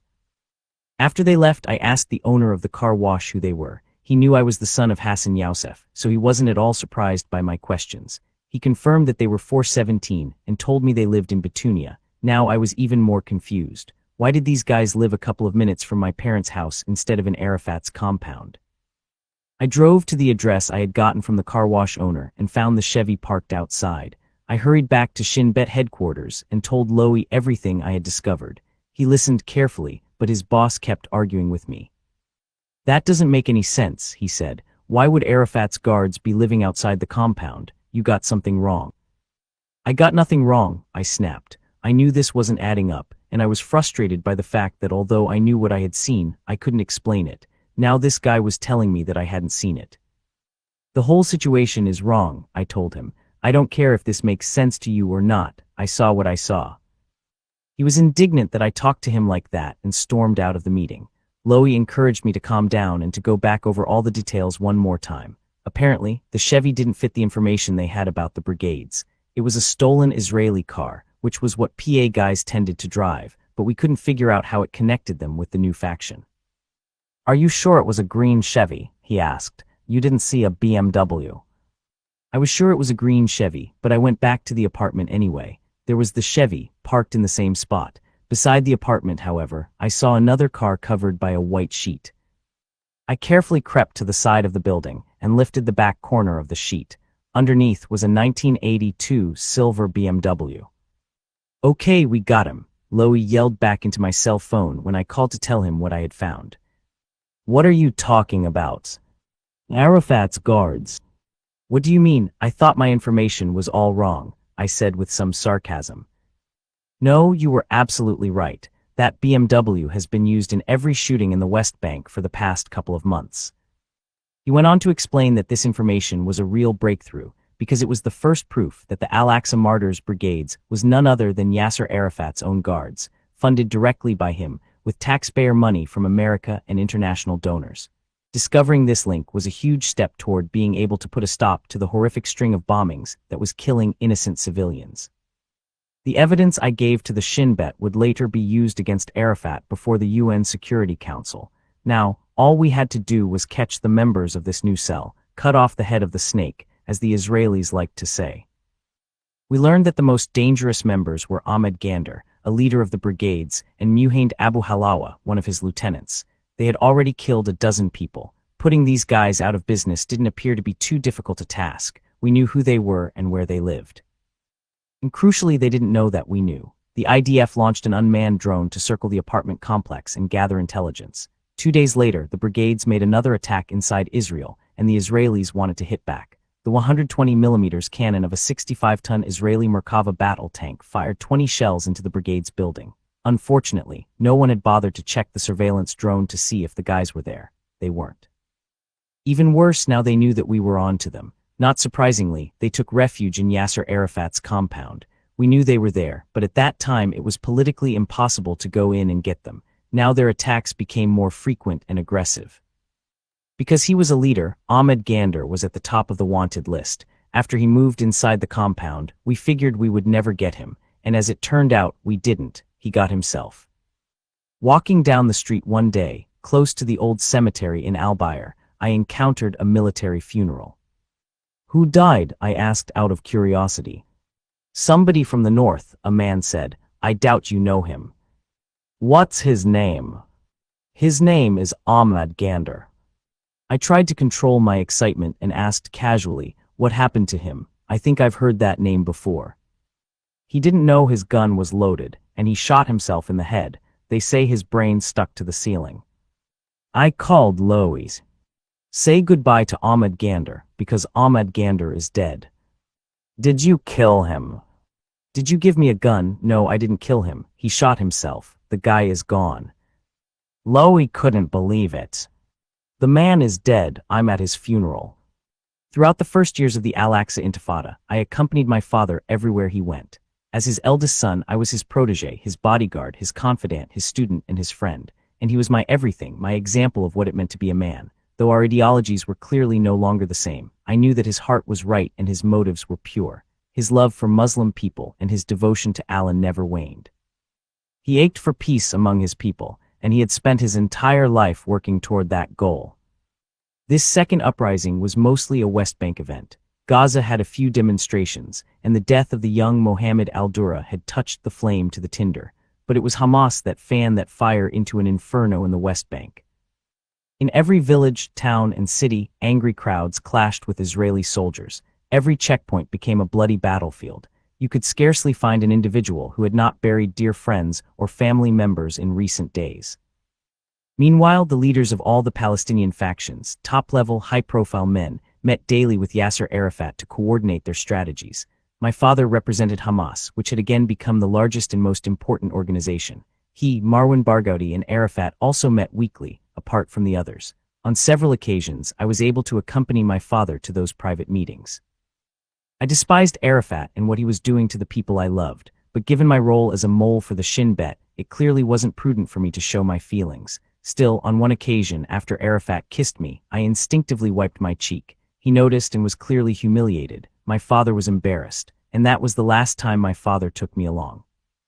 The Intifada leaders invariably arrived for those daily meetings in their $70,000 foreign cars, accompanied by other cars filled with bodyguards. But my father always drove in his dark blue 1987 Audi. No bodyguard, just me. These meetings were the engine that made the Intifada run. Although I now had to sit outside the meeting room, I still knew every detail that went on inside because my father took notes. I had access to those notes and made copies. There was never any super-sensitive information in the notes, like the who, where, and when of a military operation. Rather, the leaders always spoke in general terms that revealed patterns and direction, such as focusing an attack inside Israel or targeting settlers or checkpoints. The meeting notes did, however, include dates for demonstrations. If my father said Hamas would have a demonstration tomorrow at 1 o'clock in the center of Ramallah, runners would quickly be sent to the mosques, refugee camps, and schools to inform all the Hamas members to be there at 1 o'clock. Israeli soldiers showed up too. As a result, Muslims, refugees, and all too often, schoolchildren were killed. The fact is, Hamas had been all but dead before the Second Intifada. My father should have left it alone. Every day, the people of the Arab nations saw his face and heard his voice on Al Jazeera TV. He was now the visible leader of the Intifada. That made him amazingly popular and important throughout the Muslim world, but it also made him the consummate bad guy as far as Israel was concerned. At the end of the day, however, Hassan Yousef was not puffed up. He just felt humbly content that he had done the will of Allah. Reading my father's meeting notes one morning, I saw that a demonstration had been scheduled.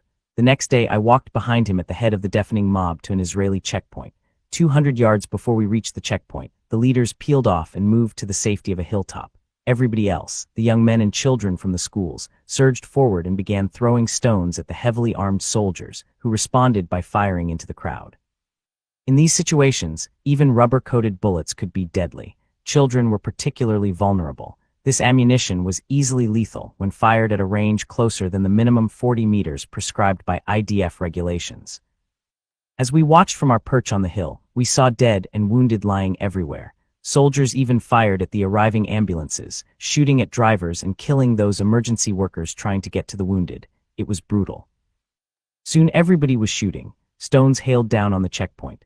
Thousands lunged against the barriers, trying to force their way past the soldiers, straining with one obsession, one thought, to reach the settlement at Beit El and destroy everything and everyone in their path. They were insane with rage triggered by the sight of fallen loved ones and the smell of blood. Just when it seemed things could not possibly become more chaotic, the 1200 HP diesel engine of a Merkava thundered into the fray. Suddenly, its cannon shattered the air like a sonic boom. The tank was responding to the PA forces, who had begun shooting toward the IDF soldiers. As the tank advanced, bodyguards grabbed their charges and whisked them to safety. Chunks of bodies littered the hill under our feet as I tried to get my father to the car. When we finally reached it, we quickly raced toward Ramallah, headed for the hospital that was gorged with wounded, dying, and dead. There were not enough rooms.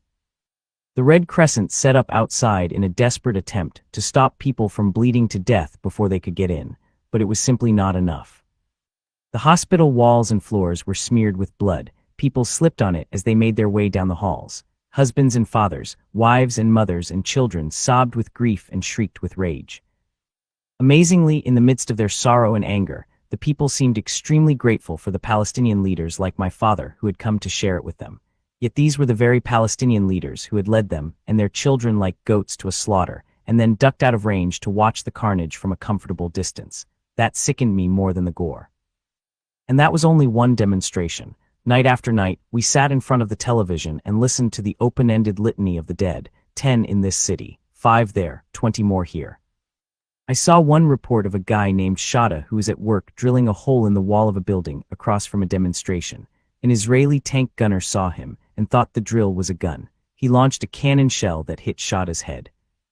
My father and I went to the slain man's house. He had a beautiful new bride, but that was not the worst of it. The Palestinian leaders who had come to comfort the widow began to fight with one another over who would preach at Shada's funeral, who would be in charge of receiving mourners for 3 days, who would be in charge of food for the family. They were all calling Shada, our son, trying to claim that he had been a member of their faction, and trying to prove that their faction was participating in the Intifada more than the others.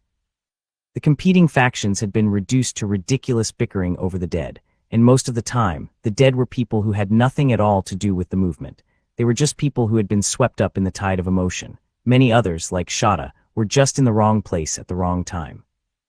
All the while, Arabs throughout the world burned American and Israeli flags, demonstrated, and poured billions of dollars into the Palestinian territories to crush the occupation. In the first 2.5 years of the two Intifada, Saddam Hussein paid $35 million to the families of Palestinian martyrs, $10,000 to the family of anyone killed fighting Israel, and $25,000 to the family of every suicide bomber. You could say a lot of things about this mindless battle over real estate, but you could never say that life was cheap. Chapter 18, Most Wanted. 2001, Palestinians no longer blamed Yasser Arafat or Hamas for their troubles. Now they blamed Israel for killing their children. But I still couldn't escape a fundamental question. Why were those children out there in the first place? Where were the parents? Why didn't their mothers and fathers keep them inside? Those children should have been sitting at their desks in school, not running in the streets, throwing stones at armed soldiers. Why do you have to send children to die? I asked my father after one particularly horrific day. We don't send children, he said. They want to go, look at your brothers. A chill went down my spine. If I hear that one of my brothers goes out there and throws stones, I'm going to break his arm, I said. I would rather that he suffer a broken arm than get killed. Really? You might be interested to know that they were throwing stones yesterday. He said it so casually. I couldn't believe this was simply a way of life for us now. 4 of my brothers were no longer little children. Sohaib was 21 and Saif was 18, both old enough to go to prison. At 16 and 14, Awais and Mohammed were old enough to get themselves shot, and all of them should have known better, but when I questioned them, they denied throwing rocks. Listen, I am very serious about this, I told them. I haven't spanked you for a long time because you're grown up now, but that will change if I hear you're going out there. You and Dad were there at the demonstrations too, Mohammed protested. Yes, we were there, but we didn't throw stones. In the midst of all this, especially with the big checks flowing from Iraq's ruthless dictator, Saddam Hussein, Hamas found it had lost its monopoly on suicide bombing. Now the bombers also came from Islamic Jihad and the Al-Aqsa Martyrs brigades, the secularists, the communists, and the atheists, and they all competed with one another to see who could kill the most Israeli civilians. There was too much blood. I couldn't sleep. I couldn't eat. I didn't see it just through the eyes of a Muslim or a Palestinian or even as the son of Hassan Yousef anymore. Now I saw it through Israeli eyes too. And even more importantly, I watched the mindless killing through the eyes of Jesus, who agonized for those who were lost, The more I read the Bible, the more clearly I saw this single truth. Loving and forgiving one's enemies is the only real way to stop the bloodshed. But as much as I admired Jesus, I didn't believe my Christian friends when they tried to convince me that he was God. Allah was my God, but whether I realized it fully or not, I was gradually adopting the standards of Jesus and rejecting those of Allah. Accelerating my departure from Islam was the hypocrisy I saw all around me. Islam taught that a devoted servant of Allah who became a martyr went straight to heaven, no questioning by weird angels or torture in the grave. But suddenly it seemed that anyone killed by the Israelis, whether a nominal Muslim, a communist, even an atheist, was being treated as a holy martyr. The imams and the sheiks told the families of the dead, "Your loved one is in heaven." Of course, the Quran didn't support their rhetoric. The Quran is clear about who goes to heaven and who goes to hell, but these leaders didn't seem to care. This wasn't even about truth or theology. It was about lying to people for strategic advantage and political expediency. It was about Islamic leaders drugging their people with lies to make them forget the pain those leaders were causing them. As the Shin Bet passed on more and more information to me, I was consistently amazed at what they knew about the people in my life, often old friends who had become very dangerous individuals. Some had even become part of the hardcore of the Hamas military wing. One of those people was Daya Mohammed Hassan al-Tawil. He was a handsome young man whose uncle was a Hamas leader. In all the years I knew him, Daya had never been religiously motivated. In fact, his dad was a communist, so he really had had nothing to do with Islam. His mom was a Muslim in the cultural sense, but she was definitely not a radical. And his sister was an American-educated journalist, a U.S. citizen, and a modern woman who did not wear a headscarf. They lived in a nice home and were all well-educated. Daya had studied engineering at Birzeit University, where he was first in his class. To my knowledge, he had never even participated in a Hamas demonstration.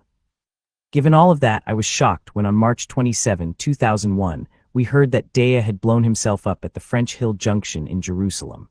Though no one else was killed, 29 Israelis were injured. Daya wasn't a stupid kid who could easily be talked into doing something like this. He wasn't a dirt-poor refugee who had nothing to lose. He didn't need money, so what made him do it? Nobody understood. His parents were stunned, and so was I. Even Israeli intelligence couldn't figure it out. The Shin Bet called me in for an emergency meeting. They handed me a photograph of a decapitated head and asked me to identify it. I assured them that it was Daya, and I went home asking myself over and over why. I don't think anyone will ever know. No one saw it coming, not even his Hamas uncle. Daya was the first suicide bomber of the Al-Aqsa Intifada. His attack suggested the existence of a military cell that seemed to be operating independently somewhere, and the Shin Bet was determined to find that cell before it launched another attack. Lowy showed me a list of suspects. At the top were 5 familiar names. They were Hamas guys whom the PA had released from prison before the beginning of the Intifada. Arafat knew they were dangerous, but with Hamas all but in its grave, he couldn't see any reason to hold them any longer. He was wrong. The main suspect was Mohammed Jamal al-Natche, who had helped found Hamas with my dad and ultimately became the head of its military wing in the West Bank. Al-Natche was from the largest family in the territories, so he feared nothing. About 6 feet tall, he was every inch a warrior, tough, strong, and intelligent. Paradoxically, though he was filled with hatred for the Jews, I knew him to be a very caring man. Sail Talam, another name on the list, was an electrical engineer, very smart and well-educated. I didn't know it at the time, but the two of us would eventually become very close friends. Another, Ibrahim Hamd, led the security wing in the West Bank. These 3 men were assisted by Saeed al-Sheikh Qasim and Hassanin Ramana. Saeed was a good follower, athletic, uneducated, and obedient. Hassanin, on the other hand, was a handsome young artist who had been very active in the Islamic student movement, especially during the First Intifada, when Hamas was trying to prove itself on the streets as a force to be reckoned with. As a Hamas leader, my father had worked hard to obtain their release and return them to their families. And on the day Arafat let them go, my dad and I picked them up from prison, stuffed everybody into our car, and got them settled in an apartment at the Al-Hajjal in Ramallah. When Lowy showed me the list, I said, "Guess what? I know all those guys, and I know where they live. I was the one who drove them to their safe house." "Are you serious?" he said with a big grin. "Let's go to work." When my father and I had picked them up from prison, I had no idea how dangerous they had become or how many Israelis they had killed. And now, I was one of only a few people in Hamas who knew where they were. I paid them a visit, carrying with me the Shin Bet's most sophisticated spy toys so we could monitor every move they made, every word they said. But once I started talking with them, it was clear they weren't going to give us any solid information. I wondered if maybe they weren't the guys we were looking for. "Something is wrong," I said to Loey. "These guys didn't give me anything. Could it be another cell?" "It could," he admitted, "but those guys have the history. We need to keep watching them until we get what we need." They indeed had the history, but history wasn't enough to arrest them. We needed hard evidence. So we patiently continued to collect information. We didn't want to make a costly mistake and grab the wrong guys, leaving the real terrorists free to launch the next bomb. *****, maybe my life wasn't complicated enough, or maybe it just seemed like a good idea at the time. But that same month I started a job in the capacity building office of the United States Agency for International Development, USAID, Village Water and Sanitation Program, headquartered in Albier. Long title, I know, but then again, it was a very important project. Because I didn't have a college degree, I began as a receptionist. Some of the Christians I attended Bible study with had introduced me to one of the American managers, who immediately took a liking to me and offered me a job. Loey thought it would make a great cover since my new ID card, stamped by the U.S. Embassy, would allow me to travel freely between Israel and the Palestinian territories. It would also keep people from getting too suspicious about why I always had plenty of spending money. My father saw it as a great opportunity and was grateful to the United States for providing safe drinking water and sanitation to his people. At the same time, however, he could not forget that the Americans also provided Israel with the weapons used to kill Palestinians. This typifies the ambivalence most Arabs feel about the United States.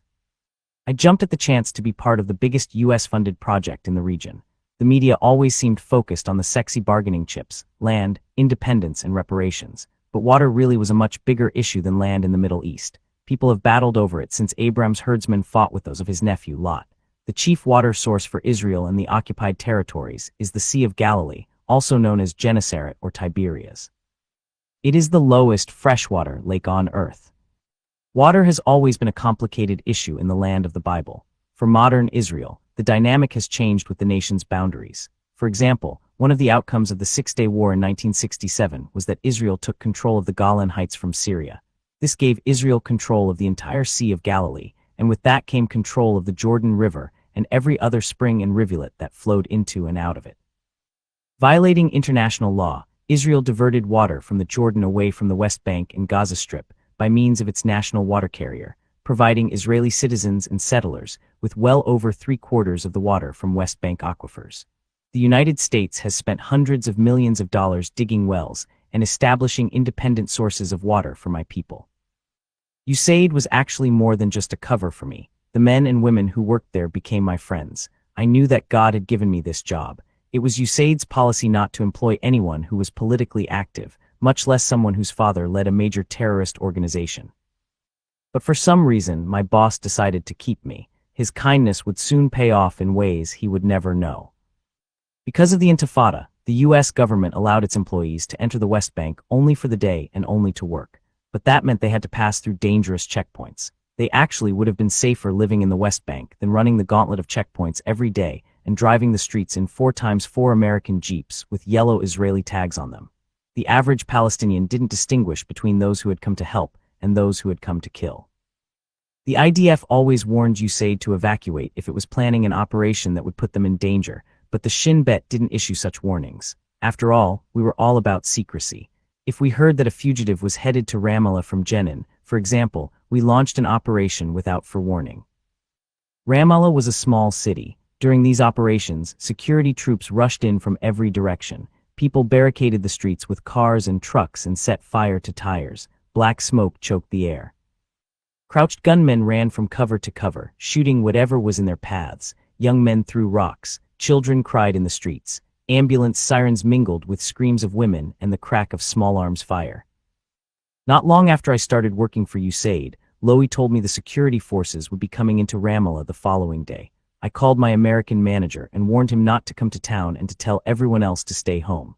I said I couldn't tell him how I had gotten this information, but I encouraged him to trust me. He did. He probably figured I had inside information because I was the son of Hassan Yousef. The next day, Ramallah was ablaze. People were running through the streets, shooting everything in sight. Cars burned along the side of the road and shop windows were broken, leaving the stores vulnerable to bandits and looters. After my boss saw the news, he told me, "Please, Mosab, whenever something like that is going to happen again, let me know." "Okay," I said, "on one condition, you don't ask any questions. If I say don't come, just don't come." Chapter 19 Shoes 2001. The Second Intifada seemed to roll on without even pausing to catch its breath. On March 28, 2001, a suicide bomber killed 2 teenagers at a gas station. On April 22, a bomber killed 1 person and himself and wounded about 50 at a bus stop. On May 18, 5 civilians were killed and more than 100 wounded by a suicide bomber outside a shopping mall in Netanya. And then on June 1, at 11:26 p.m., a group of teenagers were standing in line, talking and laughing and horsing around, eager to enter a popular Tel Aviv disco known as the Dolphin. Most of the kids were from the former Soviet Union, their parents recent immigrants. Said Hatari stood in line too, but he was Palestinian and a little older. He was wrapped in explosives and metal fragments. The newspapers didn't call the Dolphinarium attack a suicide bombing, they called it a massacre. Scores of kids were ripped apart by ball bearings and the sheer force of the blast. Casualties were high, 21 died, 120 were wounded. No suicide bomber had ever killed so many people in a single attack. Hatari's neighbors in the West Bank congratulated his father. "I hope that my other 3 sons will do the same," Mr. Hatari told an interviewer. "I would like all members of my family, all the relatives, to die for my nation and my homeland." Israel was more determined than ever to cut off the head of the snake. It should have learned by then, however, that if imprisoning faction leaders did nothing to stop the bloodshed, assassinating them was unlikely to work either. Jamal Mansur was a journalist and, like my father, was one of the 7 founders of Hamas. He was one of my father's closest friends. They had been exiled together in South Lebanon. They talked and laughed on the phone nearly every day. He was also the chief advocate of suicide bombings. In a January interview with Newsweek, he defended the killing of unarmed civilians and praised the bombers. On Tuesday, July 31, after a tip from a collaborator, a pair of Apache helicopter gunships approached Mansur's media offices in Nablus. They fired 3 laser-guided missiles through the window of his second-floor office. Mansur, Hamas leader Jamal Salam, and 6 other Palestinians were incinerated by the blasts. 2 of the victims were children, aged 8 and 10, who had been waiting to see the doctor on the floor below. Both were crushed beneath the rubble. This seemed crazy, I called Lowy. "What in the world is going on? Are you sure those guys were involved in suicide bombings? I know they supported the attacks, but they were in the political wing of Hamas with my father, not the military wing." "Yes, we have intelligence that Mansur and Salam were directly involved in the Dolphinarium massacre. They have blood on their hands. We had to do this." What could I do? Argue with him, tell him he didn't have the right information. It suddenly dawned on me that the Israeli government must also be determined to assassinate my father. Even if he hadn't organized the suicide bombings, he was still guilty by association. Besides, he had information that could have saved lives and he withheld it. He had influence, but he didn't use it. He could have tried to stop the killing, but he didn't. He supported the movement and encouraged its members to continue their opposition until the Israelis were forced to withdraw. In the eyes of the Israeli government, he, too, was a terrorist. With all my Bible reading, I was now comparing my father's actions with the teachings of Jesus, not those found in the Quran. He was looking less and less like a hero to me, and it broke my heart. I wanted to tell him what I was learning, but I knew he would not listen. And if those in Jerusalem had their way, my father would never get the opportunity to see how Islam had led him down the wrong path. I consoled myself with the knowledge that my father would be safe at least for a while because of my connection with the Shin Bet. They wanted him alive as much as I did, for very different reasons, of course. He was their main source of inside information regarding Hamas activities. Of course, I couldn't explain that to him, and even the Shin Bet's protection could end up being dangerous to him. After all, it would seem pretty suspicious if all the other Hamas leaders were forced into hiding, while my father was allowed to walk freely down the street.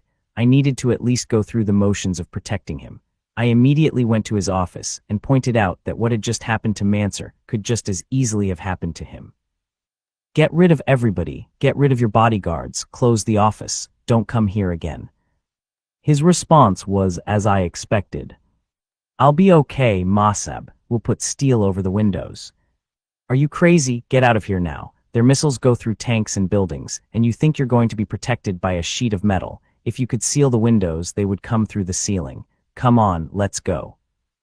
I couldn't really blame him for resisting. He was a religious leader and a politician, not a soldier. He had no clue about the army or about assassinations. He didn't know all that I knew. he finally agreed to leave with me, though I knew he wasn't happy about it.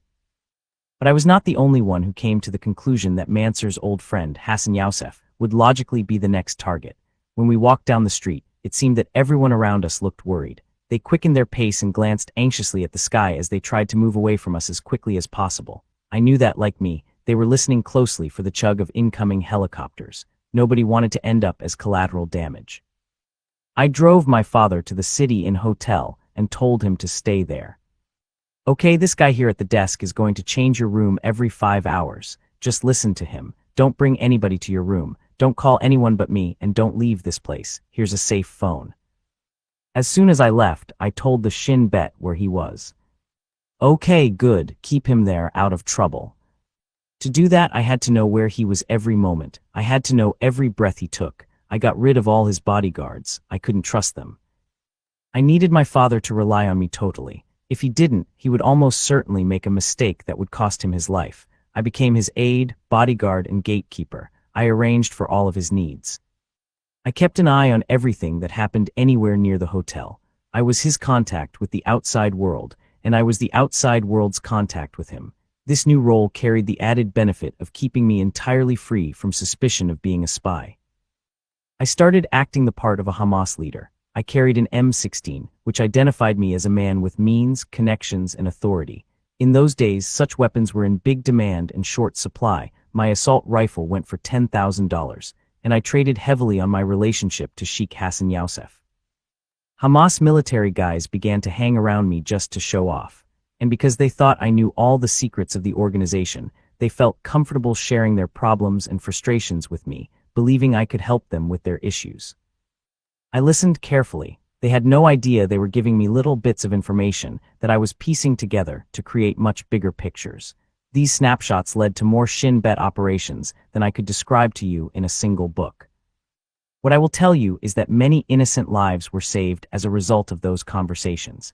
There were many fewer grieving widows and shattered orphans at gravesides because of the suicide bombings we were able to prevent.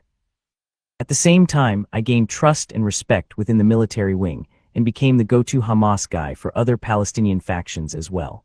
I was the person they expected to provide them with explosives and to coordinate operations with Hamas. One day, Ahmed Al-Faransi, an aide to Marwan Barghouti, asked me to get him some explosives for several suicide bombers from Jenin. I told him I would, and I began to play the game, stalling until I could uncover the bombers' cells in the West Bank. Games like that were very dangerous, but I knew I was covered from several directions. Just as being the eldest son of Sheikh Hassan Yousef kept me safe from Hamas torture in prison, it also protected me when I worked among terrorists. My job with USAID gave me a certain amount of protection and freedom as well, and the Shin Bet always had my back. Any mistake, however, could have cost me my life, and the Palestinian Authority was always a threat. The PA had some fairly sophisticated electronic eavesdropping gear that had been provided by the CIA. Sometimes they used it to ferret out terrorists. Other times it was deployed to root out collaborators, so I had to be very careful, especially of falling into the hands of the PA, since I knew more about how the Shin Bet operated than any other agent. Because I had become the only point of access to my father, I was in direct contact with every Hamas leader in the West Bank, Gaza Strip, and Syria. The only other guy with that level of access was Khalid Meshal in Damascus. Meshal was born in the West Bank, but he lived most of his life in other Arab countries. He joined the Muslim Brotherhood in Kuwait and studied physics at Kuwait University. After Hamas was founded, Meshal headed up the Kuwaiti chapter. And following the Iraqi invasion, he moved to Jordan, then to Qatar, and finally to Syria. Living in Damascus, he was not subject to the travel restrictions of Hamas leaders in the territories, so he turned into a kind of diplomat, representing Hamas in Cairo, Moscow, and the Arab League. As he traveled, he raised money. In April 2006 alone, he collected $100 million from Iran and Qatar. Meshal didn't make many public appearances. He lived in secret places, and he could not return to the occupied territories for fear of assassination. He had good reason to be careful. In 1997, when Meshal had still been in Jordan, a couple of Israeli intelligence agents broke into his room and injected a rare poison into his ear while he slept. His bodyguards spotted the agents leaving the building, and one of them went to check on Meshal. He saw no blood, but his leader was down on the ground and unable to speak. The bodyguards ran after the Israeli agents, one of whom fell into an open drain. The agents were captured by Jordanian police. Israel had recently signed a peace agreement with Jordan and exchanged ambassadors, and now the botched attack jeopardized that new diplomatic arrangement. And Hamas was embarrassed that one of their key leaders could be reached so easily. The story had been humiliating to all the parties involved, and thus everybody tried to cover it up. But somehow the international media found out. Demonstrations broke out in the streets of Jordan, and King Hassan demanded that Israel release Sheikh Ahmed Yassin, Hamas's spiritual leader, and other Palestinian prisoners in exchange for the red-faced Mossad agents. In addition, Mossad was to send a medical team immediately to inject Meshal with an antidote to the poison. Reluctantly, Israel agreed. Khalid Meshal called me at least once a week. Other times, he left very important meetings to take my phone calls. One day, Mossad called the Shin Bet. We have a very dangerous person from Ramallah who talks to Khalid Meshal every week, and we can't find out who he is. They were referring to me, of course. We all had a good laugh, and the Shin Bet chose to keep the Mossad guessing about me. It seems there is competition and rivalry between security agencies in every country, as with the Federal Bureau of Investigation, Central Intelligence Agency, and National Security Agency in the United States. One day, I decided to take advantage of my relationship with Meshal. I told him I had very important information that I could not give him over the phone. "Do you have a secure way to deliver it?" he asked. "Of course, I will call you in a week and give you the details." The normal means of communication between the territories and Damascus was to send a letter with someone who had no police record and no known relationship with Hamas. Such letters were written on very thin paper, rolled down to a tiny size, and then slipped into an empty medicine capsule or simply wrapped with nylon thread. Just before crossing the border, the courier swallowed the capsule, then regurgitated it in a restroom on the other side. Sometimes a courier would have to carry as many as 50 letters at once. Naturally, these mules had no idea what the letters contained. I decided to do something different and open a new secret channel to outside leadership, thus extending my access from the personal level to the operational and security levels. The Shin Bet loved the idea. I chose a local Hamas member and told him to meet me at my old cemetery in the middle of the night. To impress him, I showed up carrying my M16. "I want you to carry out a very important mission," I told him. Clearly terrified yet excited, he hung on to every word from the son of Hassan Yousef. "You can tell no one, not your family, not even your local Hamas leader. By the way, who is your leader?" I asked him to write out his entire history in Hamas, everything he knew, before I would tell him more about his mission. He couldn't get everything down on paper fast enough, and I couldn't believe the amount of information he gave me, including updates on every movement in his area. We met a second time, and I told him he was being sent out of Palestine. "Do exactly what I tell you," I warned, "and don't ask questions." I told Lowy that the guy was involved in Hamas up to his neck, so if the organization decided to check him out, they would find a very active and loyal member. The Shin Bet did its own vetting, approved him, and opened the border for him. I wrote a letter telling Khalid Meshal that I had all the keys to the West Bank, and he could totally rely on me for special and complicated missions that he could not entrust to normal Hamas channels. I told him I was ready for his orders, and I guaranteed success. My timing was perfect, since Israel had assassinated or arrested most of the Hamas leaders and activists by that time. Al-Qassam Brigades was exhausted, and Meshal was desperately low on human resources. I did not, however, instruct the courier to swallow the letter. I had designed a more complicated mission, mostly because it was more fun. I was discovering that I loved this spy stuff, especially with Israeli intelligence paving the way. We bought the courier some very nice clothes, a complete outfit, so that his attention would not be drawn to the shoes in which, unknown to him, we had hidden the letter. He put on the clothes, and I gave him enough money for the trip and a little extra to have some fun in Syria. I told him his contacts would recognize him only by his shoes, so he had to keep them on. Otherwise, they would think he was someone else, and he would be in serious danger. After the courier arrived in Syria, I called Meshal and told him to expect to be contacted soon. If anyone else had told him that, Khalid would have immediately become suspicious and refused a meeting. But this man had been sent by his young friend, the son of Hassan Yousef, so he believed he had nothing to worry about. When they met, Khalid requested the letter. "What letter?" our courier asked. He didn't know he was supposed to have a letter. I had given Khalid a hint about where to look, and they found the compartment in one of the shoes. In this way, a new communications channel was established with Damascus, even though Meshal had no idea that he was actually on a party line with the Shin Bet listening in. Chapter 20 Torn. Summer 2001, a little before 2 p.m. on August 9, 2001, 22-year-old Is al-Din Shuhil al-Masri blew himself up at the crowded Esbarro Pizza Parlor at King George Street and Jaffa Road. Al-Masri was from an affluent family in the West Bank. Between 5 and 10 kilograms of explosives sprayed nails, nuts, and bolts into the summer crowd, killing 15 people and maiming another 130. Between this horror and the Dolphinarium bombing a few months earlier, the citizenry of Israel was almost blind with grief and rage. Whatever group or faction was behind these attacks had to be identified and stopped before more innocents were killed. Otherwise, events would very likely spiral out of control and unleash unprecedented death and heartache across the region. Again and again, the Shin Bet pored over every detail of the bombing, trying to connect it to the 5 guys at the safe house: Mohammed Jamal al-Nache, Sail Talam, Ibrahim Hamd, Saeed al-Sheikh Qasim, and Hassanin Rumina, but not a shred of evidence tied them to the Dolphinarium or Esbarro attacks. Who could have made such bombs? Certainly not some chemistry or engineering student. We knew every one of them, the grades they got, and what they ate for breakfast. Whoever was building these bombs was an expert, didn't seem to be affiliated with any of the Palestinian factions, and was flying way below our radar. Somehow, we had to find him before he made more bombs. This guy was super dangerous. What we didn't realize at the time was that Arafat's people had received a call from the CIA shortly after the Esbarro attack.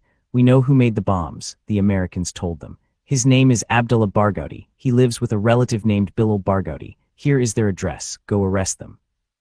Within hours, Abdullah and Bilal Barghouti were in PA custody. Not that the Palestinian Authority wanted to arrest them, but to keep the money and logistical support flowing from Washington. Arafat knew it had to at least appear that the PA was doing its part to keep the peace. I believe Arafat would have preferred to give Abdullah Barghouti a medal rather than a prison sentence. No sooner was Abdullah comfortably secured at Preventive Security Headquarters than another Barghouti, Marwan, showed up to get him out. The PA could not release Abdullah. The CIA had dropped him into their laps, and America expected them to deal with him. Israel expected the same, and would definitely take more decisive action if the PA neglected its duty. So Marwan gave Abdullah food, clothes, and money, keeping him under a type of house arrest, working in a nice office, smoking, drinking coffee, and chatting with top security officers. Though not related, Marwan Barghouti and Abdullah Barghouti shared an interesting common history. They both had connections to the 23-year-old certifiable lunatic named Muhammad Abu Halawa, who had been a lieutenant to Ahmed Gander. Halawa was a Fatah field commander and a member of Force 17. When you think of elite troops like Force 17 and Saddam Hussein's Republican Guards, discipline, skill, and sharp training come to mind, but Halawa didn't fit the model. He was an uneducated loose cannon who often carried around one of the huge machine guns usually mounted on jeeps. Halawa routinely distributed guns to other extremists and unsavory characters, who then used them when driving by checkpoints, strafing soldiers and civilians indiscriminately. Back in May, for example, he had given someone a couple of loaded AK-47s and a sack of bullets.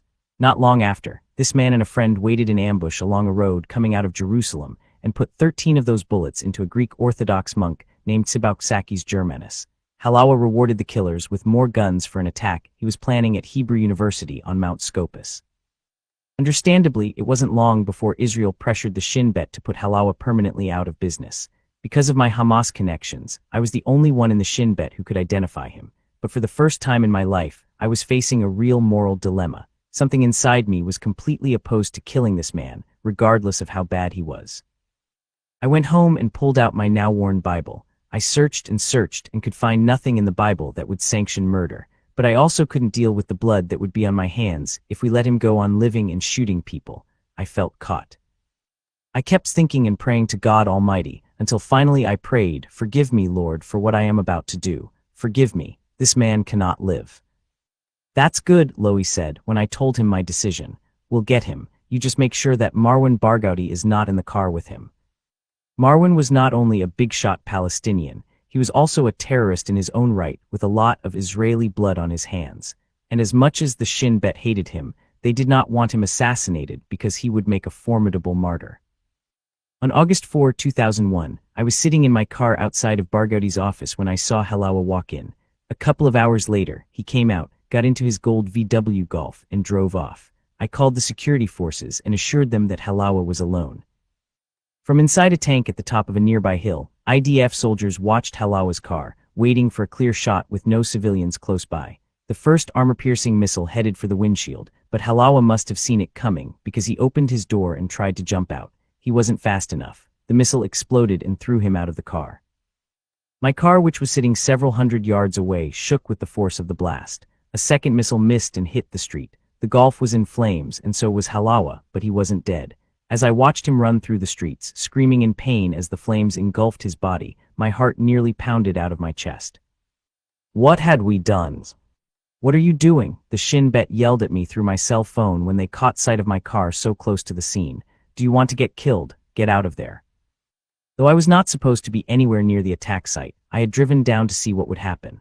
I felt responsible and obligated to see what I was a part of. It was indeed stupid. If I had been spotted, it would have been too much of a coincidence for anybody to believe that I wasn't involved in the assassination attempt, and I would have been exposed for sure.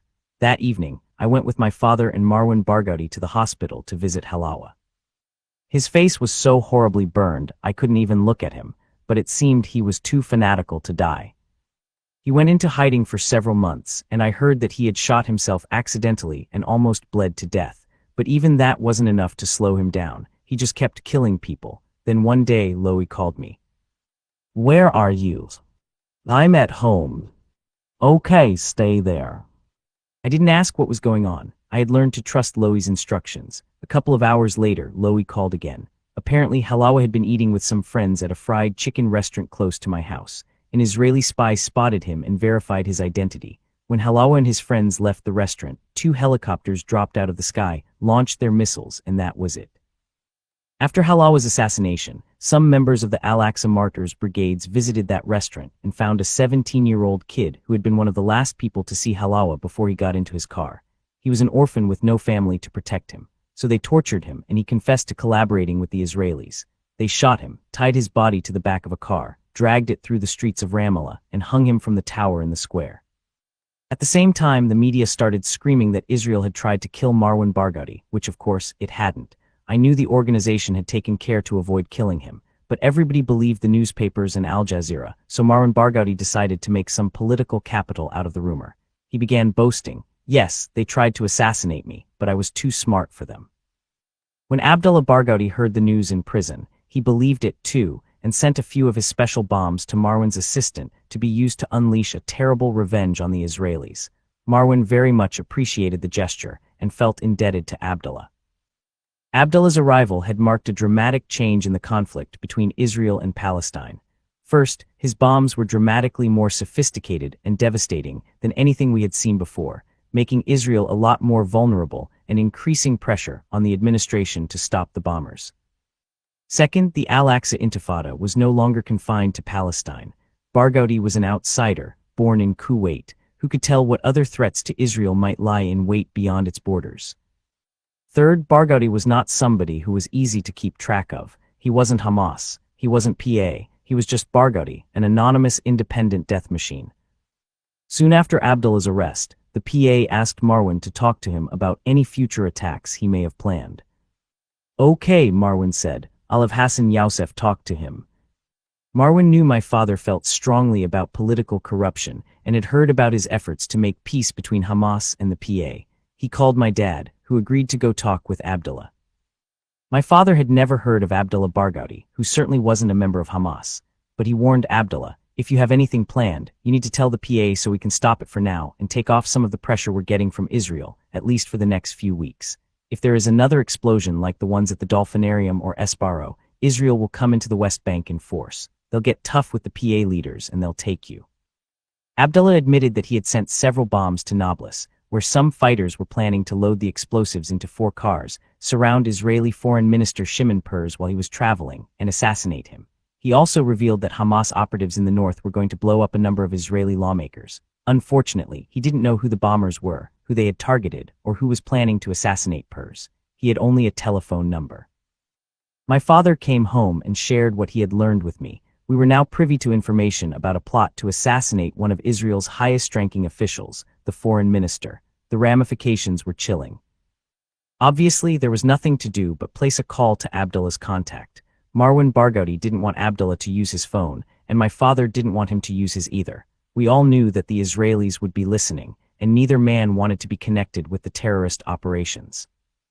So my father sent me out to buy a disposable cell phone on which we could make the call before throwing the phone into the trash. I bought the phone, wrote down the number, and called it in to the Shin Bet so they could trace the call. Abdullah called his contact in Nablus and told him to stop whatever he was doing until he heard otherwise. As soon as Israeli intelligence learned what had been planned, they put extra security on every member of the Knesset and the cabinet. Finally, after a couple of months, things began to calm down a little.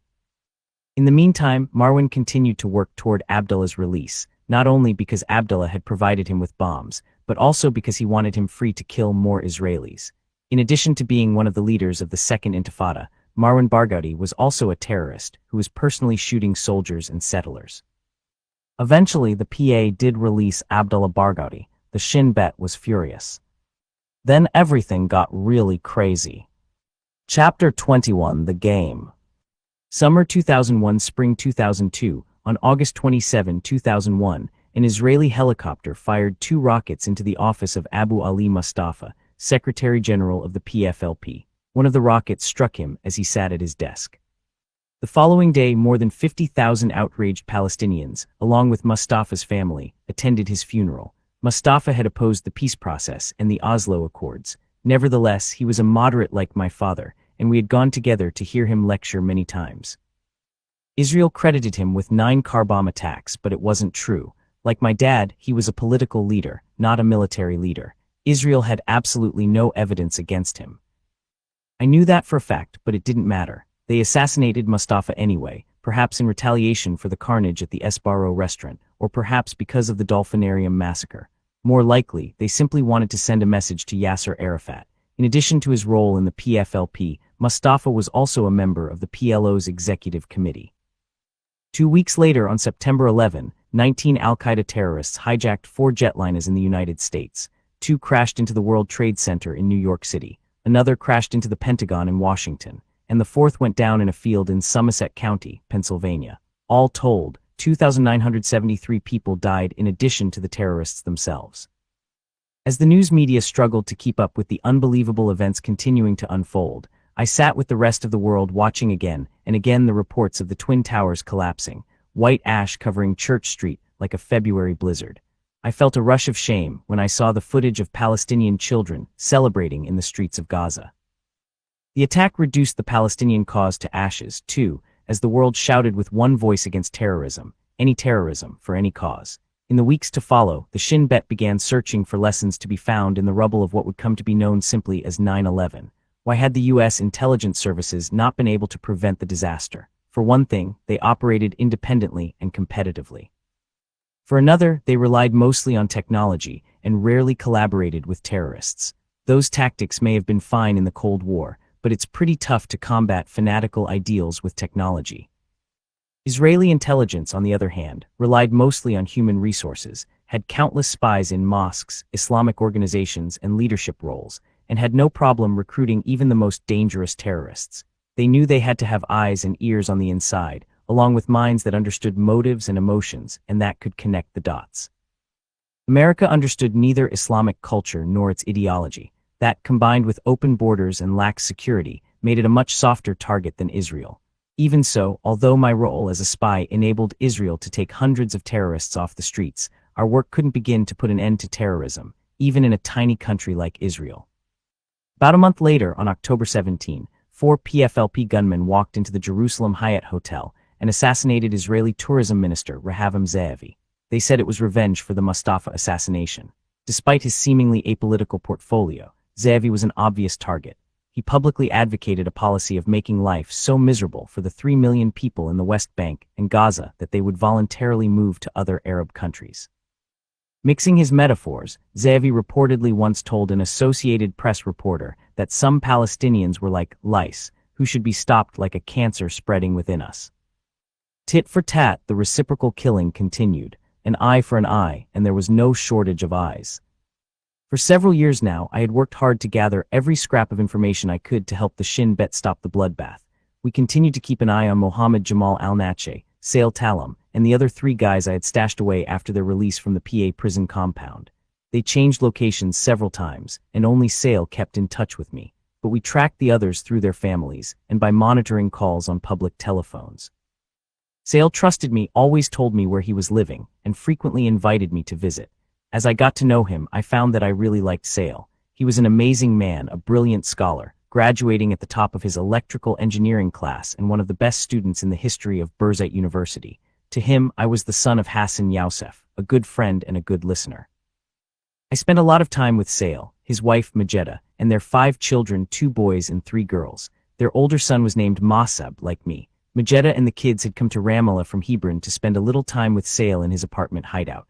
I was still working on my degree at the time, and one evening Sail asked me how school was going. Any problems with anything? Yeah, economical statistics. Okay, tomorrow you bring the book and we'll sit down together and study. It will be our own little class.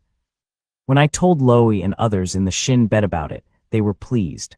They thought that these tutoring sessions would make a good cover for intelligence gathering. But it wasn't entirely a cover. Sail and I were becoming friends. He taught me, and I actually did very well on the exam a couple of weeks later. I loved him, and I loved his children.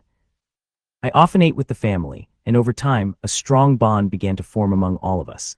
It was a strange relationship, because I knew that by now Sail had become a very dangerous guy. But then again, so had I ******. One night in March 2002, I was sitting at home when 2 men came to the door. Suspicious, I asked, how can I help you? We're looking for Sheikh Hassan Yousef. It's important. Tell me why it's important. They explained that they were 2 of the 5 suicide bombers who had just arrived from Jordan. Their contact had been arrested, and they needed a safe place to stay. Okay, I said, you came to the right place. I asked what they needed.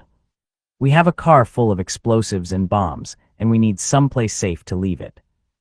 Great, I thought, what am I going to do with a car stuffed with explosives? I had to think quickly. I decided to keep their car in the garage beside our house. It was obviously not one of my brighter ideas, but I was forced to think on my feet. Okay, here's some money, I said, emptying my wallet. Go find a place to stay, get back to me here tonight, and we'll figure out what to do. After they left, I called Loie, and to my relief, the Shin Bet came and took the car away. All 5 suicide bombers returned a short time later. Okay, I told them, from now on, I am your connection to Hamas. I will provide your targets, locations, transportation, everything you need. Do not talk to anyone else, or you might be dead before you have a chance to kill any Israelis. This situation constituted an extraordinary windfall in terms of intelligence. Up to now, no one ever knew about suicide bombers before they detonated their explosives. Suddenly, 5 of them had shown up at my door with a carload of bombs. 30 minutes after I told the Shin Bet their location, Prime Minister Sharon authorized their assassinations. You can't do that, I told Loie. What? I know they are terrorists and they are about to blow themselves up, but those 5 men are ignorant. They don't know what they're doing. You can't kill them. If you kill them, this is my last operation. Are you threatening us? No, but you know how I work. I made an exception once with Halawa, and you remember how that ended. I will not be part of killing people. What option is there? Arrest them, I said, though even as I spoke the words, I knew it was a crazy idea. We had the car and the bombs, but these guys still had their belts. If a soldier got within 100 yards of their one-room flat, they would detonate the belts and take everybody with them. Even if we managed to get them out alive without anybody else getting killed, they would be sure to mention my name to their interrogators, and I would be burned for sure. Self-preservation told me the safest thing for all concerned was just to let a helicopter fire a couple of missiles into their apartment and be done with it. But my conscience was being rewired. Though not yet a Christian, I was really trying to follow the ethical teachings of Jesus. Allah had no problem with murder. In fact, he insisted on it. But Jesus held me to a much higher standard. Now I found I couldn't kill even a terrorist. At the same time, I had become far too valuable to the Shin Bet for them to risk losing me. They weren't happy about it, but they finally agreed to call off the assassination. We have to know what is going on inside that room, they told me. I headed over to the apartment under the pretext of taking the bombers a few pieces of simple furniture. What they didn't know was that we had placed bugs inside the furniture that allowed us to hear every word they said. Together, we listened in as they discussed who would go first, second, third, etc. Everyone wanted to be first, so they didn't have to watch their friends die. It was eerie. We were listening to dead men talking. On March 16, security forces troops moved into position. The bombers were in the center of Ramallah, so the IDF couldn't bring in tanks. Because the troops had to go in on foot, the operation was very dangerous. I followed the events from my place, as Loie talked to me on the phone and kept me informed of everything that was going on. They are going to sleep. We all waited until sounds of snoring came across the monitors. The greatest risk was waking them too soon. The troops had to get through the door and reach the beds before any bomber could move a muscle. A soldier fixed an explosive charge to the door as we listened to the monitors for the slightest noise, the slightest interruption in the snoring. Then they gave the signal. The door exploded. Special Forces troops rushed into the small apartment, catching all but one of the men. He grabbed a gun and jumped through the window. He was dead before he hit the ground. Everyone breathed a sigh of relief, everyone except me. As soon as they got the guys into the jeep, one of them mentioned my name, exposing me as a collaborator. My worst fears had been realized. I was burned. Now what? Loie had the solution. The Shin Bet simply deported the guy back to Jordan, sending his friends to prison. So while he was home free, having fun with his family, the other three would assume that he had been the traitor, not me. It was brilliant. I had gotten away with it one more time, though just barely, but it was clear I was pushing my luck a little too hard.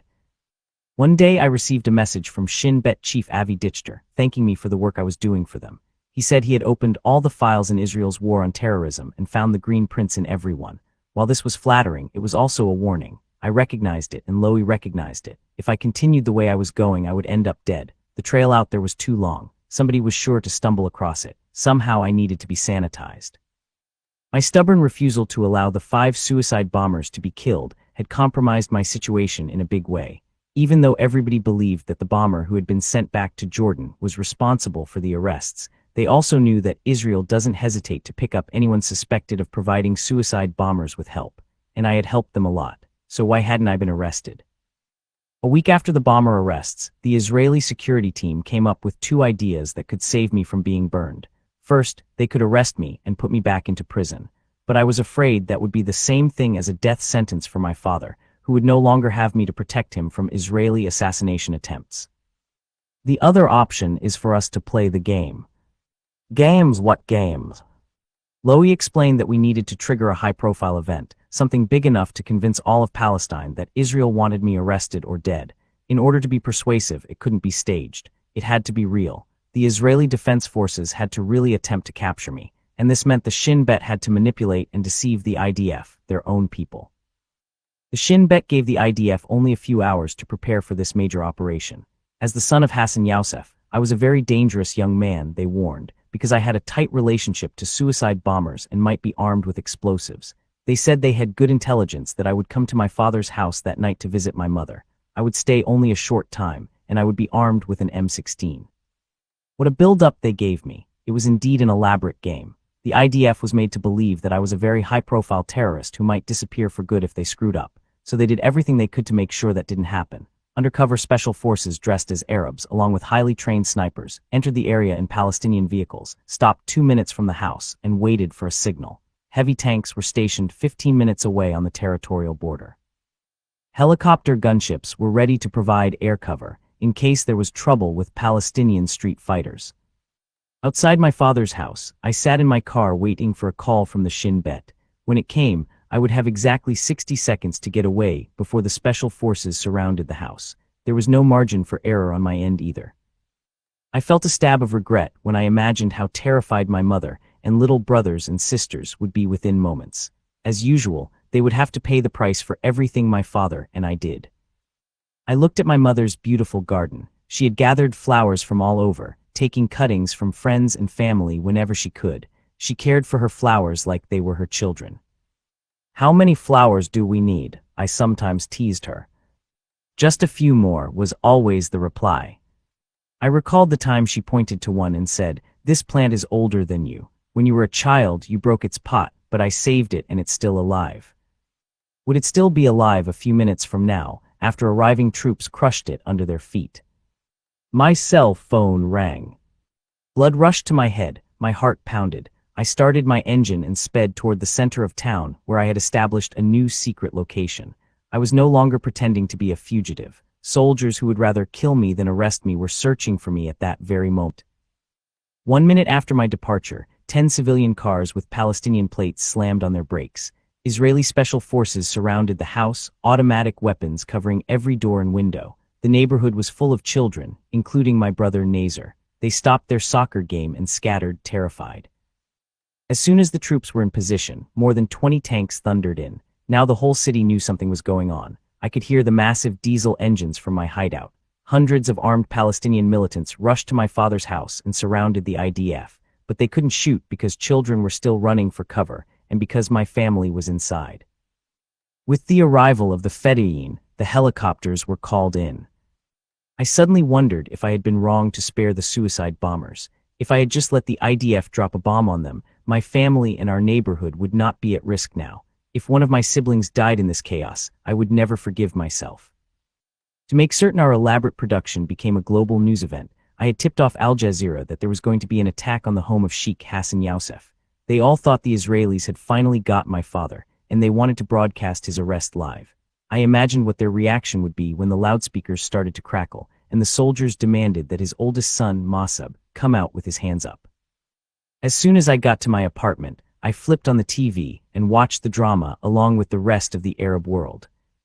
The army evacuated my family and questioned them. My mother told them that I had left 1 minute before they arrived. Of course, they didn't believe her. They believed the Shin Bet, the ones who had staged the entire production, and the only people besides myself who knew that the game had begun. When I didn't surrender, they threatened to start shooting. For a tense 10 minutes, everyone waited to see whether I would come out, and if I did, whether I would emerge shooting or with my hands in the air. Then time was up. They opened fire, and more than 200 bullets riddled my second-floor bedroom, and are still in the walls today. There was no more talking. They had obviously decided to kill me. Suddenly, the shooting stopped. Moments later, a missile whistled through the air and blew up half our house. Soldiers rushed inside. I knew they were searching every room. No corpse and no hiding fugitive. The IDF was embarrassed and enraged that I had slipped from their grasp. If they caught me now, Lowy warned over the phone they would shoot me on sight. For us, however, the operation was a success. No one had been hurt, and I had advanced to the most wanted list. The whole city was talking about me. Overnight, I had become a dangerous terrorist. For the next few months, I had 3 priorities: stay out of the army's way, protect my dad, and continue to gather intelligence. In that order. Chapter 22: Defensive Shield. Spring 2002. The escalation in violence was dizzying. Israelis were shot and stabbed and blown up. Palestinians were assassinated. Round and round it went, faster and faster. The international community tried in vain to pressure Israel. End the illegal occupation. Stop the bombing of civilian areas, the assassinations, the unnecessary use of lethal force, the demolitions, and the daily humiliation of ordinary Palestinians, demanded UN Secretary-General Kofi Annan in March 2002. On the same day that we had arrested the 4 suicide bombers I had protected from assassination, European Union leaders called on both Israel and the Palestinians to rein in the violence. There is no military solution to this conflict, they said. In 2002, Passover fell on March 27. In a dining room on the ground floor of the Park Hotel in Netanya, 250 guests had gathered for the traditional Seder meal. A 25-year-old Hamas operative named Abdelbasset Odeh walked past the front security guard, past the registration desk in the lobby, and into the packed hall. Then he reached into his jacket. The explosion killed 30 people and wounded about 140 others. Some were Holocaust survivors. Hamas claimed responsibility, saying that the purpose of the attack was to derail the Arab summit being held in Beirut. Nevertheless, the next day, the Saudi-led Arab League announced that it had voted unanimously to recognize the State of Israel and normalize relations, as long as Israel agreed to withdraw to the 1967 boundaries, resolve the refugee problem, and establish an independent Palestinian state with East Jerusalem as its capital. Receiving these concessions from Israel would have been a huge victory for our people if Hamas wasn't still committed to its all-or-nothing idealism. Recognizing this, Israel was planning its own extreme solution. 2 weeks earlier, officials had decided to test the waters for a major incursion into the Palestinian territories by invading the twin cities of Ramallah and Al-Bayer. Military analysts warned of high Israeli casualties. They needn't have worried. The IDF killed 5 Palestinians, imposed curfews, and occupied a few buildings. Huge D9 armored bulldozers also demolished several homes in Al-Amari refugee camp, including that of Wafa Idris, the first female suicide bomber, who had killed an 81-year-old Israeli man and injured 100 others outside a shoe store in Jerusalem back on January 27. After the Park Hotel outrage, however, the test incursion became irrelevant. The Israeli cabinet gave the green light to launch an unprecedented operation, codenamed Defensive Shield. My phone rang. It was Lowy. "What's up?" I asked. "The whole IDF is gathering," Lowy said. "Tonight, we will have Sale and every other fugitive in custody." "What do you mean?" "We are going to reoccupy the entire West Bank and search every house and office building, however long it takes. Stay put, I'll keep in touch." Wow, I thought, this is great. Maybe it will finally put an end to this mindless war. Rumors flew throughout the West Bank. The Palestinian leadership knew something was up but had no idea what. People left work, clinics, and classrooms and went home to sit by their television sets, waiting for news.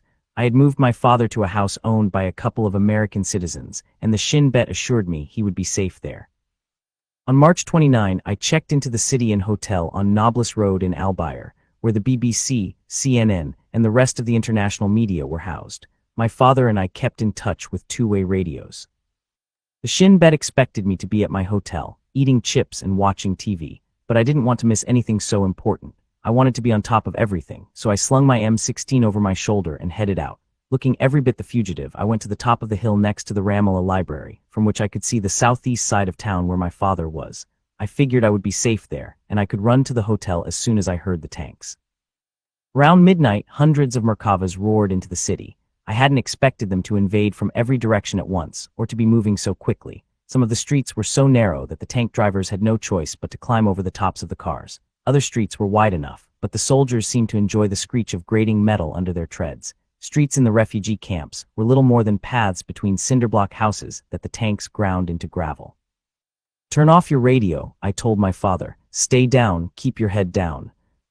I had parked my father's Audi at the curb, and I watched in horror as a tank tread crushed it to pulp. It wasn't supposed to be there. I didn't know what to do. I certainly couldn't call Lowy and ask him to stop the operation just because I had decided to play Rambo. I ran toward the center of the city and ducked into an underground parking garage, just a few yards from an oncoming tank. No troops were on the ground yet. They were waiting for the Merkavas to secure the area. Suddenly, I had a terrifying realization. A number of Palestinian resistance factions had offices in the building directly above my head. I had taken refuge in a key target. Tanks have no discernment. They can't tell the difference between Shin Bet collaborators and terrorists, Christians and Muslims, armed fighters and unarmed civilians. And the kids inside those machines were just as scared as I was. All around me, guys who looked just like me fired AK-47s at the tanks. Ping, ping, ping. The bullets ricocheted like toys. Boom. The tank shouted back, nearly bursting my eardrums. Huge pieces of the buildings around us began to collapse into smoking heaps. Every cannon thump was a punch in the gut. Automatic weapons chattered and echoed off every wall. Another explosion, blinding dust clouds, flying chips and chunks of stone and metal. I had to get out of there, but how? Suddenly a group of Fatah fighters ran into the garage and crouched around me. This wasn't good. What if the soldiers came now? The Fedayeen would open up on them. Would I shoot too? If so, at whom? If I didn't shoot, they would kill me anyway, but I couldn't kill anyone. At one time I might have been able to, but not anymore. More fighters came, calling to others as they ran. Suddenly, everything seemed to stop. Nobody breathed. IDF soldiers made their way cautiously into the garage. Closer. Whatever was going to happen would cut loose in seconds. Their torches searched for the whites of eyes or a reflection from a weapon. They listened, and we watched. Sweaty index fingers on both sides were poised on triggers. Then the Red Sea parted. Maybe they were afraid to go any deeper into the black, humid parking garage, or maybe they simply yearned for the familiar companionship of a tank. For whatever reason, the soldiers stopped, turned, and just walked out. Once they were clear, I made my way upstairs and found a room where I could call Lowy. "Could you ask the IDF to back off a couple of blocks so I can get back to my hotel?" "What? Where are you? Why aren't you in the hotel?" "I'm doing my job." "You're nuts." There was an uncomfortable silence. Okay, we'll see what we can do. It took a couple of hours to move the tanks and troops, who must have wondered why they had been pulled back. Once they moved, I nearly broke my leg jumping from one rooftop to another to return to my room. I shut the door, stripped, and stuffed my terrorist outfit and weapon into the air conditioning duct.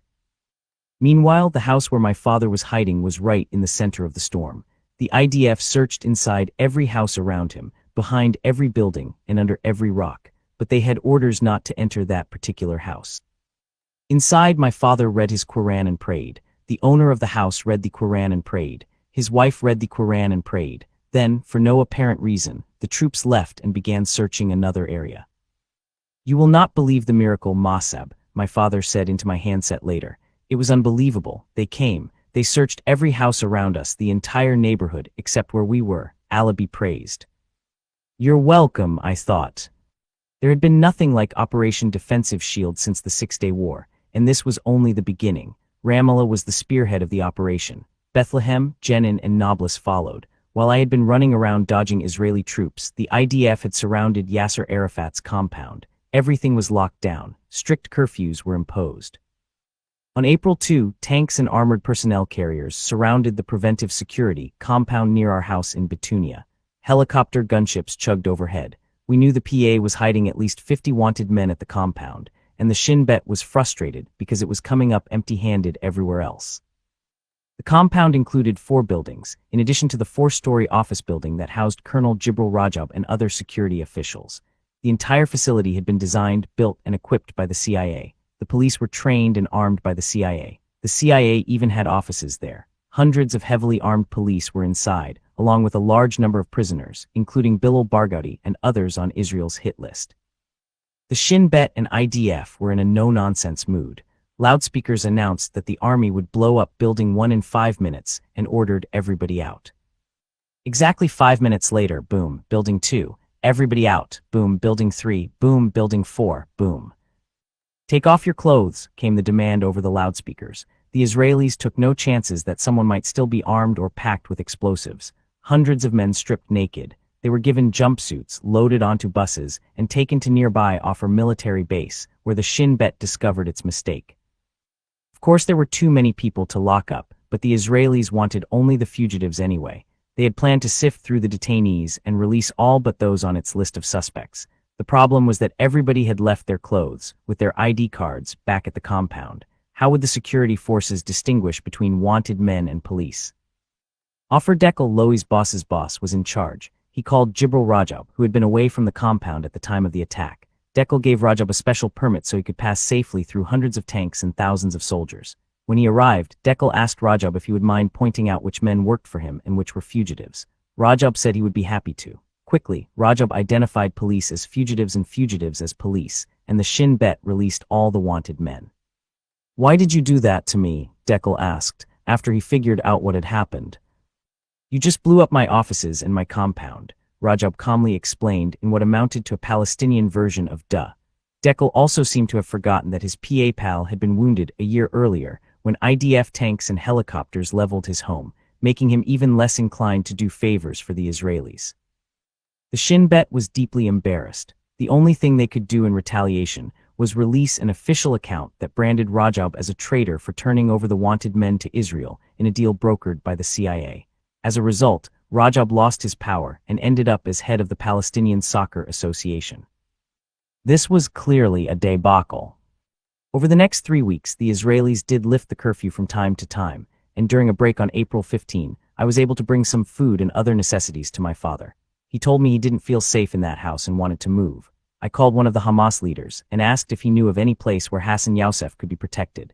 He told me to take my father to the location where Sheikh Jamal al-Tawil, another high-profile Hamas fugitive, was hiding. While I thought the arrest of Jamal al-Tawil would certainly make the Shin Bet feel much better about Operation Defensive Shield, I thanked him but said, "Let's not put my father in the same place. It might be too dangerous for both of them to be there together." We agreed on another spot, and I quickly got my father settled in his new safe house. Then I called Loie. "I know where Jamal al-Tawil is hiding." Loie couldn't believe the news. Al-Tawil was arrested that very night. That same day, we also nabbed another of the IDF's most wanted men, Marwan Barghouti. Though Marwan was one of Hamas's most elusive leaders, his capture actually turned out to be quite simple. I called one of his guards and talked with him briefly on his cell phone while the Shin Bet traced the call. Barghouti was later tried in a civilian court and sentenced to 5 consecutive life sentences. Meanwhile, not a day passed when Operation Defensive Shield did not make international headlines. Few were flattering. Out of Jenin came rumors of a large-scale massacre, which no one could verify because the IDF had sealed the city. Palestinian cabinet minister Saeb Erekat said 500 were dead. The figure was later revised to about 50. In Bethlehem, more than 200 Palestinians were under siege in the Church of the Nativity for about 5 weeks. After the dust had settled and most of the civilians had been allowed to leave, 8 Palestinians had been killed, 26 were sent to Gaza, 85 were checked by the IDF and released, and the 13 most wanted were exiled to Europe. All told, during Defensive Shield, nearly 500 Palestinians were killed, 1,500 were wounded, and nearly 4,300 were detained by the IDF. On the other side, 29 Israelis were dead, and 127 were wounded. The World Bank estimated the damage at more than $360 million. Chapter 23: Supernatural Protection. Summer 2002, Wednesday, July 31, 2002 was a scorcher, 102 degrees Fahrenheit. On the Mount Scopus campus of Hebrew University, no classes were in session, though some students were still taking exams. Others lined up to register for fall classes. At 1:30 p.m., the university's Frank Sinatra cafeteria was packed with people cooling off, enjoying iced drinks and chatting. Nobody noticed the bag that had been left there by a contract painter. The massive explosion gutted the cafeteria and left 9 people dead, including 5 Americans. 85 others were injured, 14 seriously. That same day, my good friend Sale disappeared. When we checked the locations of the other 4 on our most wanted list, we found that they too had disappeared without a trace, even severing all connection with their families. We were able to identify the Hamas cell that planted the bomb and found that its members were from inside Israel, not the occupied territories. They carried blue Israeli ID cards that allowed them to go anywhere they wanted. 5 were from East Jerusalem, married, nice families, good jobs. During the course of the investigation, one name came to the surface: Mohammed Arman, a man who lived in one of the Ramallah villages. Under torture, Arman was asked to identify the man behind the Hebrew University attack. He said he knew him only by the name Sheikh. The interrogators brought in photographs of suspected terrorists, like a book of mugshots in an American police station, and told him to point to Sheikh. Arman identified a picture of Ibrahim Hamd, providing us with the first hard evidence of his involvement with suicide bombings. We would learn later that once identified, Hamd used his exposure to protect Sale and the other members of his cell. All the cells under his command had been told that if they were captured, they were to blame everything on Hamd, since he no longer had anything to lose. So for the time being, the trail ended with Ibrahim Hamd, and he was nowhere to be found. During the months following Operation Defensive Shield, Ramallah was under curfew. Arafat's operations were pretty much shut down. USAID had suspended its projects and was not allowing its employees to enter the West Bank. Israeli checkpoints strangled the city, letting nothing but ambulances in or out, and I was officially a fugitive. All of this made it very difficult for me to get around. Nevertheless, I still had to meet with the Shin Bet every other week or so to discuss ongoing operations that could not be discussed on the telephone. Equally important, I needed emotional support. The loneliness was terrible. I had become a stranger in my own city. I couldn't share my life with anybody, not even my own family, and I couldn't trust anyone else. Ordinarily, Loie and I met at one of the Shin Bet safe houses in Jerusalem, but I could no longer get out of Ramallah. It wasn't even safe for me to be seen on the streets in the daytime. None of the usual options were possible. If special forces came in Palestinian cars to pick me up, they risked being stopped by Fedayeen and exposed by their accents. If security agents in IDF uniforms pretended to kidnap me, somebody might spot me jumping into the Jeep. And even if it worked, how many times could we get away with that ruse? Finally, the Shin Bet came up with a more creative way for us to meet. Offer military base, a couple of miles south of Ramallah, was one of Israel's highest security facilities. The place was crammed with secrets and wrapped in security. The Shin Bet local offices were there. Okay, Loie told me. From now on, we're going to meet at Offer. All you have to do is break in. We both laughed, and then I realized he was serious. If you're caught, he explained, it will look to everyone like you were trying to infiltrate a major military installation to plan an attack. If I'm caught. The plan was troubling, and late one night when the time came to put it into action, I felt like an actor on opening night, about to step onto a set he had never seen before, dressed in a costume he had never worn before, with no script and no rehearsal. I didn't know that the Shin Bet had positioned their own agents in the two guard towers, flanking the spot in the outer perimeter that I was supposed to breach.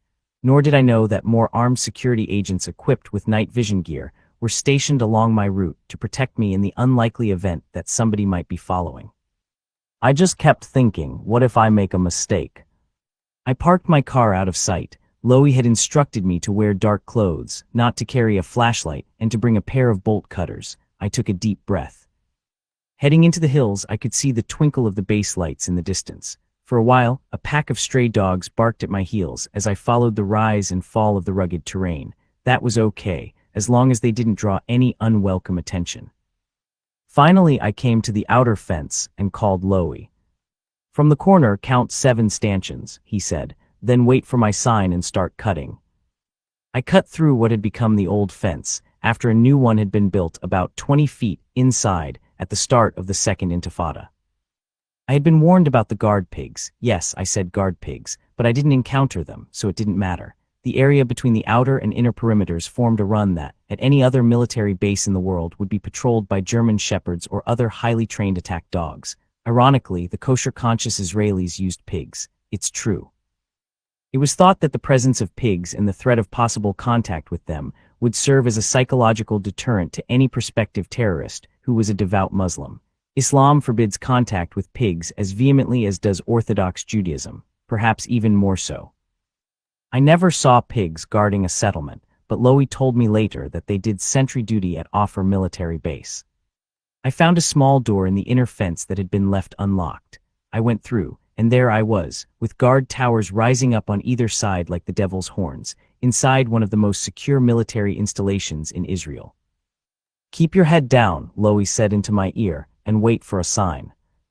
There were bushes all around me. After a few moments, several of them started moving.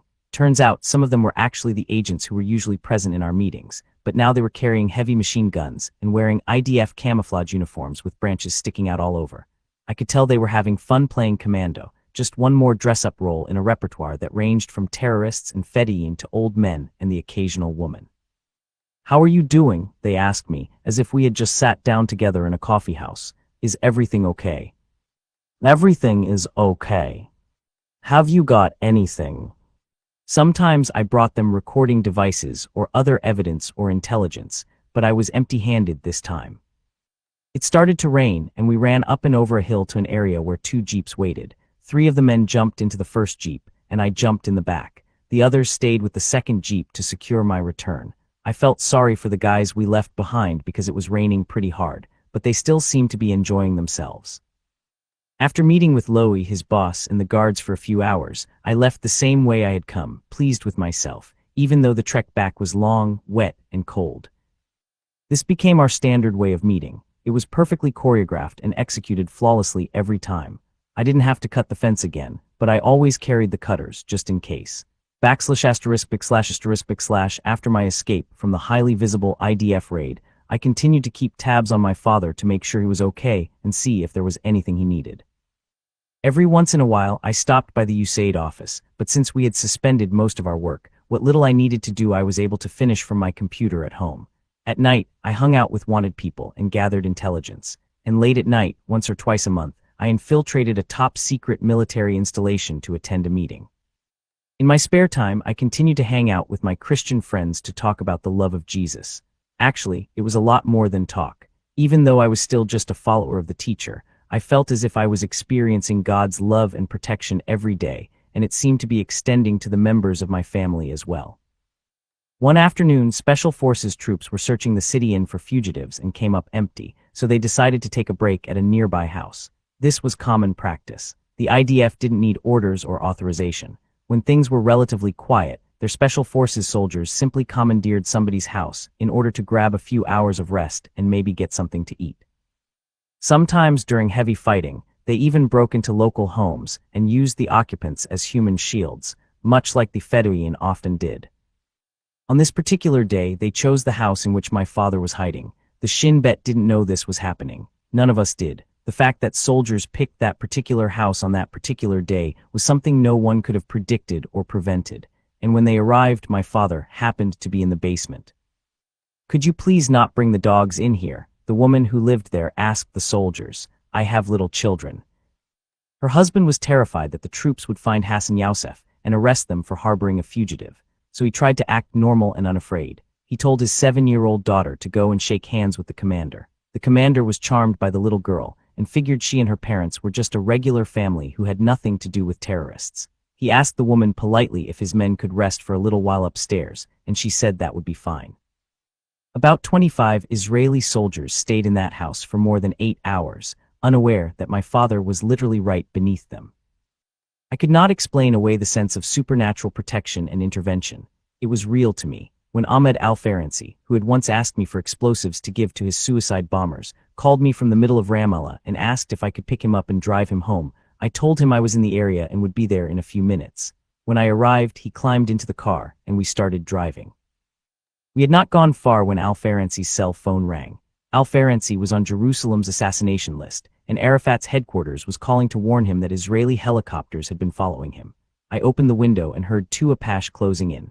Though it may seem strange to those who have not sensed God speaking to them in an internal voice, on this day I heard God speak to my heart, instructing me to turn left between 2 buildings. I later learned that, had I continued to go straight, the Israelis would have had a clean shot at my car. I turned the car and instantly heard that divine voice say, "Get out of the car and leave it." We jumped out and ran. By the time the helicopter reacquired its target, the only thing its pilot could see was a parked car and 2 open doors. It hovered for about 60 seconds and then turned and flew away. I learned later that intelligence had received a message that Al-Faransi had been spotted getting into a dark blue Audi A4.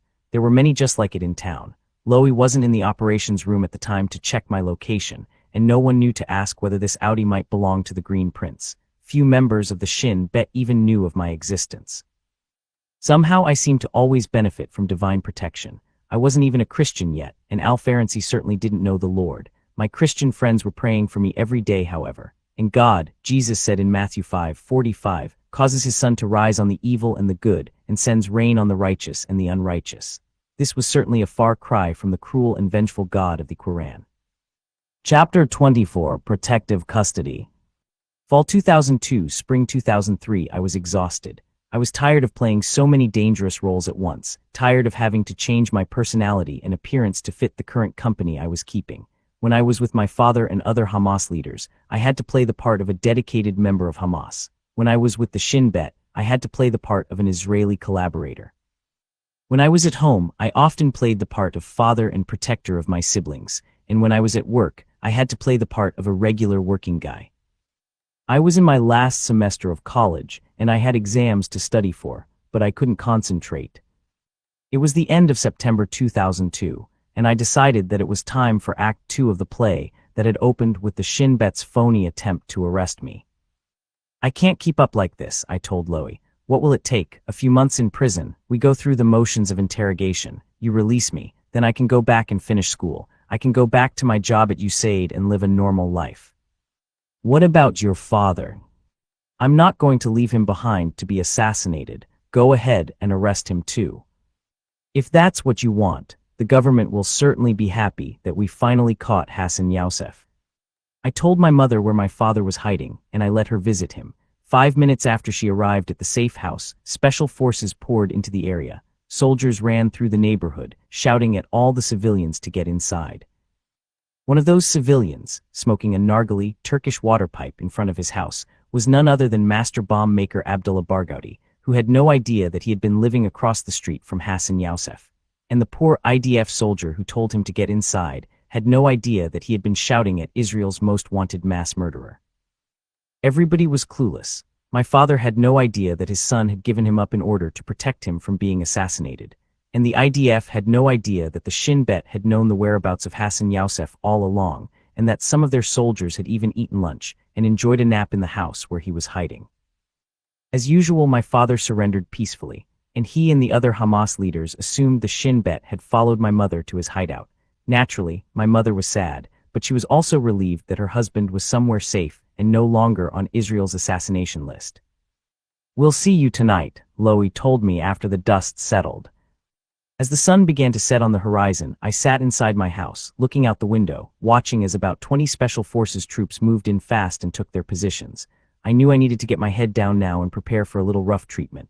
A couple of minutes later, jeeps drove in, then a tank. The IDF sealed the area. Somebody jumped onto my balcony. Somebody else banged on my door. "Who is it?" I called out, pretending I didn't know. IDF opened the door. I opened the door, and they pushed me down onto the floor, quickly searching me for weapons. "Is anybody else here?" "No." I don't know why they bothered to ask. They started kicking in doors anyway and searching the house, room by room. Once outside, I found myself face to face with my friend. "Where have you been?" Loie asked, talking harshly to me, as if I truly were what I pretended to be. "We've been looking for you. Are you trying to get yourself killed? You must have been crazy to run from your father's house last year." A bunch of angry soldiers looked on and listened. "We got your father," he said, "and we finally got you. Let's see what you have to say under interrogation." A couple of soldiers threw me into a jeep. Loie came over, leaned in so no one could hear him, and asked, "How are you doing, my friend? Is everything okay? Handcuffs too tight?" "Everything's fine," I said. "Just get me out of here, and don't let the soldiers beat me during the ride." "Don't worry, one of my guys will be with you." They brought me to Offer Military Base, where we sat in the same room in which we used to meet for a couple of hours of interrogation, drinking coffee and talking about the situation. "We're going to take you to Mascabie," Loie said, "just for a short time. We'll pretend that you went through a tough interrogation. Your father is already there and you'll get to see him. He is not being questioned or tortured. Then we'll take you to administrative detention. You'll spend several months there, and after that, we'll ask to extend your sentence for 3 more months because anybody with your status would be expected to spend a respectable time in prison." When I saw the interrogators, even those who had tortured me during my previous stay, I was surprised to discover that I felt no bitterness whatsoever toward these men. The only way I could explain it was using a verse I had read. Hebrews 4:12 says that the word of God is living and active, sharper than any double-edged sword. It penetrates even to dividing soul and spirit, joints and marrow. It judges the thoughts and attitudes of the heart. I had read and pondered these words many times, as well as Jesus' commands to forgive your enemies and love those who mistreat you. Somehow, even though I was still unable to accept Jesus Christ as God, his words seemed to be alive and active and working inside me. I don't know how else I would have been able to see people as people, not Jew or Arab, prisoner or torturer. Even the old hatred that had driven me to buy guns and to plot the deaths of Israelis was being displaced by a love I didn't understand. I was put into a cell by myself for a couple of weeks, and once or twice a day, when they weren't busy interrogating other prisoners, my Shin Bet friends came to check on me and chat. I ate well and remained the prison's best-kept secret. This time there were no stinking hoods or crazy hunchbacks or Leonard Cohen songs, although he would one day become my favorite recording artist. Weird, huh? In the West Bank, word circulated that I was a really tough guy who gave no information to the Israelis, even under torture. A few days before my transfer, I was moved into my father's cell. A look of relief swept over my father's face as he held out his arms for an embrace. He held me away from him and smiled. "I followed you," I said, laughing. "I couldn't live without you." 2 others were in the cell, and we joked around and had a good time together. To be honest, I was very happy to see my dad safely behind bars. No mistakes would be made. No missiles would come from the sky. Sometimes while he read the Quran to us, I just enjoyed looking at him and listening to his beautiful voice.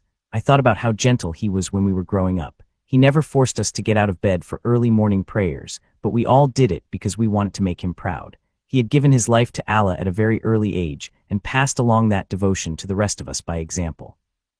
Now I thought, my beloved father, I am so glad to be sitting here with you. I know prison is the last place you want to be right now, but if you weren't here, your shattered remains would probably be in a little vinyl bag somewhere. Sometimes he looked up and saw me smiling at him with love and appreciation. He didn't understand why, and I couldn't tell him. When the guards came to transfer me out, my father and I hugged tightly. He seemed so frail in my embrace, and yet I knew how strong he was. We had been so close over the past few days that I felt as if I was being torn apart. I even found it difficult to leave the Shin Bet officers. We had developed an incredibly close relationship over the years. I looked at their faces and hoped they knew how much I admired them. They looked back at me apologetically. they knew the next stop on my journey wouldn't be so easy.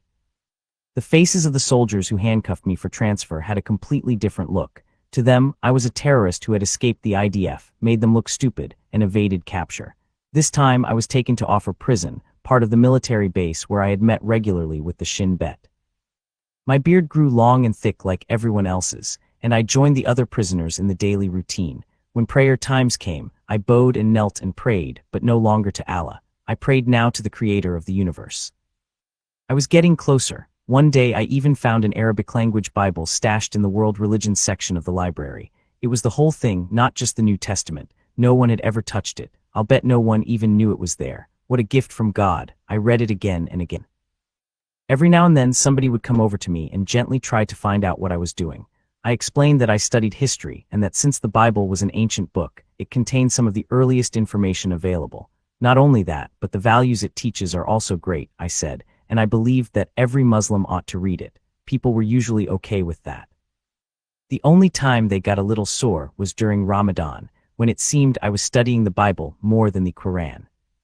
The Bible study I had attended in West Jerusalem was open to everybody, Christian, Muslim, Jew, atheist, whatever. Through this group, I had had opportunities to sit down with Jewish people who came with the same purpose as I did, to study Christianity and learn about Jesus.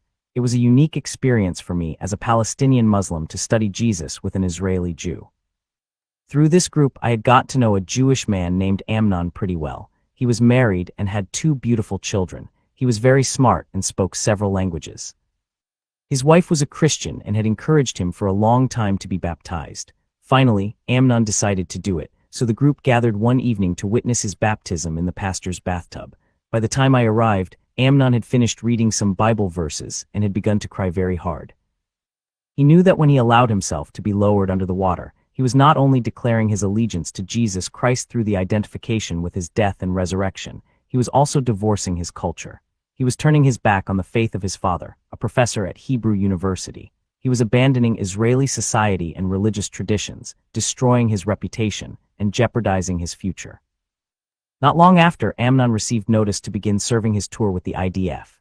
In Israel, every non-Arab citizen, male or female, over the age of 18 is required to serve in the military, men for 3 years, women for 2. But Amnon had seen enough checkpoint massacres to feel that, as a Christian, he could not allow himself to be placed in a position where he might be required to shoot unarmed civilians, and he refused to put on a uniform and go to the West Bank.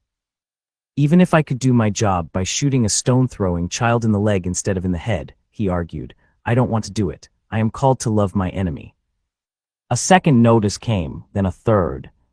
When he still refused to serve, Amnon was arrested and imprisoned. What I didn't realize was that Amnon was living in the Jewish section of the prison the entire time I was at Offer. He was there because he refused to work with the Israelis. I was there because I had agreed to work with them. I was trying to protect Jews. He was trying to protect Palestinians.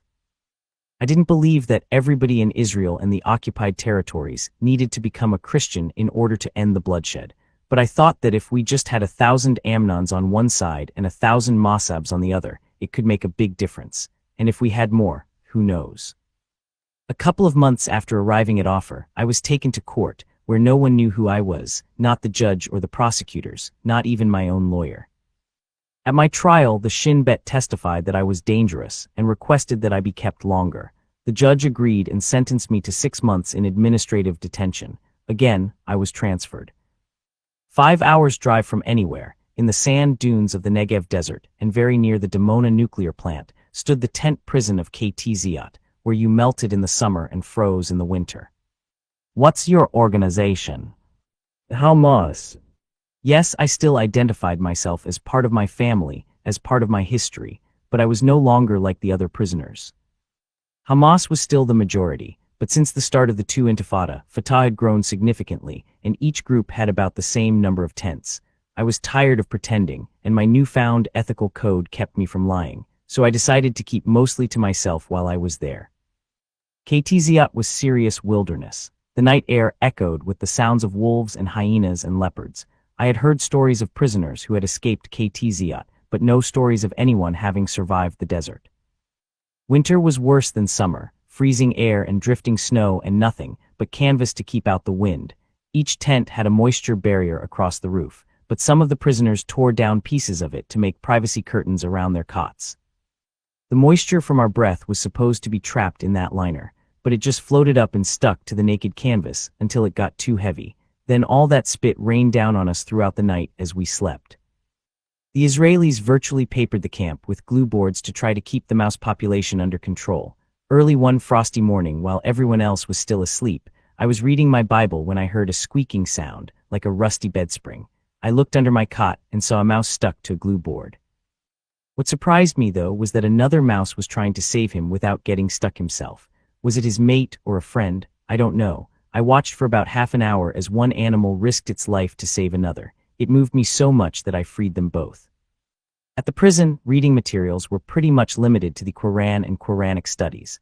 I had only 2 English language books that a friend had smuggled to me through my lawyer. I was deeply grateful to have something to read and to strengthen my English skills, but it didn't take long for me to wear out the covers from reading the books so much. One day, I was walking around by myself when I saw 2 prisoners making tea. Beside them was a huge wooden box filled with novels sent by the Red Cross, and these guys were tearing up the books for fuel. I couldn't control myself. I shoved the box away from them and started scooping up the books. They thought I wanted them so I could make my own tea. "Are you insane?" I told them. "It took me forever to smuggle in 2 English language books so I could read them, and you're making tea with these." "Those are Christian books," they argued. "They are not Christian books," I told them. "They're New York Times bestsellers. I'm sure they don't say anything against Islam. They're just stories about human experiences."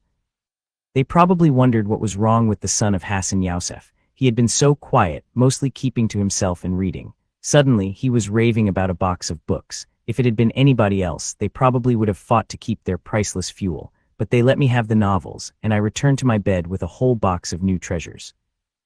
I piled them around me and wallowed in them. I didn't care what anybody thought. My heart was singing and praising God for providing me with something to read while I tried to pass the time in this place. I read 16 hours a day until my eyes grew weak from the poor light. During the 4 months I spent at KTZiat, I memorized 4,000 English vocabulary words. While I was there, I also experienced 2 prison uprisings, far worse than the one we had at Megiddo, but God got me through it all. In fact, I experienced God's presence more strongly in that prison than any time before or since. I may not have known Jesus as the Creator yet, but I was certainly learning to love God the Father. On April 2, 2003, as coalition ground troops raced toward Baghdad, I was released. I emerged as a respected leader of Hamas, a seasoned terrorist and a wily fugitive. I had been tried by fire and proven. My risk of being burned had decreased significantly, and my father was alive and safe. Once more I could walk openly down the streets of Ramallah. I no longer had to act like a fugitive. I could be myself again. I called my mother, then I called Loie. "Welcome home, Green Prince," he said. "We missed you very much. A lot has been happening, and we didn't know what to do without you." A few days after my return, I had a reunion with Loie and my other good Israeli friends. They had only one news item to report, but it was a huge one.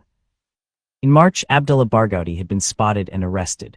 Later that year, the Kuwaiti-born bomb maker would be tried in Israeli military court for killing 66 people and wounding about 500. I knew there were more, but those were all we would be able to prove.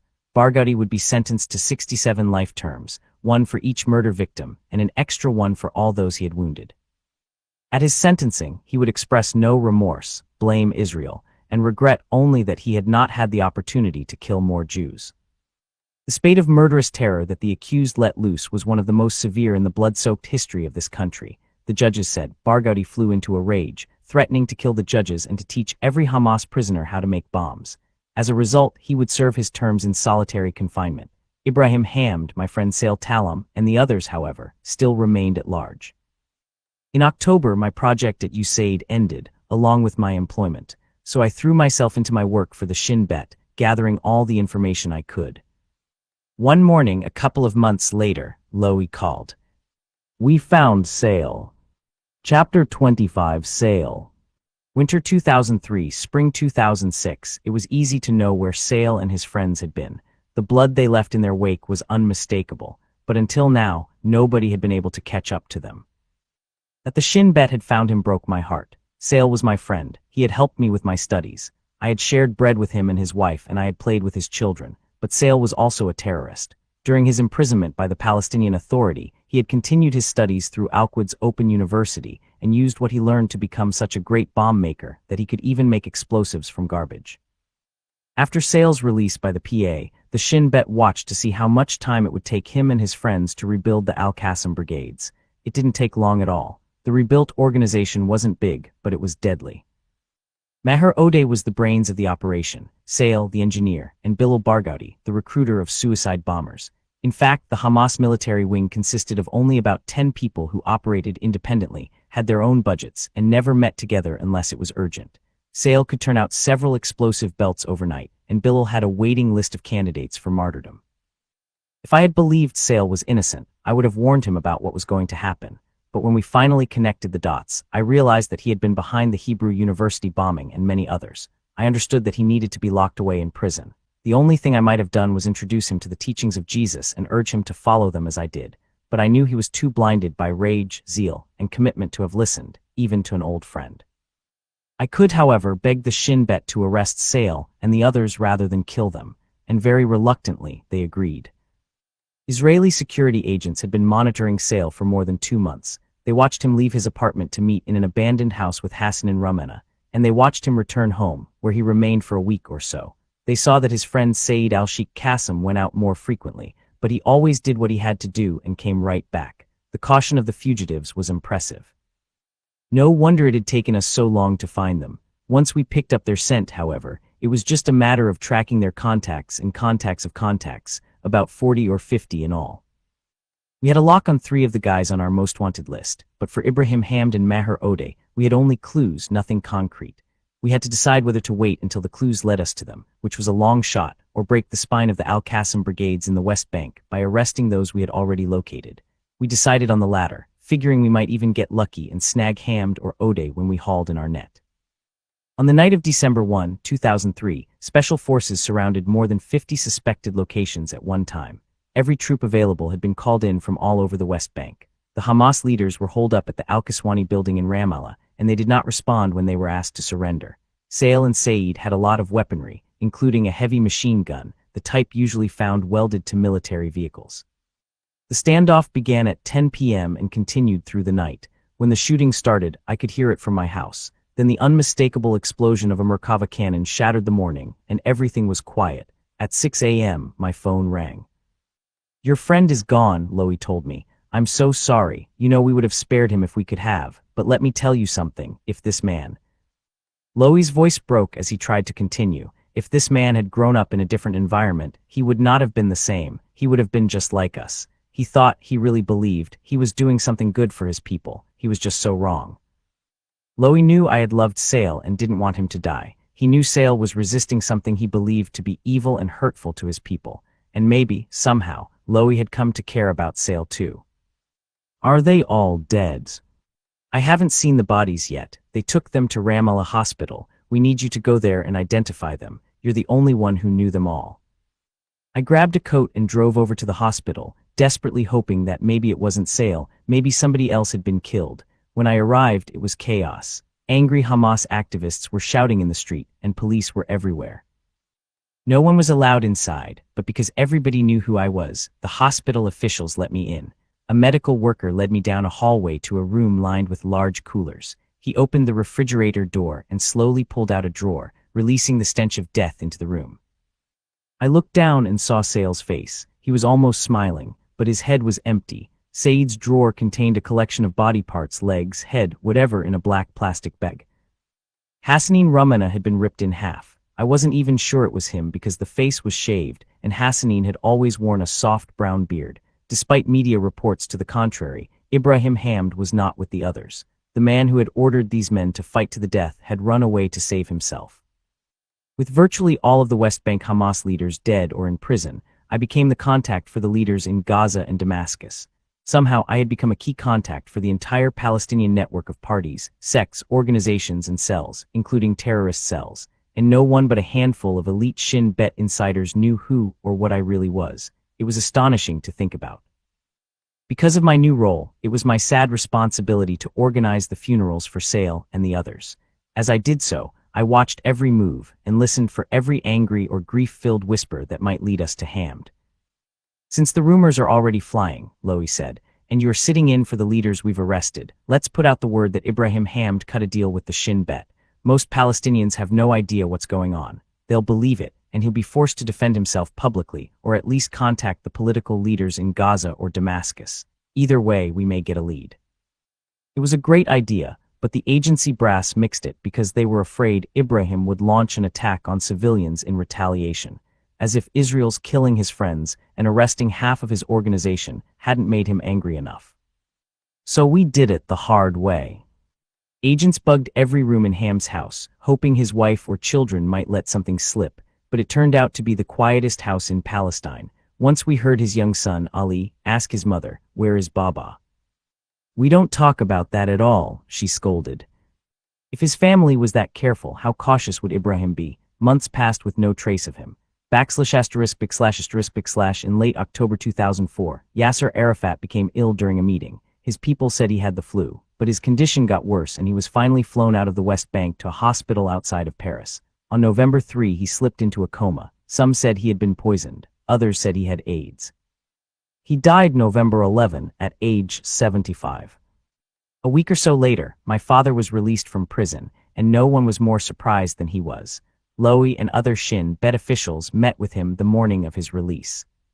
"Sheikh Hassan," they said, "it is time for peace. People outside need a person like you. Arafat is gone. A lot of people are being killed.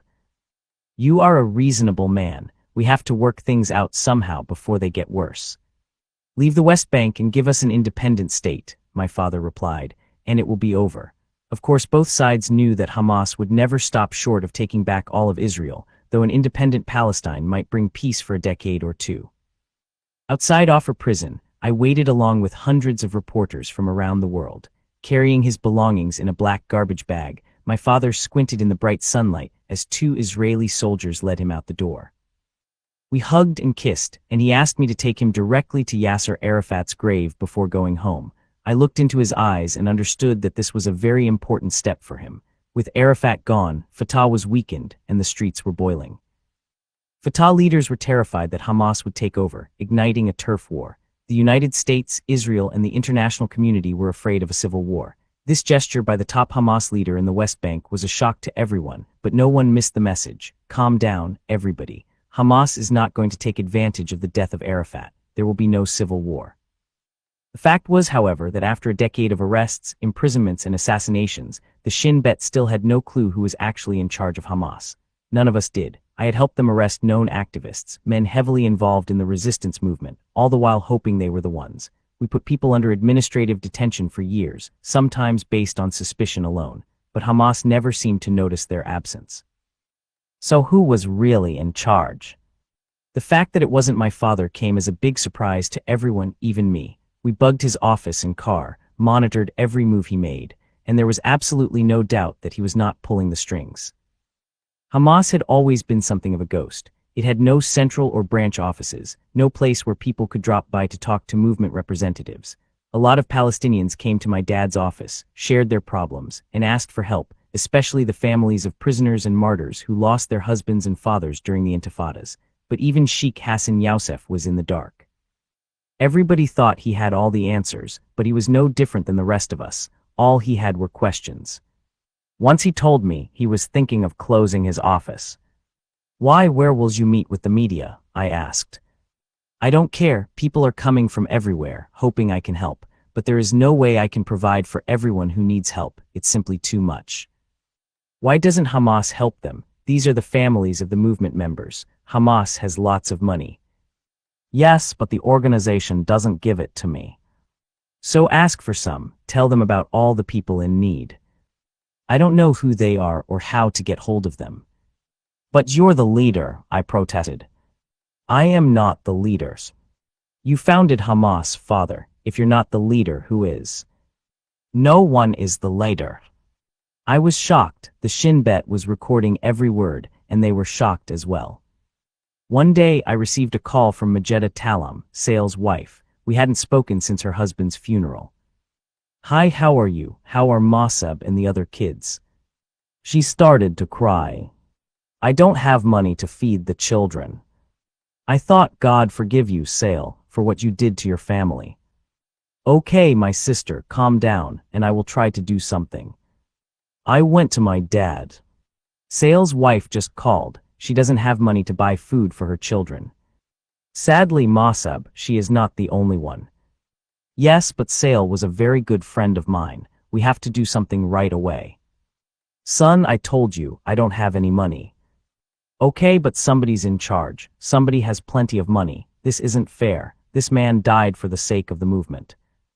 My father told me he would do what he could. He wrote a letter, sort of a to whom it may concern, and sent it to a drop point. We couldn't track it, but we knew the recipient was somewhere in the Ramallah area. A few months earlier, the Shin Bet had sent me to an internet cafe downtown. We knew that someone using one of the computers there was in communication with Hamas leaders in Damascus. We didn't know who all these leaders were, but there was no denying that Syria was a hub of Hamas's power. It made sense for Hamas to maintain a whole organization, an office, weapons, and military camps, somewhere it could be out from under the Israeli hammer. We don't know who it is communicating with Damascus, Lowy said, but he sounds dangerous. As I walked into the cafe, I found 20 people sitting at computers. None had beards. Nobody looked suspicious, but one of them caught my attention, though I have no idea why. I didn't recognize him, but my instinct told me to keep an eye on him. I knew it wasn't much to go on, but over the years, the Shin Bet had learned to trust my hunches. We were convinced that, whoever this man at the internet cafe was, he was probably dangerous. Only highly trusted people were able to communicate with Hamas leaders in Damascus, and we hoped that he might also lead us to the elusive, shadowy elite who actually ruled Hamas. We circulated his photograph, but no one recognized him. I began to question my instincts.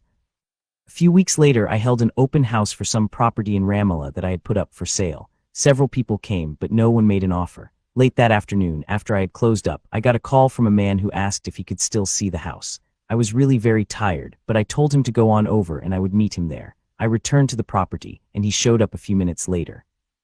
It was the man from the internet cafe. He told me his name was Aziz Cade. He was clean-shaven and very professional-looking. I could tell he was educated, and he said he ran the respectable Al-Burak Center for Islamic Studies. He didn't seem to be the link we were looking for, but rather than confuse the Shin Bet even more, I kept the discovery to myself.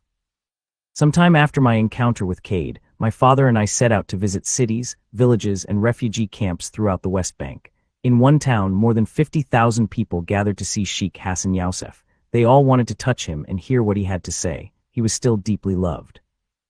In Nablus, a Hamas stronghold, we met with top organization leaders, and I figured out which of them were members of the Shura Council, a small group of 7 men who make decisions on strategic issues and daily activities for the movement. Like my dad, they were among the eldest Hamas leaders, but they were not the executives we were looking for. After all these years, I could not believe that control of Hamas had somehow, somewhere along the line, slipped into unknown hands. If I, who was born and raised in the heart of the movement, had no idea who pulled the strings, who knew? The answer came out of the blue. One of the Shura Council members in Nablus mentioned the name of Aziz Cade. He suggested that my father visit Al-Burak and meet this good man. My ears perked up immediately. Why would a local Hamas leader make such a recommendation? There were simply too many coincidences. First, Aziz caught my eye in the internet cafe, then he showed up at my open house, and now, the council member was telling my dad he should meet this man. Was this a sign that my hunch was correct, and Aziz Cade was someone important in the Hamas organization? Could we even be so fortunate as to have found the person in charge? As unlikely as it sounded, something inside me said to follow my instinct. I raced back to Ramallah, where I called Lowy and asked him to order a computer search for Aziz Cade. Several Aziz Cades popped up, but none who fit the description. We had an emergency meeting, and I asked Lowy to widen the name search to the entire West Bank. His people thought I was crazy, but they went along with me. This time we found him. Aziz Cade was born in Nablus and was a former member of the Islamic student movement. He had discontinued his activities 10 years earlier. He was married with children and free to travel out of the country. Most of his friends were secular. We found nothing suspicious. I explained to the Shin Bet everything that had happened, from the moment I stepped into the internet cafe to the visit to Nablus with my father. They said that although they definitely trusted me, we simply didn't have enough to go on yet. While we were talking, I thought about something else. Cade reminds me of 3 other guys, I said to Lowy. Salah Hussein from Ramallah, Adib Zaydeh from Jerusalem, and Najeh Mahdi from Salfit. All three of these guys have advanced university degrees and were at one time very active in Hamas, but for whatever reason, they simply dropped out of sight about 10 years ago. Now they all live very normal lives, completely removed from political involvement. I always wondered why someone who was so passionate about the movement would just quit like that. Lowy agreed that I might be onto something. We began to study the movements of each man. It turned out that all three of them were in communication with one another and with Aziz Cade. They all worked together at Al-Brak. That was way too coincidental. Could these four unlikely men be the real puppet masters running Hamas, controlling even the military wing? Could they have been flying under the radar while we had been targeting all the high-profile guys? We continued to dig, monitor, and wait. Finally, our patience paid off with an enormous intelligence breakthrough. We learned that these deadly 30-somethings had gained total control of the money and were running the entire Hamas movement in the West Bank. They brought in millions of dollars from the outside, which they used to buy arms, manufacture explosives, recruit volunteers, support fugitives, provide logistic support, everything, all under the cover of one of Palestine's numerous and seemingly innocuous research centers. No one knew them, they never appeared on TV, they communicated only by letters through drop points. They obviously trusted no one, as evidenced by the fact that even my father had no clue about their existence. One day we followed Najeh Mahdi from his apartment to a commercial garage a block away. He walked to one of the units and lifted the door. What was he doing there? Why would he lease a garage that far from his home? For the next 2 weeks we never took our eyes off that stupid garage, but nobody came again. Finally, the door opened from the inside, and Ibrahim Hamd stepped out into the sunlight. The Shin Bet waited just long enough for him to return to the building before launching an arrest operation. But when Hamd was surrounded by special forces, he did not fight to the death as he had ordered Sale and the others to do. "Take off your clothes and come out." No response. "You have 10 minutes, then we will demolish the building." 2 minutes later, the leader of the military wing of Hamas in the West Bank walked through the door in his underwear. "Take off all your clothes." He hesitated, stripped, and stood before the soldiers naked. Ibrahim Hamd was personally responsible for the deaths of more than 80 people that we could prove. It may not be a very Jesus-like impulse, but if it had been up to me, I would have put him back in his filthy garage, locked him in for the rest of his life, and saved the state the expense of a trial. Capturing Hamd and exposing the real leaders of Hamas proved to be my most important operation for the Shin Bet. It was also my final one. Chapter 26: A Vision for Hamas. 2005, during his most recent imprisonment, my father had had a sort of epiphany. He had always been very open-minded. He would sit down and talk with Christians, non-religious people, even Jews. He listened carefully to journalists, experts, and analysts, and he attended lectures at the universities. And he listened to me, his assistant, advisor, and protector. As a result, he had a much clearer, broader vision than other Hamas leaders. He saw that Israel was an immutable reality and recognized many of the goals of Hamas as illogical and unattainable. He wanted to find some middle ground that both sides could accept without losing face. So in his first public speech following his release, he suggested the possibility of a two-state solution to the conflict. No one in Hamas had ever said anything like that. The closest they ever got to a handshake was to declare a truce, but my father was actually acknowledging the right of Israel to exist. His phone never stopped ringing. Diplomats from every country, including the United States, contacted us to request secret meetings with my father. They wanted to see for themselves if he was for real. I served as translator, never leaving his side. My Christian friends supported him unconditionally, and he loved them for it. Not surprisingly, he had a problem. While he spoke in the name of Hamas, he definitely did not speak from the heart of Hamas. Yet it would have been the worst possible time for him to move away from the organization. The death of Yasser Arafat had created a huge vacuum and left the streets of the occupied territories boiling. Radical young men were everywhere, armed, hate-filled, and leaderless. It wasn't that Arafat was so difficult to replace. Any corrupt politician would do. The problem was that he had completely centralized the PA and the PLO. He wasn't what you would call a team player. He had held all the authority and all the connections, and his name was on all the bank accounts. Now Fatah was infested with Arafat wannabes, but who among them would be acceptable to the Palestinians and the international community, and strong enough to control all the factions? Even Arafat had never really accomplished that. When Hamas decided to participate in the Palestinian parliamentary elections a few months later, my father was less than enthusiastic. After the military wing had been added to Hamas during the Al-Aqsa Intifada, he had watched his organization turn into an awkward creature, hobbling along with one very long militant leg and one very short political leg. Hamas simply had no idea how the governing game was played. Being a revolutionary is all about purity and rigidity, but governing is all about compromise and flexibility. If Hamas wanted to rule, negotiation would not be an option, it would be a necessity. As elected officials, they would suddenly be responsible for budget, water, food, electricity, and waste removal, and everything had to come through Israel. Any independent Palestinian state would have to be a cooperative state. My father remembered his meetings with Western leaders and how Hamas had rejected every recommendation. It was reflexively closed-minded and contrarian, and if it had refused to negotiate with the Americans and the Europeans, my father reasoned, what was the likelihood that an elected Hamas would sit down at the table with the Israelis? My father didn't care if Hamas fielded candidates, he just didn't want to fill the ticket with high-profile leaders like himself who were loved and admired by the people. If that happened, he feared, Hamas would win. And he knew a Hamas victory could prove to be a disaster for the people. Events proved him right. There certainly exists among us concern that Israel, and perhaps others also, will impose punishments on the Palestinians because they voted for Hamas. I heard him tell a Haaretz reporter. They will say you decided to choose Hamas, and therefore we will intensify the siege over you and make your lives difficult. But many in Hamas smelled money, power, and glory. Even former leaders who had given up on the organization came out of nowhere to grab a piece of the pie. My father was disgusted with their greed, irresponsibility, and ignorance. These guys couldn't tell the difference between the CIA and USAID, who was going to work with them. I was frustrated with just about everything. I was frustrated with the corruption of the PA, the stupidity and cruelty of Hamas, and the seemingly endless line of terrorists who had to be taken out or put down. I was becoming exhausted by the pretense and risk that had become my daily routine. I wanted a normal life. Walking along the streets of Ramallah one day in August, I saw a man carrying a computer up a flight of stairs to a repair shop, and it occurred to me that there might be a market for in-home computer maintenance, kind of a Palestinian version of the American Geek Squad. Since I was no longer working for USAID and I had a good business mind, I thought I might as well put it to profitable use.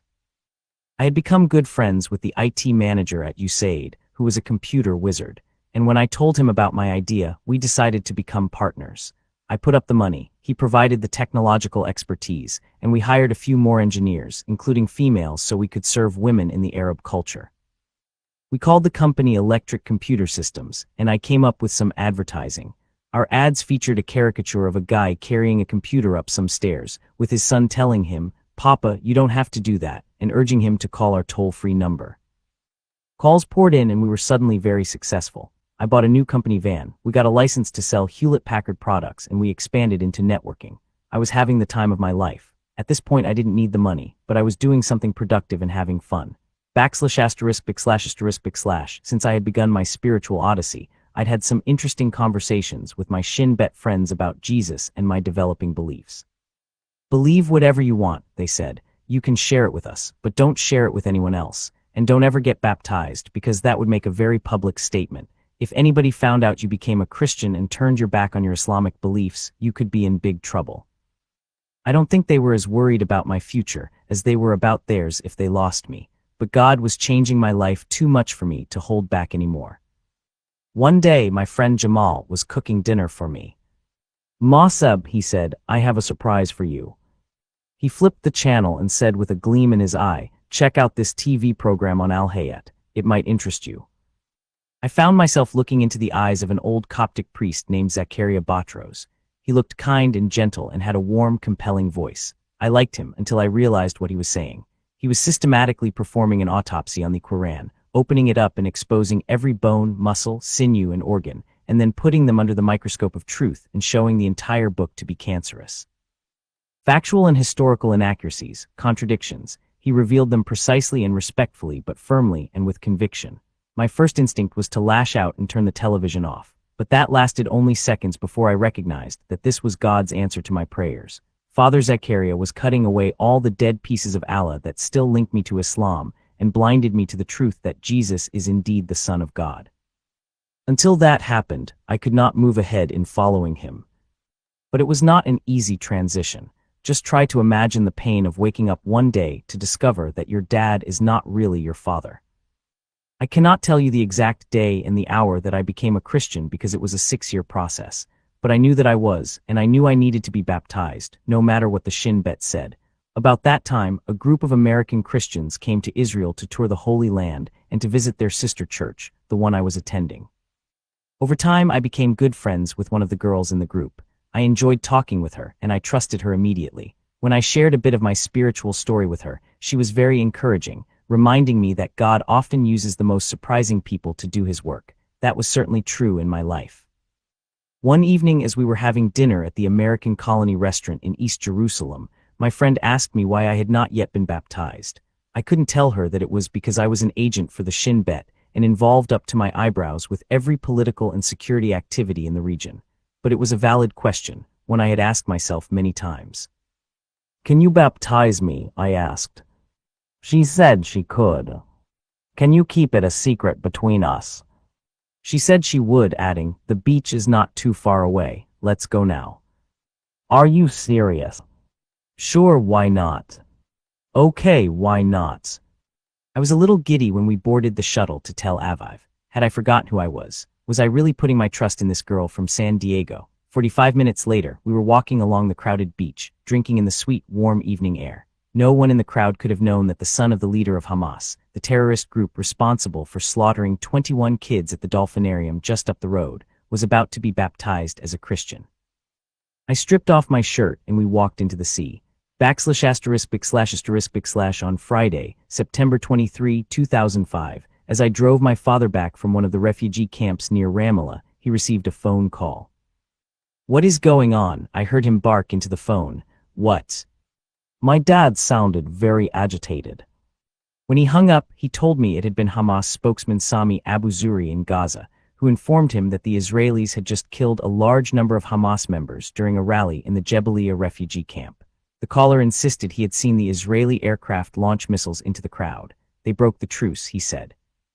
My father had worked very hard to negotiate that truce just 7 months before. Now it appeared that all his efforts were wasted. He hadn't trusted Israel in the first place, and he was furious at their thirst for blood. But I didn't believe it, though I didn't say anything to my father. Something about the story smelled wrong. Al Jazeera called. They wanted my father on the air as soon as we reached Ramallah. 20 minutes later, we were in their studios. While they fitted my father with a microphone, I called Lowy. He assured me that Israel had not launched any attack. I was livid. I asked the producer to let me see the news footage of the incident. He took me to the control room, and we watched it over and over. Clearly, the explosion had come from the ground up, not out of the sky.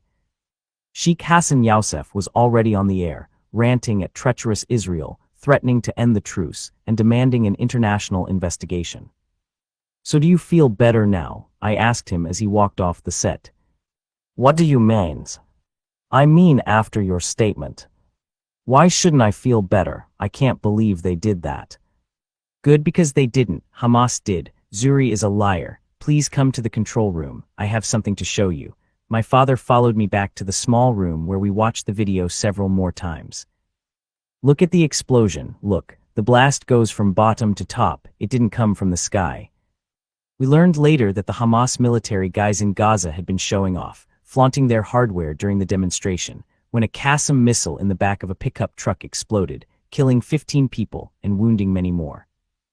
My father was shocked, but Hamas was not alone in its cover-up and self-serving deceptions. Despite what it displayed on its own news footage, Al Jazeera continued to broadcast the lies. Then everything got worse, much worse. In retaliation for the phony attack on Gaza, Hamas fired nearly 40 missiles at towns in southern Israel, the first major attack since Israel had completed its withdrawal from Gaza a week earlier. At home, my father and I watched the news along with the rest of the world. The next day, Lowy warned me that the cabinet decided that Hamas had broken the truce. A news report quoted Major General Yisrael Ziv, the head of operations for Israel's army. It was decided to launch a prolonged and constant attack on Hamas, hinting, added the reporter, that Israel was preparing to resume targeted attacks against top Hamas leaders, a practice suspended after the ceasefire. "Your father has to go in," Lowy said. "Are you asking my approval?" "No, they're asking for him personally, and we can't do anything about it." I was furious.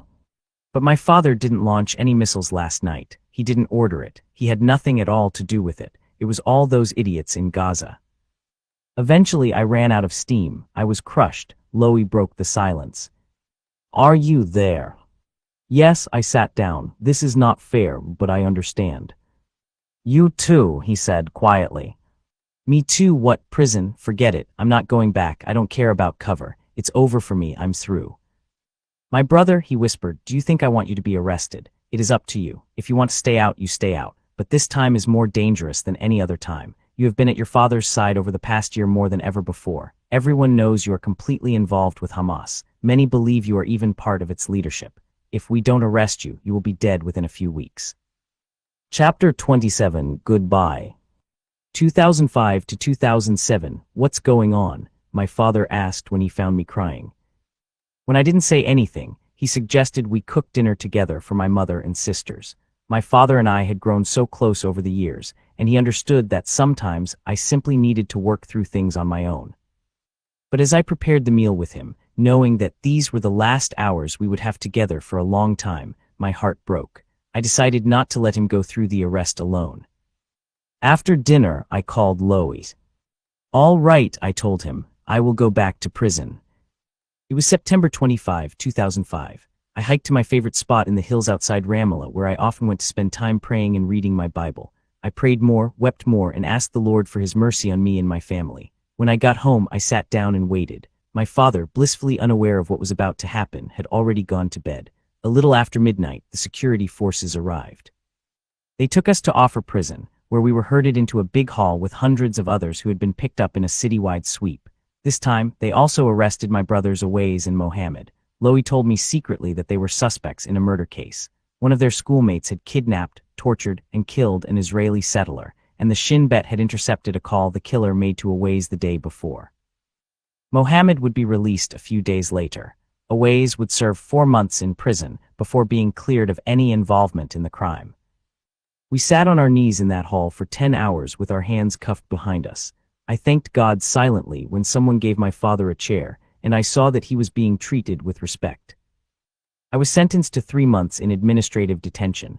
My Christian friends sent me a Bible, and I served my sentence, studying scripture and going through the motions. I was released on Christmas Day 2005. My father was not. As I write this, he is still in prison. Parliamentary elections were coming up, and every Hamas leader wanted to run for office. They still disgusted me. They all walked around free, while the only man who was actually qualified to lead his people languished behind razor wire. After all that had led up to our arrests, it didn't take much to convince my father not to participate in the elections. He got word to me, asking me to release his decision to Mohammed Daragme, a political analyst with the Associated Press and a good friend. The news report broke a couple of hours later, and my phone started ringing. The Hamas leaders had tried to contact my father in prison, but he refused to talk to them. What's going on? They asked me. This is a disaster. We will lose because if your father doesn't run, it will appear that he has withdrawn his blessing from the whole election. If he doesn't want to participate, I told them, you have to respect that. Then came a call from Ismail Haniyeh, who headed the Hamas ticket and would soon become the new PA Prime Minister. Mosab, as a leader of the movement, I am asking you to schedule a press conference and announce that your father is still on the Hamas ticket. Tell them that the AP story was a mistake. On top of everything else, now they wanted me to lie for them. Did they forget that Islam forbids lying, or did they think it was okay because politics has no religion? I can't do that, I told him. I respect you, but I respect my father and my own integrity more, and I hung up. 30 minutes later, I received a death threat. Call the news conference immediately, the caller said, or we will kill you. Come and kill me then. I hung up and called Loie. Within hours, the guy who made the threat was arrested. I really didn't care about death threats, but when my father found out, he called Daragme personally and told him he would participate in the election. Then he told me to calm down and wait for his release. He would deal with Hamas, he assured me. Naturally, my father could not campaign from prison, but he didn't need to. Hamas put his picture everywhere, tacitly encouraging everyone to vote the organization ticket. And on the eve of the election, Sheikh Hassan Yousef was swept into parliament, carrying everyone else along like so many burrs in a lion's mane. *******, I sold my share of electric computer systems to my partner. because I had a feeling that a lot of things in my life would soon be coming to a close. Who was I? What kind of future could I hope for if things kept on this way? I was 27 years old and I couldn't even date. A Christian girl would be afraid of my reputation as the son of a top Hamas leader. A Muslim girl would have no use for an Arab Christian. And what Jewish girl would want to date the son of Hassan Yousef?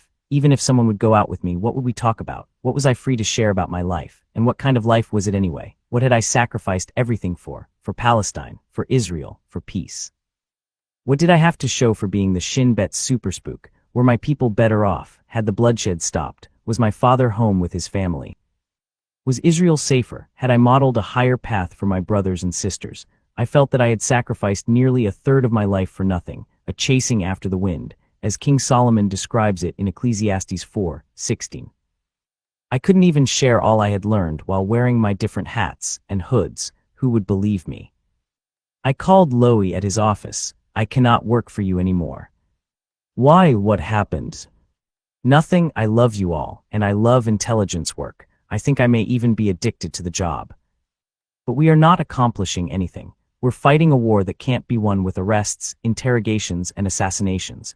Our enemies are ideas, and ideas don't care about incursions and curfews. We can't blow up an idea with a Merkava. You are not our problem, and we are not yours. We're all like rats trapped in a maze. I can't do it anymore. My time is over. I knew this was a hard blow to the Shin Bet. We were in the middle of a war. Okay, Lowy said. I will inform the agency leadership and see what they say. When we met again, he said, here is the offer from the leadership. Israel has a big communications company. We will give you all the money you need to start one just like it in the Palestinian territories. It's a great opportunity and will make you secure for the rest of your life. You don't understand. My problem is not money. My problem is that I'm going nowhere. People here need you, Mosab. I'll find a different way to help them, but I'm not helping them like this. Even the agency can't see where it's going. So what do you want? I want to leave the country. He shared our conversation with his superiors. Back and forth we went, the leadership insisting that I stay as I insisted that I had to leave. Okay, they said, we'll let you go to Europe for several months, maybe a year, as long as you promise to come back. I am not going to Europe. I want to go to the United States. I have friends there. Maybe I'll come back in a year or 2 or 5, I don't know. Right now, I only know that I need a break. The United States will be difficult. Here, you have money, position, and protection from everybody. You've developed a solid reputation, built a nice business, and live very comfortably. Do you know what your life will look like in the United States? You will be very small and have no influence. I told them I didn't care if I had to wash dishes, and when I continued to insist, they planted their feet. No, they said, no United States, only Europe and only for a short time. Go and enjoy yourself. We'll keep paying your salary. Just go and have fun, take your break, then come back. Okay, I said finally, I'm going home. I'm not doing anything for you anymore. I'm not going to leave the house because I don't want to accidentally discover a suicide bomber and have to report it. Don't bother calling me. I don't work for you anymore. I went to my parents' house and turned off my cell phone. My beard grew long and thick. My mother was very worried about me, often coming into the room to check on me and ask if I was okay. Day after day, I read my Bible, listened to music, watched television, thought about the past 10 years, and wrestled with depression. At the end of 3 months, my mother told me that someone was asking for me on the phone. I told her I didn't want to talk to anyone, but she said the caller told her that it was urgent, that he was an old friend and knew my father. I went downstairs and picked up the receiver. It was someone from the Shin Bet. We want to see you, the caller said. It is very important. We have good news for you. I went to the meeting. My not working had created a no-win situation for them. They could see I was determined to quit. Okay, we'll let you go to the United States, but only for a few months, and you have to promise to come back.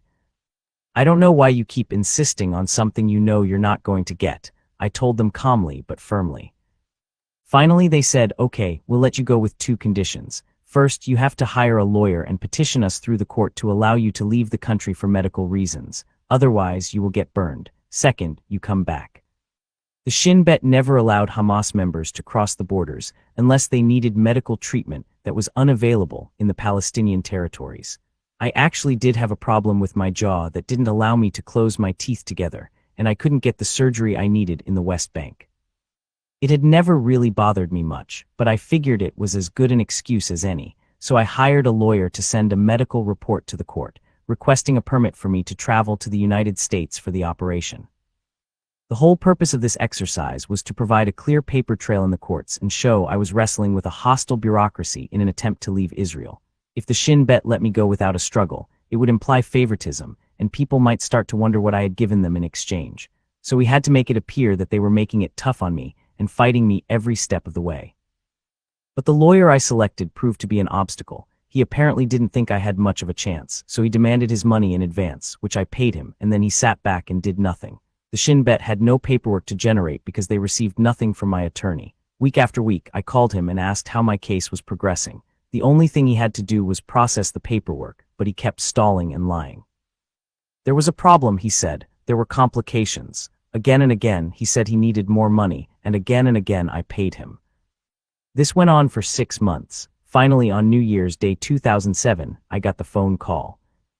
"You're approved to leave," the lawyer declared, as though he had just solved world hunger. /***. Can you meet just one more time with one of the Hamas leaders in Jalazon refugee camp? Lowy asked. "You're the only person. I'm leaving the country in 5 hours. Okay, he said in surrender. Be safe and keep in touch with us. Call once you cross the border to make sure that everything is all right."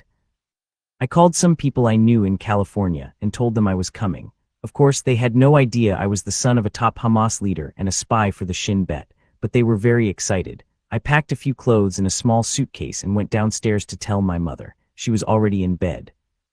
I knelt by her side and explained that I would be leaving in a few hours, crossing the border into Jordan and flying to the United States. Even then, I could not explain why. Her eyes said it all. "Your father is in prison. You are like a father to your brothers and sisters. What will you do in America?" I knew she didn't want to see me go, but at the same time, she wanted me to be at peace. She said she hoped I would be able to make a life for myself there after being in so much danger at home. She had no idea just how much danger I had seen. "Let me kiss you goodbye," she said. "Wake me in the morning before you go."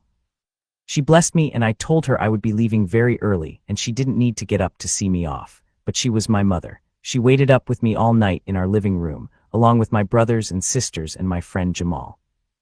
While I was putting all my belongings together before my flight, I was about to pack my Bible, the one with all my notes, the one I had studied for years, even in prison, but then I sensed a prompting to give it to Jamal. "I don't have a more expensive gift to give you before I leave," I told him. "Here is my Bible, read it and follow it." I was sure he would honor my wishes and probably would read it whenever he thought of me. I made sure I had enough cash to last me for a while, left the house, and went to the Allenby Bridge that connects Israel with Jordan. Getting through the Israeli checkpoint was no problem. I paid the $35 exit tax and entered the huge immigration terminal with its metal detectors, X-ray machines, and the infamous room 13 where suspects were interrogated. But these devices, along with strip searches, were mostly for those coming into Israel from the Jordanian side, not for those leaving.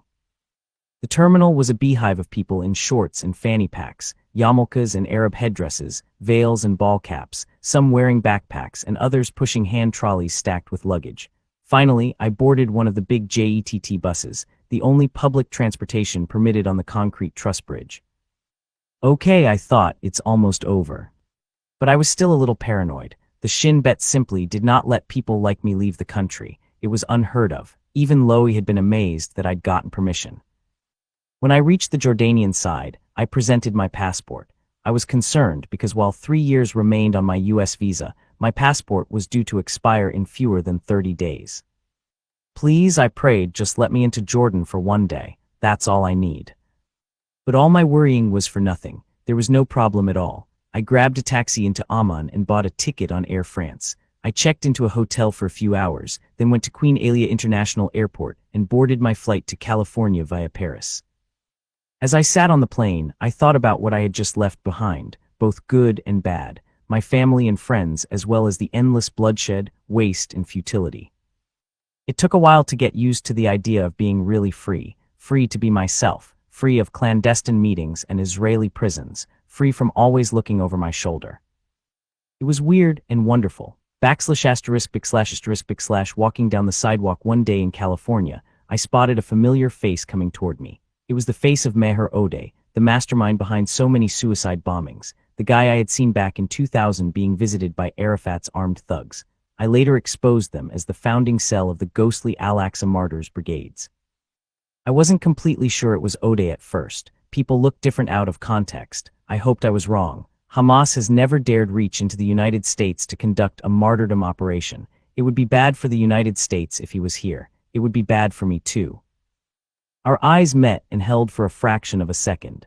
I was pretty sure I saw a spark of recognition there before he continued down the street. Epilogue. In July 2008, I sat in a restaurant having dinner with my good friend Avi Issacharov, a journalist with Haaretz newspaper in Israel. I told him my story of becoming a Christian because I wanted the news to come from Israel, not from the West. It appeared in his newspaper under the headline Prodigal Son. As is the case with many followers of Jesus, my public declaration of faith broke the hearts of my mother and father, brothers, sisters, and friends. My friend Jamal was one of the few people who stood by my family in their shame and cried with them. Terribly lonely after I left, Jamal met a beautiful young woman, got engaged, and was married 2 weeks after the Haaretz article appeared. Attending his wedding, my family couldn't hold back their tears because Jamal's wedding reminded them of me, how I had destroyed my future, and how I would never marry and have a Muslim family. Seeing their sadness, even the new bridegroom started to cry. Most of the other people in the wedding cried too, but I'm sure it was for a different reason. Couldn't you wait to make your announcement until 2 weeks after I got married? Jamal asked me in a phone conversation later. You made the best thing in my life a disaster. I felt awful. Thankfully, Jamal remains my best friend. My father received the news in his prison cell. He woke up to learn that his oldest son had converted to Christianity. From his perspective, I had destroyed my own future and his family's future. He believes that one day I will be taken to hell before his eyes, and then we will be estranged forever. He cried like a baby and would not leave his cell. Prisoners from every faction came to him. We are all your sons, Abu Mosab, they told him. Please calm down. He could not confirm the news reports, but a week later, my 17-year-old sister, Anhar, who was the only family member allowed to visit him, came to the prison. Immediately, he could see in her eyes that it was all true. And he couldn't control himself. Other prisoners left their visiting families to come and kiss his head and weep with him. He tried to catch his breath to apologize to them, but he only wept harder. Even the Israeli guards who respected my father cried. I sent him a 6-page letter. I told him how important it was for him to discover the real nature of the God he has always loved but never known.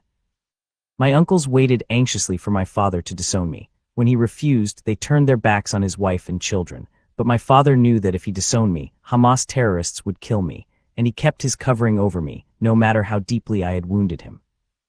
8 weeks later, the men at KTZ prison in the Negev threatened to riot. So Shabaz, the Israel Prison Service, asked my father to do what he could to defuse the situation. One day my mother, who had been in weekly contact since my arrival in America, called me. Your father is in the Negev. Some of the prisoners have smuggled in cell phones. Would you like to talk to him? I couldn't believe it. I didn't think I would get a chance to talk to my dad until he was released from prison.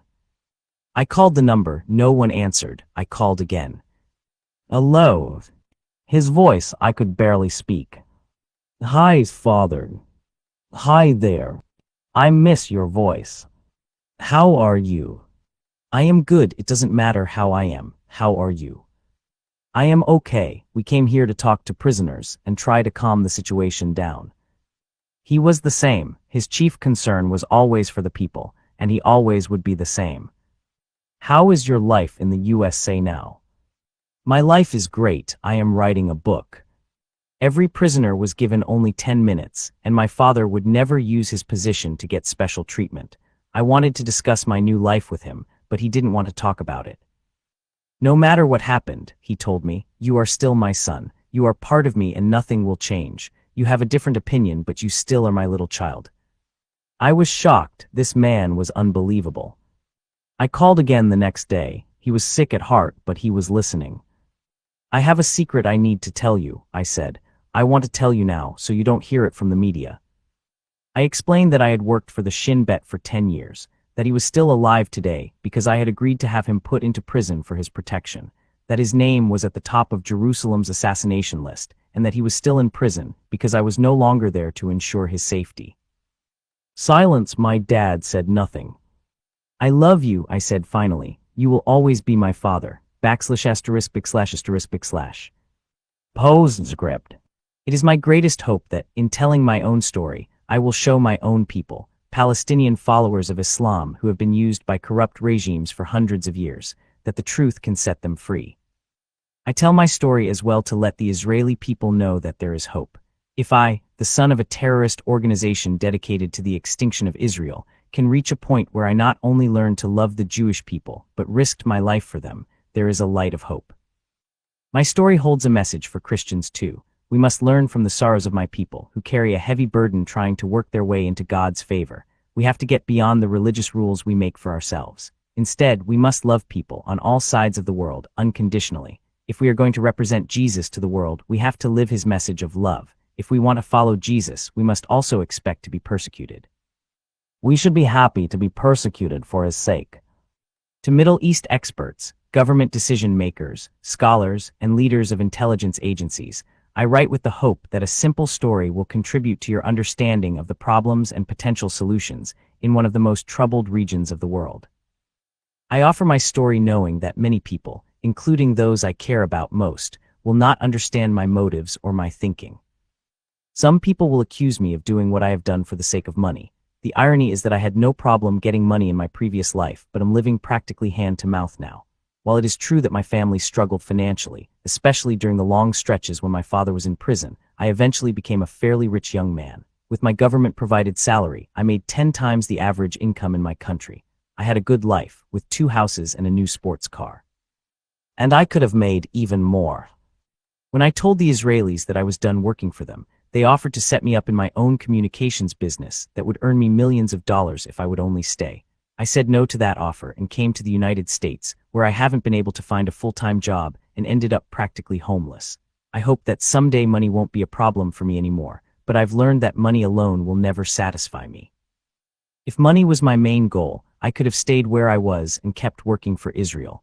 I could have accepted the donations that people have offered me since I moved to the States, but I haven't done either because I don't want to make money my priority or give the impression that it is what drives me.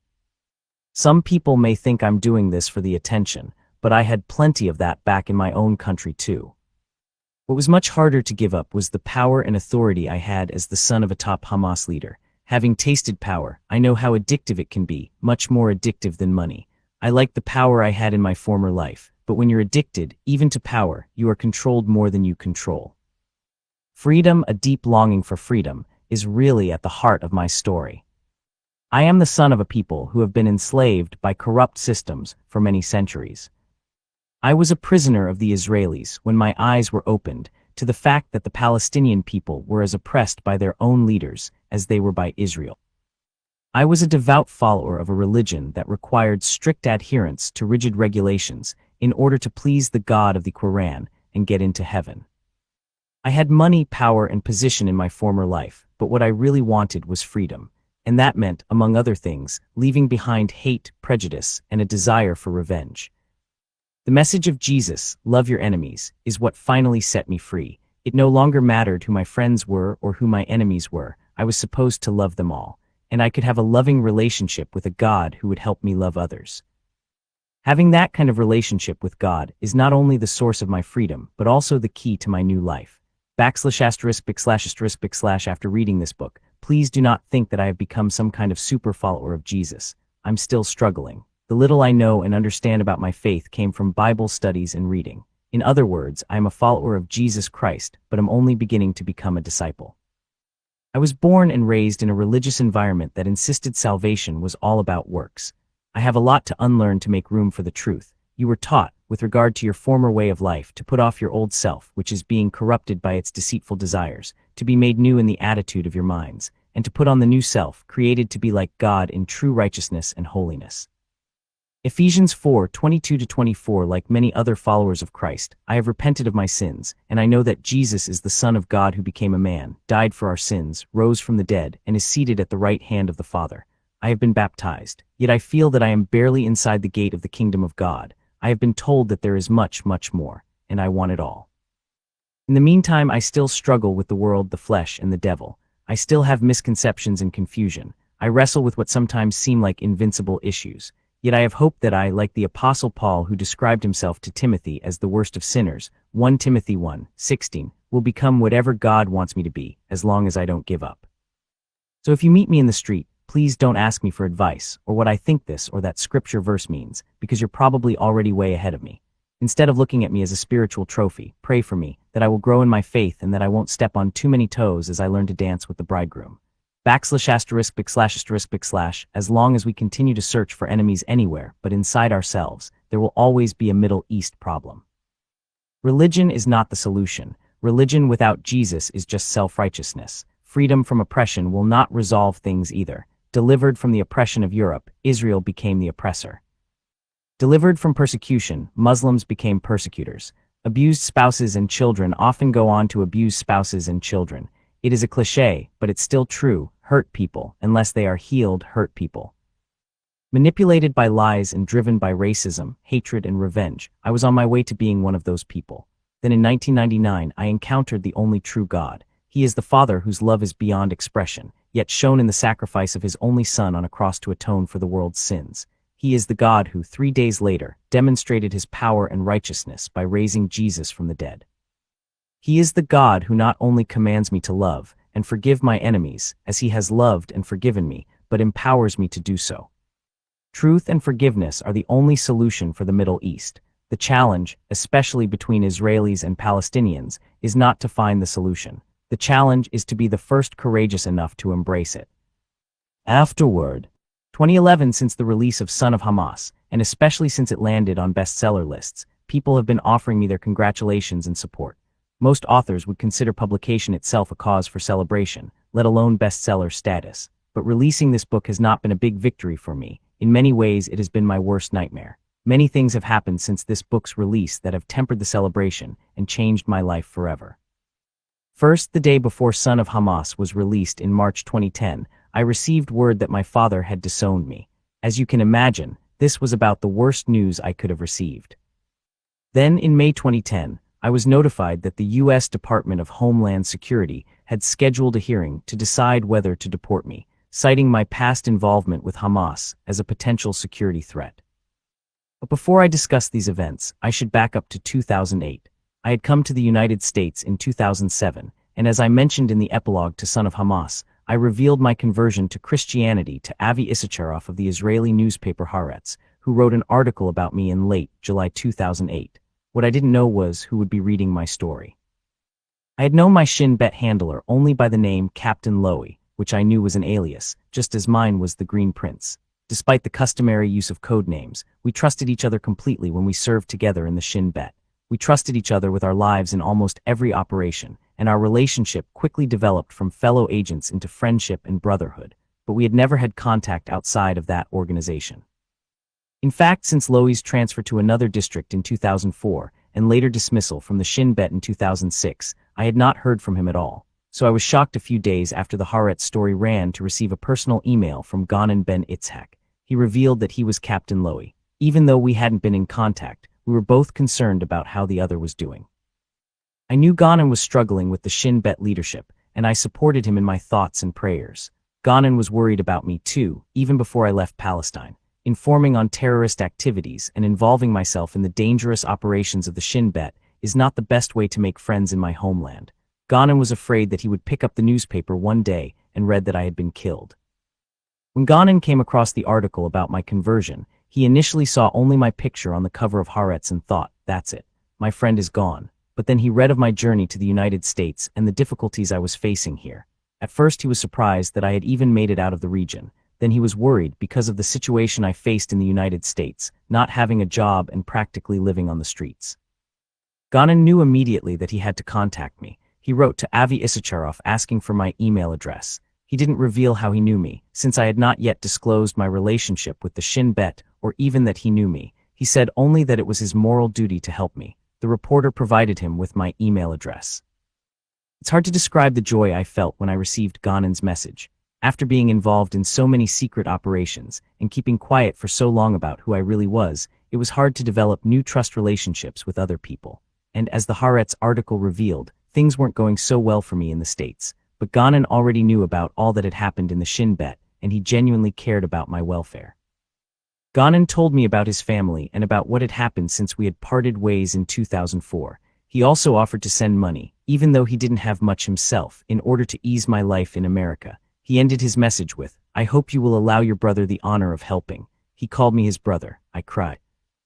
I wrote him back the next day, and we quickly resumed contact. We both knew it was against the law for a former agent and his handler to communicate outside the Shin Bet, but we were also close friends, and neither of us was working for the Shin Bet any longer. We talked on the phone several times over the next few months before Ghanem flew out to America to renew our friendship face-to-face. We met in the airport, and when we saw each other, we hugged and could not stop laughing. After all our meetings together in the Middle East, under guard in secured locations, secret from everyone, it was incredible to meet outside that context, to meet not as representatives of Israel and Palestine, Shin Bet and Hamas, but as friends. It was amazing to think that our friendship could transcend all the barriers between us, that it could exist at all. An outside observer might note our two backgrounds and say, those two could never be friends, but God obviously had other plans. Ephesians 2:14 says that Jesus himself is our peace, who has made the two one and has destroyed the barrier, the dividing wall of hostility, and I have seen his peacemaking work in my own life through my friendship with Ghanem. Our friendship is especially unlikely, and that much more incredible, considering who our fathers are. My father, as mentioned in this book, is one of the founding members of Hamas, a terrorist organization. Ghanem's father was a general in the Israeli Defense Forces during the First Intifada.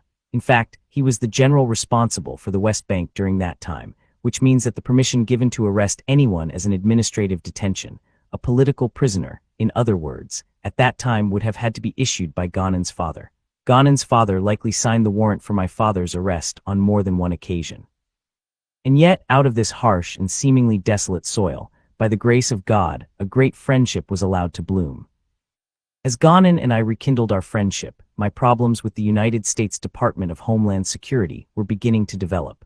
I arrived in America on January 2, 2007, just like any other traveler might, on a tourist visa. No investigation was made into my past. No one knew of my relation to my father, to Hamas, and especially not to the Shin Bet. Airport security stopped me because I only had a few days left on my passport, but I was able to talk them into letting me pass. Upon arriving in the States, I wanted to ask for political asylum, but I was told that I had to wait until my visa expired, which was in 6 months. The day my visa expired, I filed an application for political asylum.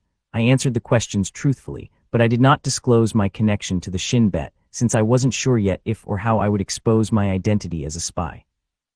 I did mention that I am the son of Sheikh Hassan Yousef, that he is a Hamas leader, that I had converted to Christianity, and that I could not return to Palestine. I included letters from friends who testified that my conversion was genuine. I tried to be as honest as possible without revealing sensitive information.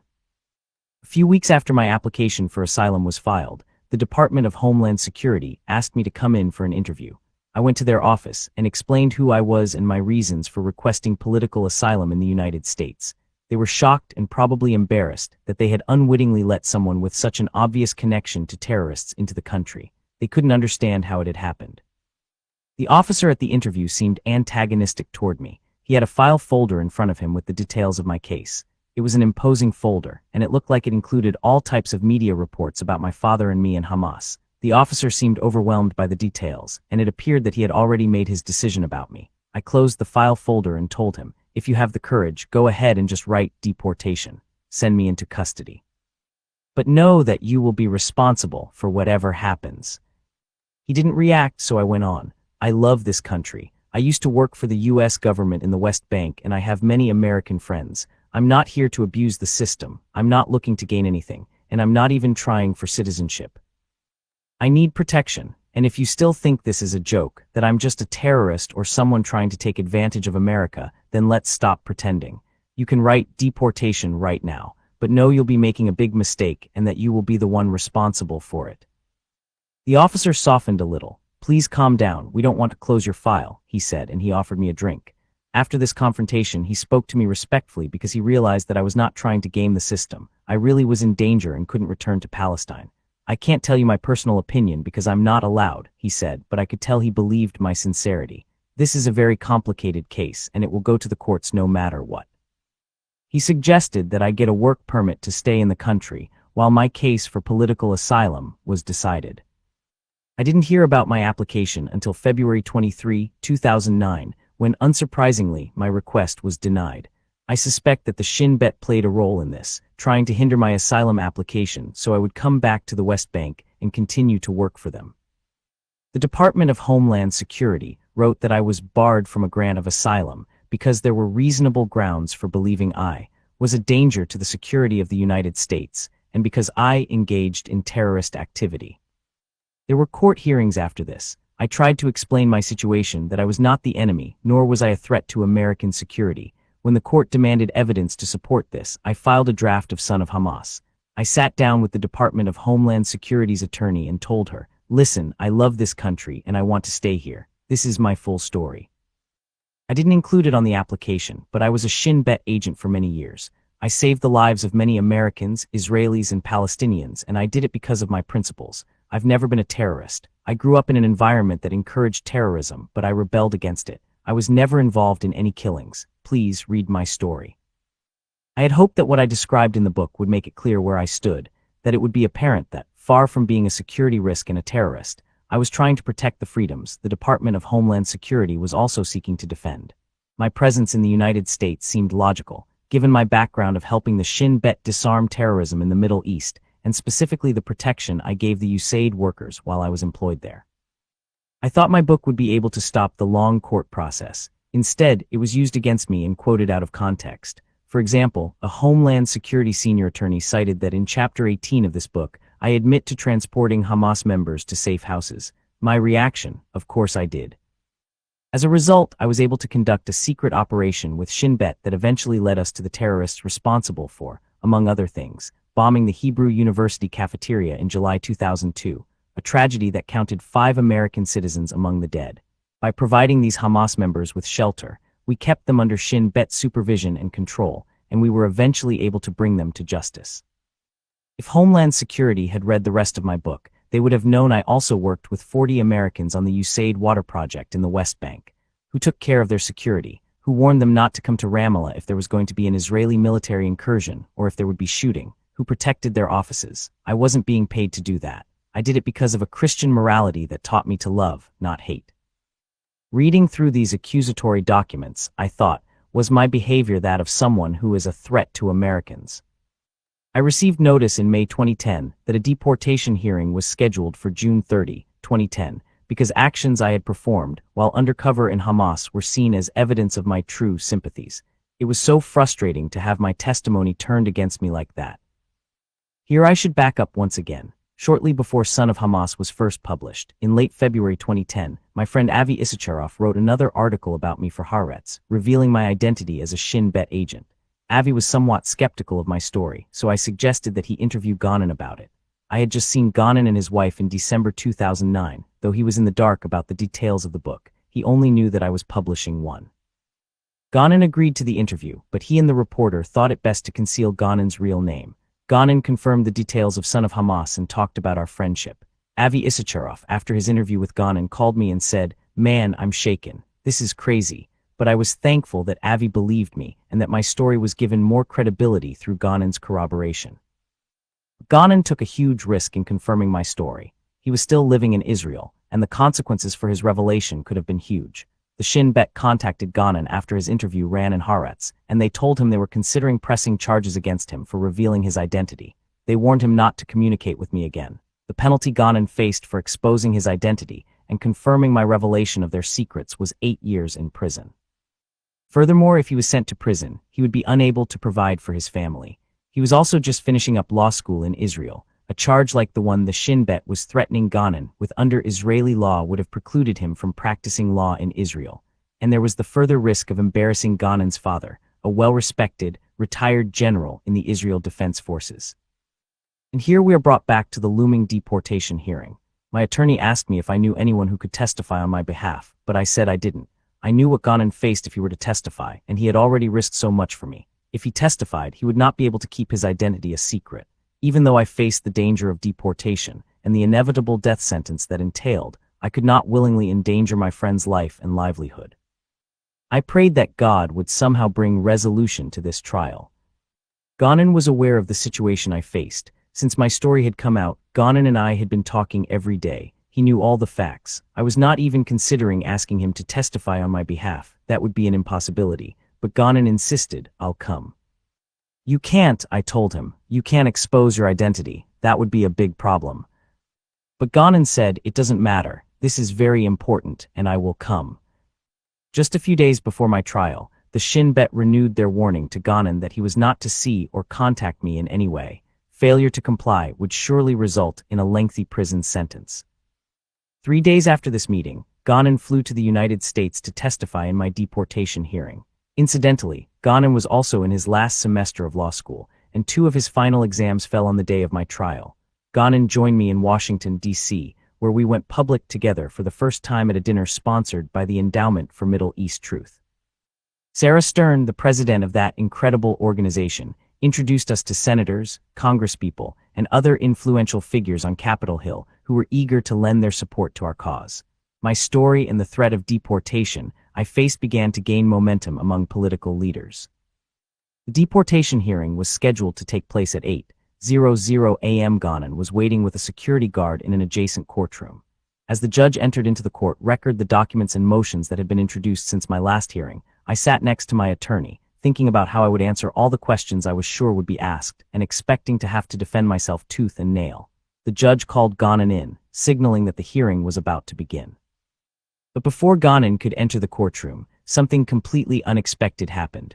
The Department of Homeland Security's senior attorney announced that the department no longer opposed my request for asylum. The court was adjourned, and I didn't realize quite what was happening. As people filed out of the courtroom, my lawyer explained what had happened. I couldn't believe it. The judge granted me asylum, pending a routine background check, and that was that. After nearly 3 years of red tape and wondering what would happen, I was now at peace in the United States. I no longer had to worry about deportation.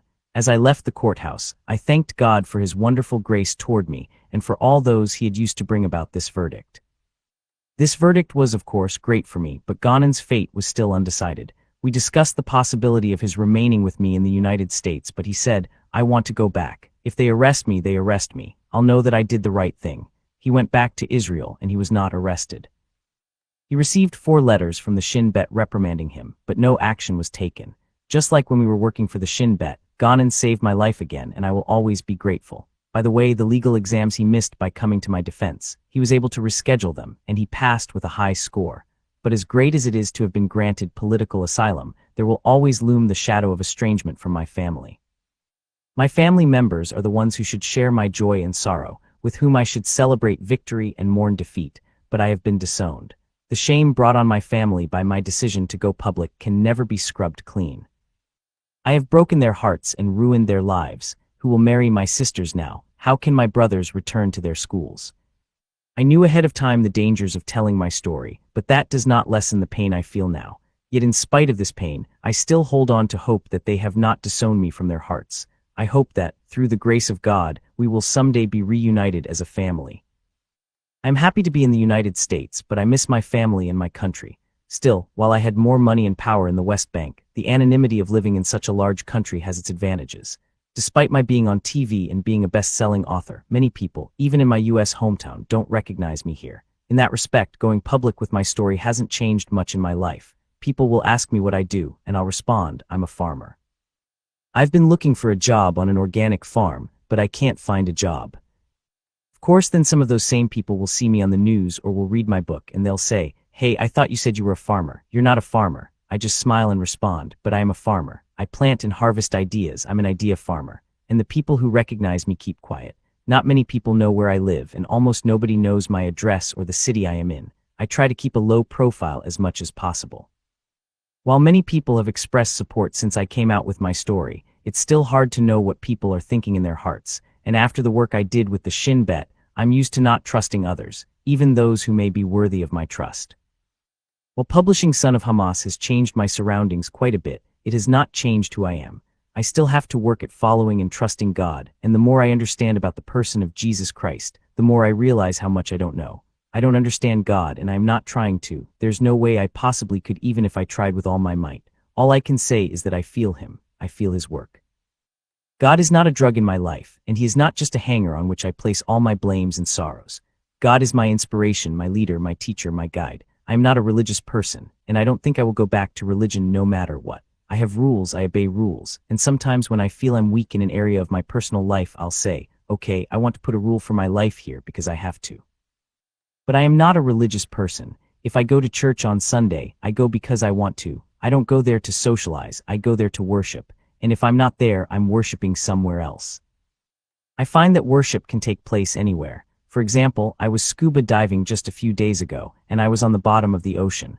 I bowed my knees 80 feet underwater in the Pacific Ocean. That was worship. It reminded me of what Philippians 2:10 says we can expect in the future, that at the name of Jesus every knee should bow, in heaven and on earth and under the earth. I like to connect and commune with my Lord in a different way, not in a traditional way, not in a religious way, in a way I can connect with him and feel his love. If I fail, I know it's my mistake. If I succeed, I know it's his blessing. And that's how I like to keep it. I am not following people. I am sometimes disappointed in the church, especially here in the West. I am eager for a new generation to lead it and recognize their responsibility toward the other side of the world and the major problems we are facing, like the problem of Islam. We have huge responsibilities as Christians, and the problems look controversial, but we can't back down just to be politically correct. I don't know why it's so easy for us as followers of Jesus Christ to understand the real nature of Islam and to speak the truth about it, and yet do nothing about it, or do something too late for it to matter. The church, it seems, is ready to act after everybody else has started to act, and that's not how it should be. In my personal story, I witnessed members of Congress and Jewish leaders trying to save my life, while the church that was supposed to be standing by me came late. That was frustrating to me, not because I didn't get enough support from the church, but because it showed me the reality of the church today, that we're so often behind what others are doing. It's not about me or even just about politics. As the Christian church, we're supposed to be one body, and so we should be standing together at the forefront of all major humanitarian issues, whether related to the economy, politics, education, or human rights. Spiritually, they're all tied together under Jesus' mission. We need to listen to what he is saying, not to what this leader or that leader is saying, and to follow his teaching and principles. Jesus wasn't afraid to speak out for others, and we shouldn't be either. I don't mean to come down too hard on the church. I am grateful for the many people who encouraged me and prayed with and for me, some of whom didn't even know me. I'm not saying I don't appreciate the support I did receive. What I am saying is that prayer is not a substitute for action. We are to pray, yes, but as the book of James says, our faith must be accompanied by actions. It's not enough to pray. Praying can become irresponsible, even lazy, if we use it as an excuse for not acting. Just as the devil can tempt us to set up false images of who God is, I believe he can tempt us to mistake the true nature of prayer. There are many things that God would have us Christians accomplish, and I think it is our responsibility to accomplish them. For me, this has meant speaking out against Islam, the religion of my family and culture. As you can imagine, my message has not always been welcome. In some cases, people are shocked that I should speak out about a subject that is often taboo in public discourse. Others are confused and don't know how to respond. Still others, even some from the Muslim community, have encouraged me to continue speaking my message. What I am doing is starting a conversation and trying to get others to join in. I am especially hopeful about the next generation of Muslims. They seem to be more open-minded. My goal is to wake them up. I want them to understand that they are not doomed by the realities of the religion, political systems, and regimes of the region they were born in. They can fight the faith they have known, change their futures, and ultimately change their destinies. Soon Son of Hamas will be released as a free ebook download in Arabic. I am thrilled about this release since it coincides with my goal of starting a conversation. From experience, I know that many will take things out of context, disbelieve the book, or write it off altogether. I'm amazed at how the media, on both sides of an issue, can skew people's minds and opinions, and they so often get it wrong. For example, I could not believe how often the TV news reports about the Shin Bet operations I was involved in misstated the facts. I would talk to the people of my city and get their opinions on what happened, and they didn't know the facts either. The facts seemed clear as day to me, but all the noise surrounding the issue obscured the truth. So I know there will be many who misunderstand or choose not to understand what I have to say. But I also know that some will read my book and their lives will be changed as they consider my encounter with Jesus Christ and his gospel of peace. My prayer is that they, too, will embrace Christ's command to love their enemies. There is hope for peace in the Middle East, but it does not begin with political solutions or negotiations. It begins with the changing of individual hearts. As I look to the future, I am thankful to have a friend like Ghanan at my side. We have overcome the odds together in so many ways. We stayed alive in dangerous circumstances, became friends despite our cultural and faith divides, and reunited miles and years later with a shared mission. In a culture where sometimes it seemed that everyone was using everyone else and you never knew whom you could trust, we became brothers. My Homeland Security hearing, when we stood together in that courtroom, was just one more chance to beat the odds, and we are not done yet. We will continue to use all our strength and ability to work toward peace in the Middle East. I don't know what I will face next, but I am confident of God's leading. Ghanan asked me a while back, "Brother, do you think this is an accident? Why did we meet in the first place? Why did we do what we did? How were you, among all the thousands who couldn't, able to leave the Shin Bet? How were you able to come to the United States and write a book? How are we talking on the phone right now and doing all these things? Do you think this is an accident?" There is no logical mind that could say this is an accident. When I look at the events of the past year with my encounters with the Department of Homeland Security, of the past 3 years living in the United States, of the 10 years before that with the Shin Bet, and of my youth and childhood spent under the shadow of Hamas, it is impossible for me not to see the hand of God guiding me along to where I am. And Lord willing, I will continue to follow his guiding hand in the rest of the time I have. The events of this last year have shown me again that friendship and love are stronger than agency, policy, and tradition. No matter what happens, I will continue to speak out with firm conviction that unconditional love for the other side and forgiveness for those who have hurt us are the only principles that will lead to healing and a better way for us all. The Players. Glossary. Abu Father of Adad, number Adhan, Muslim call to prayer. 5 times a day Al-Aqsa Martyrs Brigade's terrorist group, formed during the Second Intifada out of various resistance groups, that carries out suicide bombings and other attacks against Israeli targets. Al-Aqsa Mosque, Islam's third holiest site from which Muslims believe Muhammad ascended into heaven. Located on the Temple Mount, Jews' holiest site, and believed to be the location of the ancient Jewish temples Al-Fatiha, the opening surah passage of the Quran, read by the Imam or religious leader. Al Jazeera, Arab satellite television news network. Based in Qatar. Allah, Arabic word for God. Alembi Bridge, bridge across the Jordan River between Jericho and Jordan. Originally built by British General Edmund Allenby in 1918. Baklava, rich pastry made with layers of dough, filled with chopped nuts and sweetened with honey. Black September bloody confrontation between the Jordanian government and Palestinian organizations in September 1970. Caliphate, Islamic Political Leadership, Democratic Front for the Liberation of Palestine, DFLP. Secular Marxist-Leninist organization, opposing the Israeli occupation of the West Bank and Gaza. Dinar, official currency of Jordan, used throughout the West Bank in addition to the Israeli shekel. Emir, Arabic for chief or commander. Ezzeddin al-Qassam, brigades. Ezzeddin al-Qassam, military wing of Hamas. Fatah, largest political faction of the Palestine Liberation Organization. Fatwa, legal opinion or decree concerning Islamic law, issued by an Islamic scholar. Fedayeen, Freedom Fighters 417, Yasser Arafat's elite commando unit. Hadith, oral traditions of Islam. Hajj, pilgrimage to Mecca. Hamas, Islamic resistance movement in the West Bank and Gaza, listed by the United States, European Union, and others as a terrorist organization. Hezbollah, Islamic political and paramilitary organization in Lebanon. Hijab, head covering or veil worn by Muslim women in some cultures. IDF, Israel Defense Forces, Israel's military force, including ground forces, air force, and navy. Imam, Islamic leader,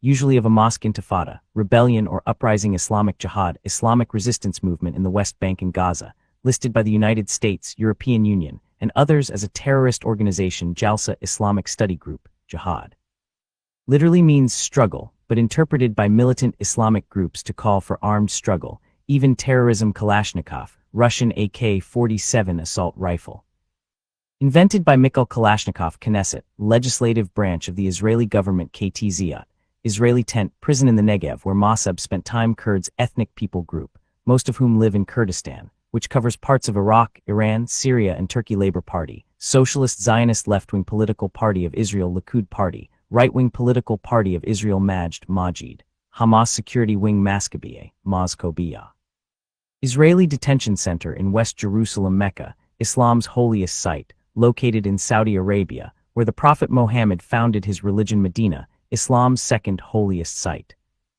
The burial place of Muhammad, located in Saudi Arabia. Megiddo, prison camp in northern Israel. Merkava, combat tank, used by the Israeli Defense Forces. Minaret, tall spire of a mosque from which a Muslim religious leader calls the faithful to prayer. Shoter, Hebrew for Israeli prison guard or police officer. Six-Day War, brief war in 1967, between Israel and Egypt, Jordan. In Syria, Sunni Islam's largest denomination, Surah chapter in the Quran Temple Mount, in Old Jerusalem, the location of Al-Aqsa Mosque and the Dome of the Rock, the oldest Islamic building in the world, also believed to be location of first and second Jewish temples. Wudu, Islamic ritual purification. Timeline: 1923, end of the Ottoman Empire. 1928, Hassan al-Banna founds the Society of the Muslim Brothers. 1935, the Muslim Brotherhood is established in Palestine. 1948, the Muslim Brotherhood takes violent action against the Egyptian government. Israel declares its independence. Egypt, Lebanon, Syria, Jordan, and Iraq invade Israel. 1949, Hassan al-Banna is assassinated. Al-Amari refugee camp, established in the West Bank. 1964, Palestine Liberation Organization, founded. 1967, Six-Day War. 1968, Popular Front for the Liberation of Palestine hijacks an El Al 707 and diverts it to Algiers. No fatalities. 1970, Black September, in which thousands of PLO fighters are killed by Jordanian troops. As Jordan expels the PLO. 1972, 11 Israeli athletes killed by Black September at the Munich Olympics. 1973, Yom Kippur War. 1977, Hassan Yousef marries Sabah Abu Salem. 1978, Mosab Hassan Yousef is born. 38 people are killed in a Fatah attack on Israel's coastal highway north of Tel Aviv. 1979, Palestinian Islamic Jihad, founded. 1982, Israel invades Lebanon and drives out the PLO. 1985, Hassan Yousef and his family moved to Al-Bayer. 1986, Hamas, founded in Hebron. 1987, Hassan Yousef takes a second job, teaching religion to Muslims at the Christian school in Ramallah. Beginning of the First Intifada. 1989, Hassan Yousef's first arrest and imprisonment.